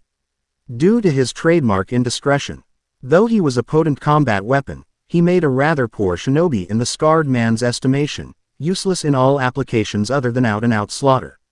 No matter, the old man thought, gripping his cane.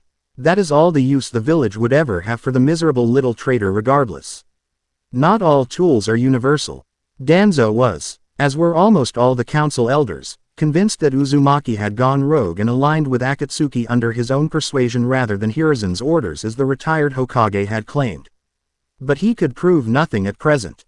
For some ridiculous reason, Tsunade was supporting the old bastard's obstructionism and there was no one on the council or elsewhere in the village was willing to oppose the strong woman at the present. The princess had managed in one short, blunt meeting to cow the elders into tentative submissiveness, something that Hiruzen had never managed throughout his decades as Hokage. The one-armed war hawk couldn't help but approve. Democratic procedure, in Danzu's opinion, was slow and inept and held no logical place within a shinobi village. Noah needed a strong and authoritarian Hokage rather than impotent domestic squabbling, and now more than ever, now that her enemies loomed on all sides. The council had been a required evil during Hiruzen's latter tenure, when his advancing age had rendered him less than able to shoulder Konoha's administrative burdens on his own, but this was no longer the case. Thus, the council needed to be curbed and Tsunade had done so well. Danzo hadn't been the least bit enthusiastic with Sandame's chosen successor when he'd made the announcement. She had come into consideration with 3D, damning black marks against her, as Hiruzen's pupil, as a healer, and as a woman. Danzo had presumed that Tsunade would continue her master's weak-hearted policies as Godime Hokage, but up to this point she had proven to be quite the pleasant surprise, proving with little doubt that Hashirama's noble blood ran true within her veins. Humbling that council represented one example, and there were others as well. No doubt the princess was a much better choice to protect Konoha against her implacable enemies than the one-armed and part-blind Danzo, something that the aged hawk took no issue with acknowledging. His convictions ran much deeper than mere vainglorious pride, and his previous scheming to be named Hokage had all to do with strengthening Konoha and nothing to do with Saiyan. His mutilated head carved onto the mountainside. He was willing to shelve that agenda and support the new Hokage, so long as Tsunade made the proper decisions to preserve Konoha and kept the village's best interests closest at heart. And when she can't or won't, Danzo vowed in his mind, leaning his cane against the concrete wall nearest him. He then took his brush and started to ink a mission scroll in Root's special code. I will, no matter whether or not Uzumaki was innocent, and no matter whether or not Hiruzen had indeed ordered him into Akatsuki, he had to be returned to Konoha at once. His power and his reputation as a Jinchuriki were much too integral to the village's war machine to allow him to roam about and wreak havoc across the land as a rogue shinobi. He was too much like a wild beast and would soon become accustomed to living without his leash, and would never be broken back into it unless he was caught soon. Danzo completed his work soon enough and then stared down at the scroll, the still wet ink shining in the torchlight. He then went about returning the various documents to their proper places inside his desk, though he stored Uzumaki's personnel record within his robe instead. Desiring neither to risk someone breaking into his bunker and locating the restricted dossier in his possession nor burn the precious evidence he'd gone through so much trouble to obtain. That task done, he reached beneath the desk and activated a hidden seal to release stored heat through the wood, which permeated into the scroll paper and quick-dried the ink. Danzo rolled up and sealed the scroll, placed it inside his robe next to the other document and then grabbed his cane.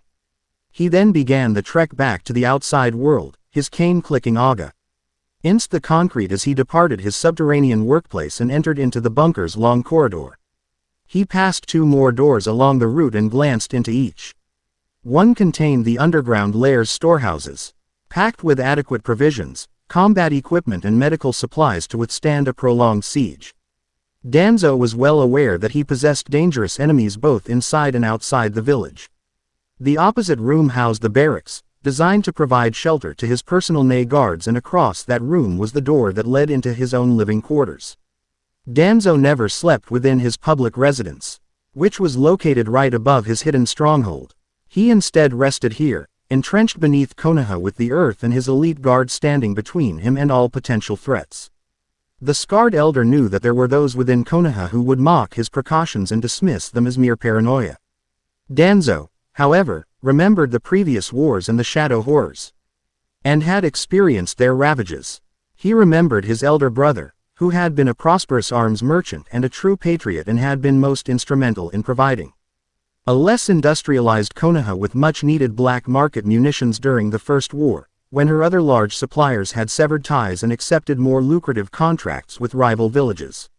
One night, hidden sand assassins had attacked his home and butchered him in his sleep alongside his pregnant spouse and 2 small children in order to send a message to others who might have been harboring similar ideas. Danzo, at the time a rising star in the village's shinobi ranks and alongside the sitting Nadaime Hokage's star pupil, the eventual Sandame, had been the one to discover the murders the next morning. He had pursued the assassins alone and without orders in an insatiable rage and had caught up to them near the border. Indeed, even the ever-stoic Danzo had at one time allowed his emotions to govern his actions, at great cost. Danzo had succeeded in killing the entire squad, but had incurred the grievous wounds that were now visible to all in the process, sending him into his bitter premature retirement. Though Nadaime had pretended concern at that time, Danzo still believed that Senju Tobarama had been pleased in his innermost heart to see him pushed out to pasture. Danzo's handicapping had all but guaranteed that the second's prized apprentice would inherit the mantle without divisive argument, and indeed, Hiruzen's nomination had been received with overwhelming support. Danzo, ever the good soldier, had swallowed his toxic resentment and had killed his heart and had then devoted his whole existence to nurturing Konoha's strength in the shadows. He had been retained as an advisor within Sandame's administration and requested to oversee a special division within Anbu, which became Ne. Danzo had plied his route without hesitation to accomplish his sacred mission ever since that moment, despite that weak-hearted milksop Hiruzen's attempts to renege and uproot him. Fools, the scarred village elder thought with venom, despising those peace-loving imbeciles who had behaved though this short respite would be eternal and that war would never again come to Konoha, and blaming Hiruzen in particular as being the source. The narrow corridor at last opened up into a small chamber in which a winding staircase led to the hidden entrance into Danzu's residence above. In times long past, the scarred man would climb up and down. His legs were still in working order and he had never liked to allow his condition to become a true weakness. Now, however, he was well into his twilight and condescended to using the simple wood-end dumbwaiter that he had since installed due to how long it took him to navigate the stairs.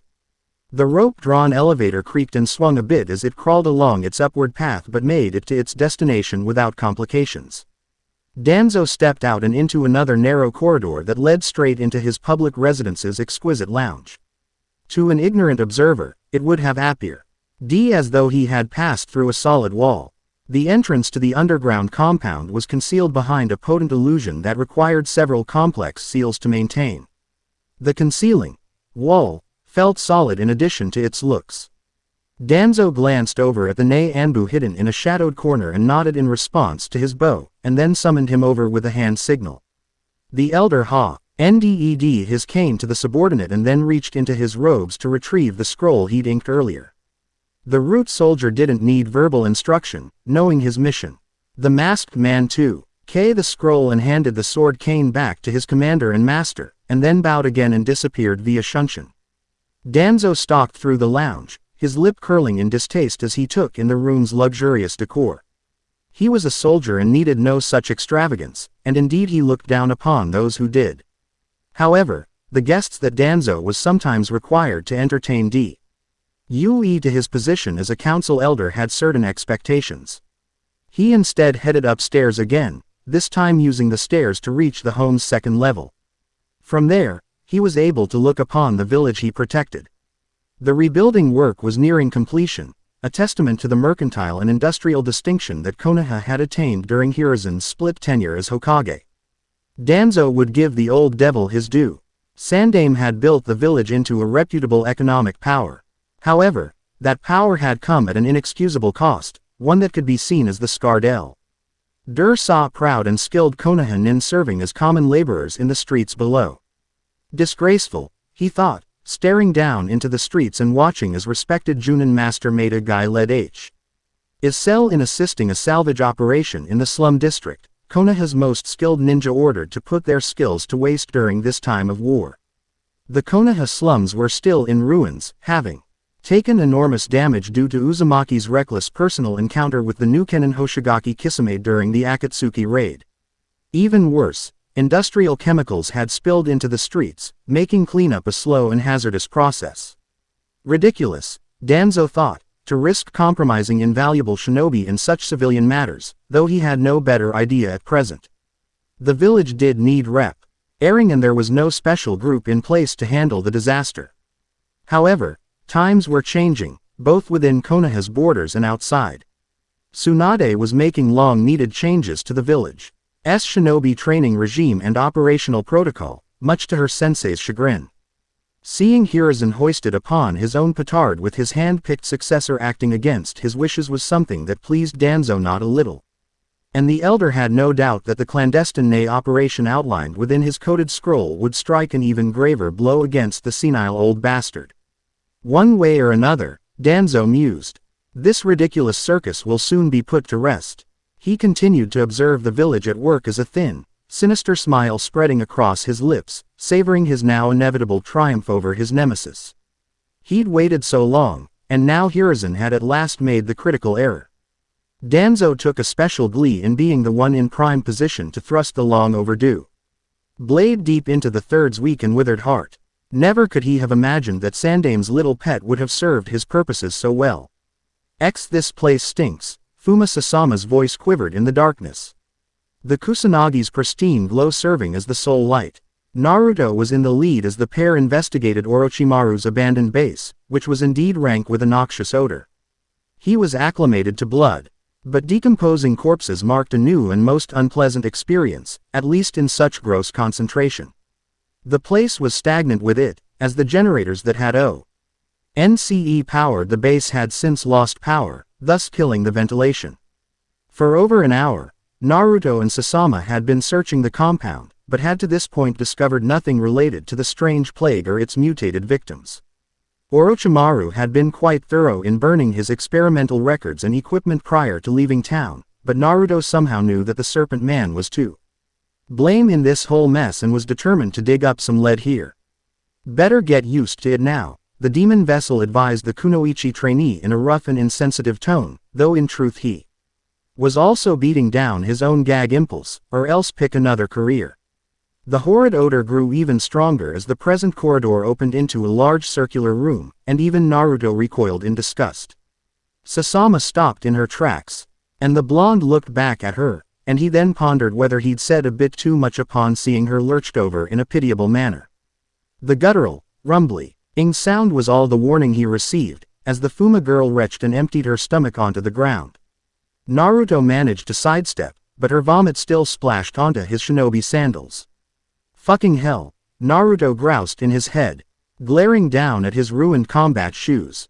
Now that's gonna stain. Single quote. He blamed Itachi, who had stuck him with taking the girl along, and made a mental resolve. Yushin to take his puke-covered sandals and cram them up the stoic Akatsuki member's tailpipe as soon as he got back to town. Sasama shuddered on the ground, and retched again and tossed up a little more. This time, Naruto took a long step backwards to get clear. She at last stopped vomiting and looked up at him, her expression weak. She noticed his sandals at once and looked down again. "Forgive me," she stammered out, cheeks redder than usual with embarrassment, a stark contrast to her skin, now pallid with sickness. The blonde had a stinging remark on his tongue, but swallowed it back. He couldn't quite hold the Fuma girl responsible. Sasama was the one person who wasn't culpable in this mess. This little expedition had been Naruto's brilliant idea, and Itachi had volunteered her to participate. All she had done wrong was agree in an attempt to help. The Uchiha had used her as an unwitting pawn in order to discourage and punish Naruto's independence. His hard stare relaxed a bit, and he raked his hair and strode back over to help her to stand, using a quick one-handed seal to create a cage bunshin and passing Kusanagi to the clone. "Don't sweat it," the blonde Jinchuriki grunted as he reached into his Akatsuki cloak and pulled out his water canteen, knowing that she had emptied her own earlier. "Here," Naruto said as he held out the lukewarm chemical water, "drink." The girl leaned against the taller shinobi as she accepted with canteen with trembling hands and then proceeded to chug the acrid ration water as though she were about to perish due to thirst.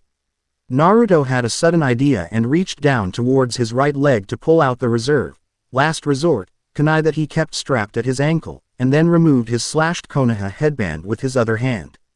The Jinchuriki pried the engraved metal emblem loose with the kunai and drew out the bunched cloth to create an improvised bandana. Not perfect, he thought, examining the holes in the blue cloth where the screws in the plate had been, but it'll do. Naruto remained silent and motionless, allowing her to continue to drink the water. He nudged her head when she at last drained the canteen and then covered her nose and mouth with the cloth, and tied it behind her ears, though a little tighter than he had to. He did have his reputation to consider. That ought to help with the smell some, he said as he made her stand under her own power again and started into the large chamber. "You'll wait here while I check the interior," the blonde continued. "There's no reason we should both have to deal with it." He supposed it would be less dangerous not to leave the girl behind, but this place was long since abandoned. There was nothing here except the corpses and the worms and maggots consuming them. Naruto wasn't too surprised, however, when she ignored his polite order and entered the chamber behind him. He reached out and caught his weapon as the clone tossed it back, and then dismissed the doppelganger. "I want to help," Sasama said in a meek voice when he almost turned back and regarded her with an impatient stare. Fine, whatever, the blonde muttered. Not a word about that little scene back there to Itachi-san, he added in a louder voice. He'd never let me live it down. The demon container moved deeper into T chamber and came across a rather unwelcoming sight. Burnt and rotting meat was strewn about in various pieces on the ground, though the main bodies had been removed, as Orochimaru wasn't about to leave his sordid secrets sitting out in the open to be discovered. However, there were still little hints as to who the victims had been mixed in with the remains, as brown silk shreds and purple rope pieces were also present. He recognized the peculiar apparel at once. Naruto let out a low, appreciative whistle in response to the damage that had been done to Orochimaru's henchmen, thought. He was relieved at the same time to know that the man responsible was now quite dead and that he would never have to run up against the man that Itachi had named as Kakuzu. How terrible, the Fuma started in a low voice. As though she expected something else. Naruto didn't consider the disparaging comment that came to his mind to be worth the hassle. To him, the terrible part was that he had to smell them now. He exhaled an irritated breath, considering the dried blood that coated the walls in this room. These were Orochimaru's personal guards, the blonde replied as he looked down at the pieces with ill-concealed contempt, not having the slightest compassion to spare on the poor bastards. His lair must be close to here. Keep moving, he commanded, waving Kusanagi towards the distant exit. This place is making me sick too. Naruto and Sasama headed into the inner sanctum, examining the snake's ransacked laboratories in an attempt to locate something. However, Orochimaru and his minions had been too thorough in cleaning house. There were burned papers strewn about, indicating that whatever records the Sannin hadn't considered worth removing had been put to the torch.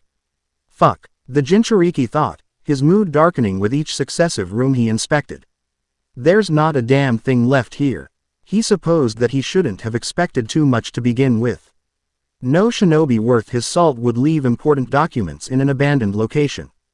He noticed one intact record sitting in the corner in the room he and Sasama were now digging through. However, a single glance revealed it to be some worthless report on local rice supplies. Naruto scowled and hurled the paper into the stone wall, and then stalked over and kicked in the door leading into the next chamber. He was about to step through when Sasama nudged his arm. Look over there, she said in a quiet voice, indicating back down the hall. Naruto turned his head and ticked the large cat observing them in the darkness. He was now a bit irritated that he hadn't caught onto the animal's presence to begin with, and more so that some meek girl with almost no proper training had managed to do so. However, the more he squinted at the creature, the more he saw that something wasn't right about it. The thing didn't seem to possess chakra, and thought he couldn't be 100% certain in Orochimaru's dungeon lair. He almost thought he could see right through the cat. He reached down to his ankle and pulled out his kunai again. Don't, the Fuma started to whine, seeing what the Jinchuriki was about to do to an innocent creature. The blonde ignored her and threw the missile. The kunai struck the cat head-on, and then passed right through it and clanged against the distant wall. The spectral animal let out a livid hiss and then turned the corner and ran.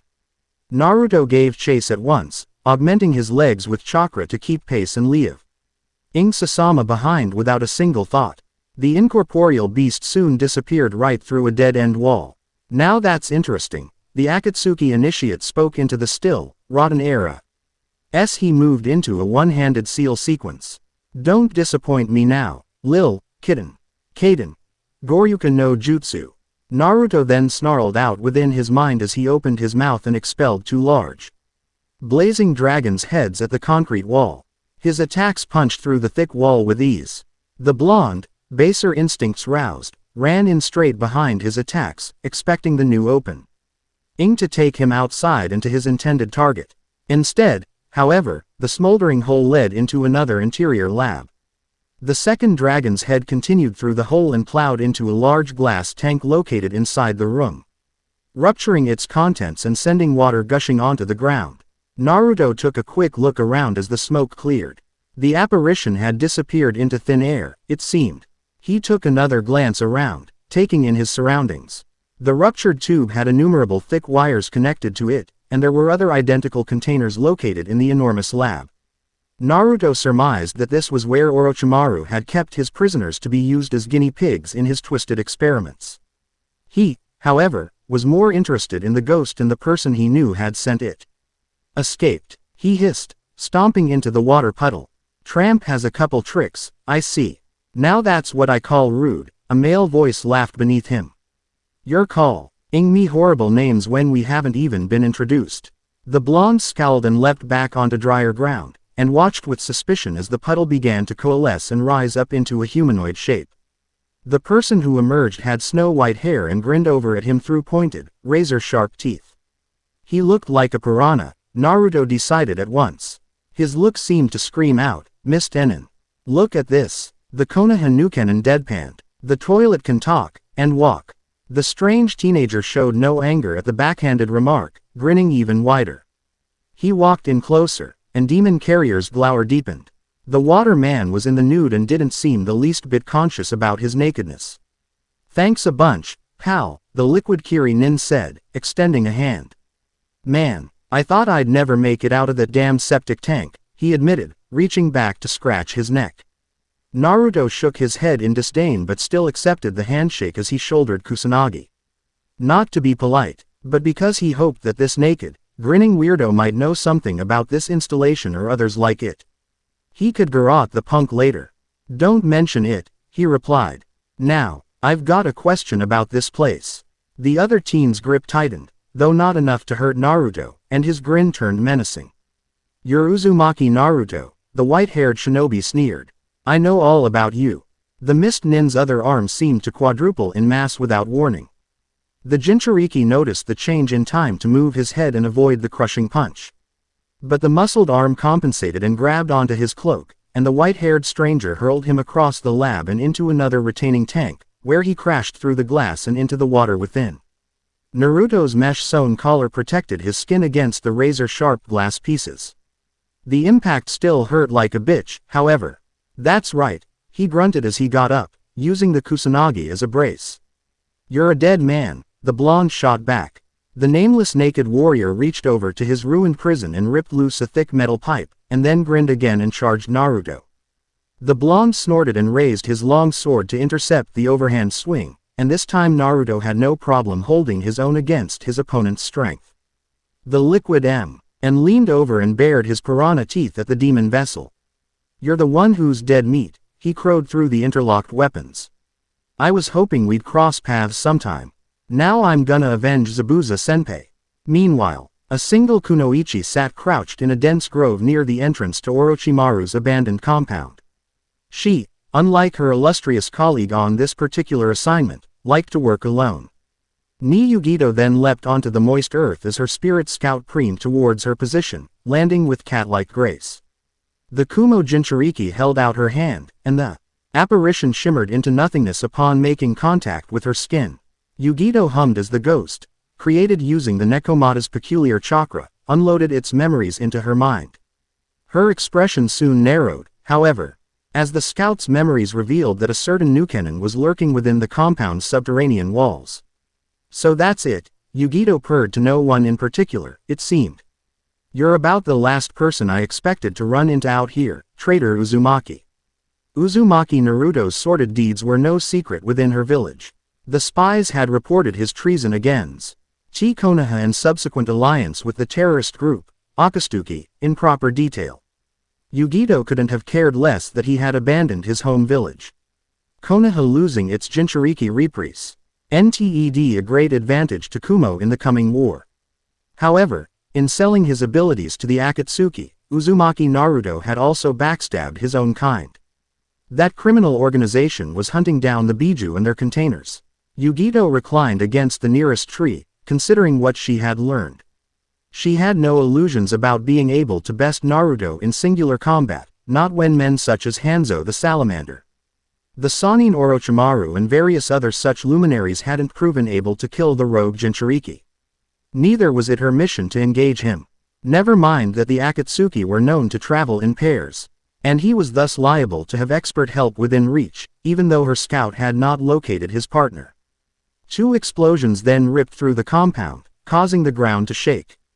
Birds and beasts alike chattered and rushed to less dangerous grounds as a sinister presence pervaded the air, seeming to originate within the compound. She wondered whether her presence had been noticed. There can be no mistaking it, the Nibi's voice slipped into Yugito's mind. That foul chakra can belong to none other than the Kyuubi, and there is something else terrible present as well. We must retreat now, child. He is more than we can handle on our own. That horrible power is equal to felling even us, the Undying. Yes, the container acknowledged, having decided to make a withdrawal on her own and not needing the Nekomata's prodding. Though Yugito did harbor a certain desire to see Uzumaki's transgressions punished, she had no intention to perish here.